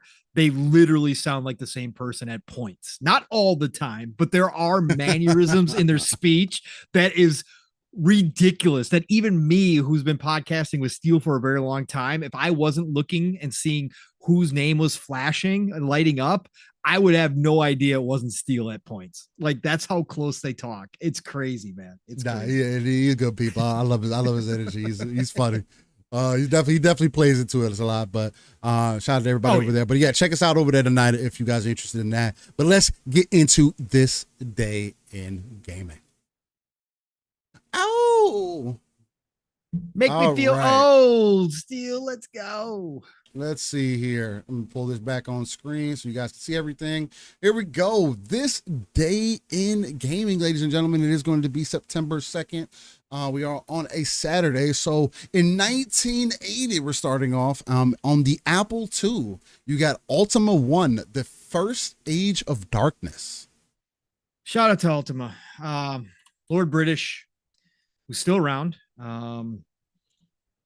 He's into space and all sorts of stuff. Ultima has got a special play. Ultima 3 was a PC game that I played when I was in 8th grade and going in freshman year of high school. Okay. Really one of the forerunners still of Bethesda. Being able to do in its limited capacity back then. You got to remember what we're talking about here. Okay. Right. We're talking about a long time ago. Limited capacity allowed you to do things that you could not do in RPGs prior to that. You literally could kill guards. You could steal things from people. You could get locked in a jail cell. Oh, damn. Just like you can now. You could get locked in a jail cell and not be able to get out. Oh, wow. And you just have to start a fresh game or start from a previous save. So a big forerunner to what we see nowadays in open world RPGs is Ultima. I was just thinking about this the other day because they haven't made a new Ultima game in I don't know how many years. They had Ultima Online, which was an MMO, obviously, for a while. I'd love to see Ultima come back. Ultima's got a great storyline too, great lore written in, deep lore for back then. Really cool. Sorry, shout out to Ultima. Damn, that's clutch. I didn't know it was that deep. Wow. Yeah, Ultima 3 was one of my favorite games back in the time. It was crazy. So nice. Okay. Well, then we move forward to 1988 in Japan on the Famicom Disk System. You have Matao no Hokai. Okay. Shout out to that. Yep. Shout out to Mattel. Then in 94 in Japan, you had Live Alive. Try to Live Alive. I know there's a lot of fans of that. Then in 99 in Japan on PlayStation, you had Front Mission 3. Oh, so good. So good. I got to get their Front Mission remake on PC here and play it. Such a good turn-based tactical mech game. So good, Steel. I wish you liked turn-based still. Really I wish I did too. Then in 99 in Japan, PlayStation released ISS Pro Evolution. Okay, shout out to ISS. Then in 99 in Japan on PlayStation, you had Wild Arms 2. Great RPGs. Okay. Fantastic. Dragonheart says, by the way, first time I was on Scumpcast, I was podcasting with Steel. Oh, word? It was around the time we met, my guy. Wow, damn. I definitely got it. That's dope as hell. That was a minute. Like, when you really think about it, that was definitely a minute ago. That's dope as hell, bro. Hey, we were rocking ever since, and I appreciate your energy, your love, your light, being around us, and the fact that you support us, that you believe in us. And it's stuff that we talked about behind the scenes, brother. You're locked in with me, man. Much love to you. Appreciate you. Then in 2002 on Xbox, you had Sega GT 2002. Freaking awesome. Shout out to Sega GT, man. Yeah. Then in 2003 on the Game Boy Advance, GameCube, PlayStation 2, and Xbox, you had Disney's Extreme Skate Adventure. Never played it. Yeah, I don't think I have either. Then in 2004, PlayStation 2 and Xbox released Terminator 3, The Redemption. Shout out to those Terminator games. Shout out to Terminator games. They still are there. We're getting that patch on Terminator Resistance for Xbox too. It's coming October, I think. The current gen patch, bump it up to 60 frames. Really good. Nice. Really good. I'm not going to say mind-blowing or excellent. Really good Terminator game that a lot of people missed out on. Okay. So I would highly recommend go and play. And shout out to Kato once again coming through. I wish someone would buy the Wizardry IP from whoever owns it now. Yeah, Decado, there is a Japanese only new Wizardry that is built almost semi upgraded, but a lot like the old Wizardry games. Out right now on PC, and it's got an English translation, which some people say isn't very good, but some people say is good enough for the time being. But they built that from the ground, small rag team. I think it might even be a single guy programmed the whole thing. That new Wizardry, for anybody who doesn't know, classic dungeon crawling game like the old Might and Magics. Again, another beloved franchise from my past. Dungeon crawler game, but Dark Souls difficulty steel. Okay. So we're talking about dungeon crawler, RPG, set up your team. You got your classic classes, thief, assassin, wizard, barbarian, all the classics are there, right? But unforgiving as hell. You go into the wrong area, you're losing party members, and chances are you might have to create a whole new party back at town. Yeah. Wizardry is freaking awesome though. Hardcore D&D style. Very cool. That's crazy. All right. Then in Japan, in 2006, on the DS, you had Chao Soju Mecha MG. Shout out to that. Yep, you die and make another character. Exactly, Takata. Yeah, that sounds over the top, Lord. Then in 2006 in Japan, the DS released Freshly Pickled, Tingle's Rosy Rupee Land. Whoa, big pause on that title. Hey, shout out to Nintendo. Big freshly picked. Tingle's my fault. Rosy Rupee Land. Okay, all right. Hey, okay. He's gonna take it to his Rupee Land, all right. Then in 2008, Xbox 360 released Infinite Undiscovery. Played it, great RPG, underrated. Nice. Was one of those 360 exclusives at least for a bit. I can't remember if that one came to PS3 eventually or not. It just says that Xbox 360. Yeah, that's why. Yeah, I'm pretty sure. I think it could have come later. I can't remember, but that was an underrated RPG. During a time when nobody bought a 360 for JRPGs, right? They didn't. That game, they were trying. They were really trying, and that was a great game. Nice. Okay. Then in 2008, you had Viva on the Xbox 360, Viva Pinata Trouble in Paradise. Bring it back. I know I'm being stupid, but bring back Viva Pinata. I love Viva Pinata. It's so much fun, man. So good. All right. Then from Viva Pinata, we go in 2010 in Japan with the PSP with Bleach Heat the Soul 7. Got the Bleach. We'll forever love Bleach. Then in 2013, PC released Total War Rome 2. Yep. Shout out Total War. God, I got to get into those too, man. I played Warhammer, Total War when I first got my PC. Yeah. So good, bro. I got to get into those. But Starfield. Yeah, true. And a billion other games. Yeah, true. Then in 2014, PC released The Sims 4. Damn. Shout out to Sims. Then in 2014, PlayStation 4 and PlayStation Vita released Velocity 2 times. Good game. Or 2X. Platformer, extremely fast paced. Played it for about 45 minutes to an hour. But again, platformer. I was like, yeah, no, I'm not going to do this. But cool game. Cool concept. Nice. Then in 2019, PC release Ultra Goodness 2. Okay.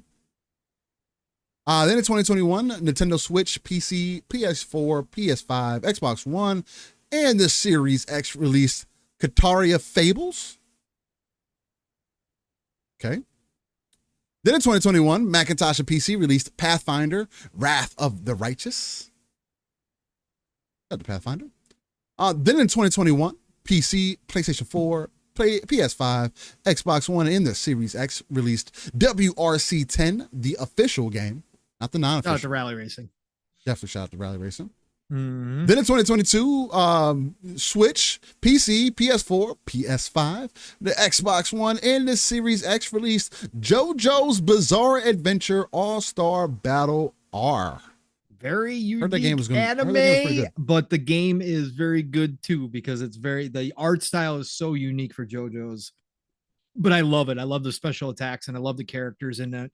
Played around with it for a while. It was in Game Pass, so it still is. Actually, I think right now too. So good game. And apparently, just so you guys know, Starfield is actually called Loading Field and Restrictive. Oh, yes. Those extreme loading screens that. Okay. We're done. We're not going to talk anymore. When you make a space exploration game, you expect certain things. Sure. Anyway, in 2022, I just wanted to bring up an interesting point.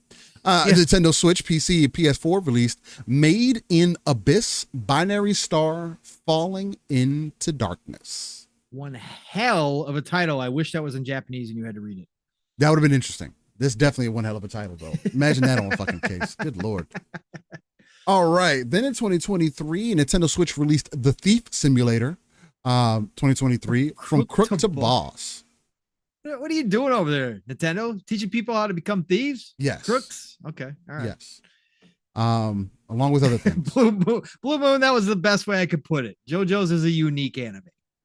Yeah. I'm not into JoJo. Highly dubious and questionable characters. Oh yeah. That's the best way I can put it. Yeah. Then in 2023, Nintendo Switch also released Truck Simulator 2023 Driver Europe. I always shout out to the sim games, man. Just rocking and rolling, man. There's a sim game for everything. Let's go. And that is your This Day in Gaming segment. Ladies and gentlemen, boys and girls, I want to thank you for joining us on this 4-hour journey that we were on today. Most of it was definitely filled with some Starfield talk. We threw in some Armor Core in there and also threw in some other little topics just to round things out, but it's definitely filled with a lot of Starfield. Well, to set expectation, there might be another podcast that's filled with a lot of Starfield for an hour or so, seeing how things are going to be going. This is going to be mostly our future until further notice, but anybody that's wants to chop it up, you guys want to see what's going on, the happenings, you can find me, Steel Rain. The T is a 7 everywhere. Google's probably the easiest, to be frank, but I frequent the streets of the Xbox ecosystem. And PC, man. It's just easy to go in tandem between the two.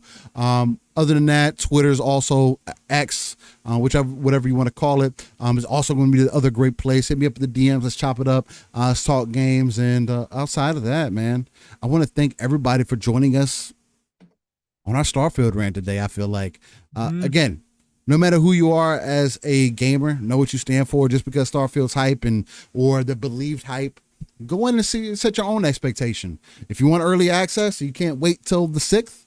Hey, pay the 30-something bucks to get in with Game Pass right now. You get the DLC. You get the DLC too. Yeah. People keep forgetting that. Everybody says, "Oh, it's just $30 for early access." No, you get a special Mars Cosmetics pack. I forget what the full name is, and you get the first DLC that they're going to drop as well, expansion. So, hey, there's bonuses to it.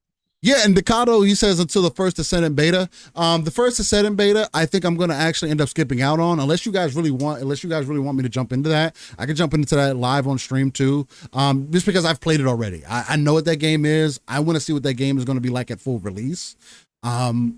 I know they've made a stupid amount of changes since I've played it last time, and it looks even more refined comparatively. Like they changed how the rope works and all and the mechanics with that, which is super dope because I thought it felt good already. So to hear that they went even deeper with it is also interesting. So yeah, I'm ready for that game to come out to full release. So Nikado says he'll be there, so that's dope as hell. But yeah, there's gonna be a lot of Starfield in our future.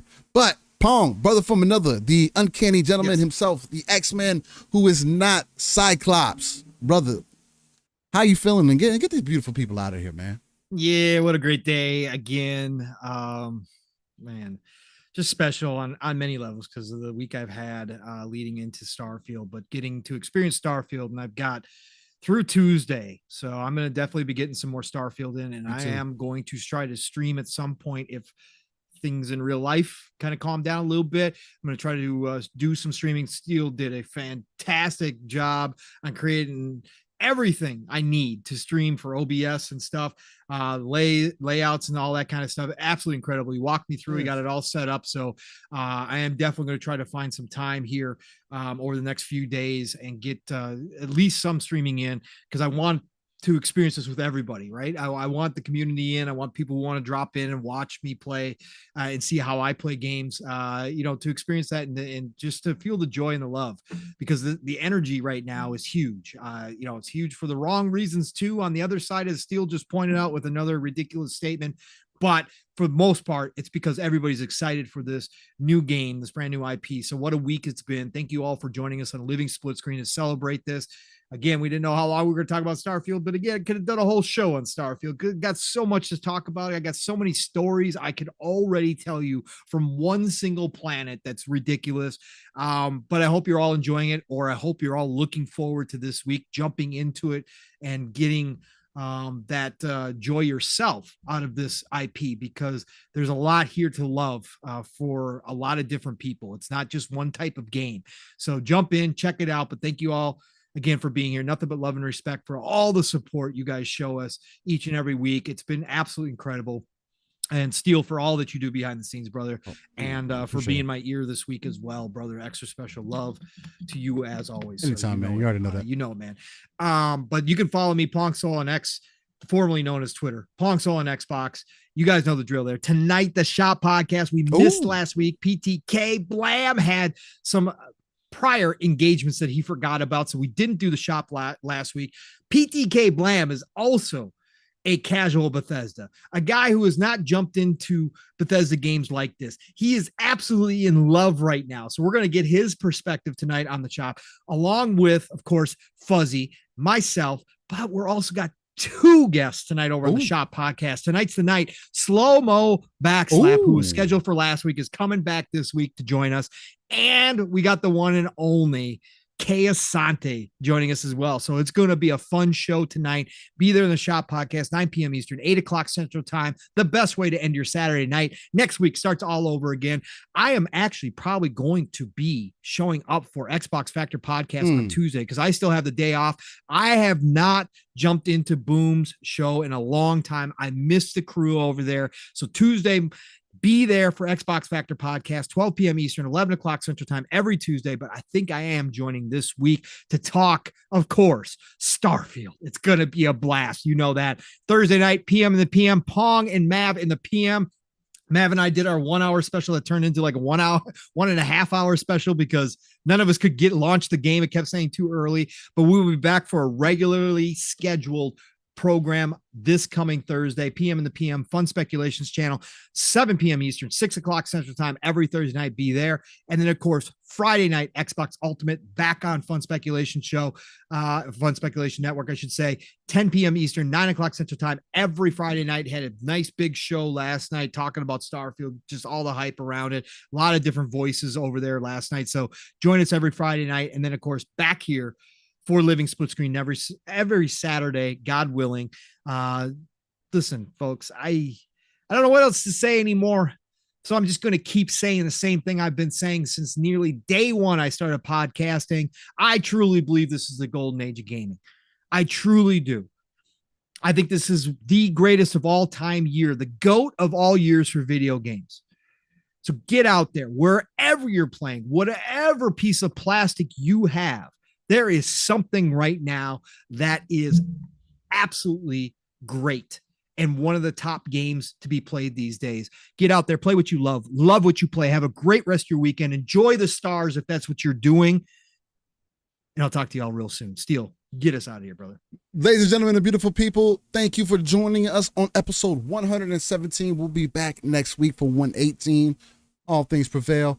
Y'all stay safe out there. Enjoy your gaming this weekend, and see you in the next one. Peace.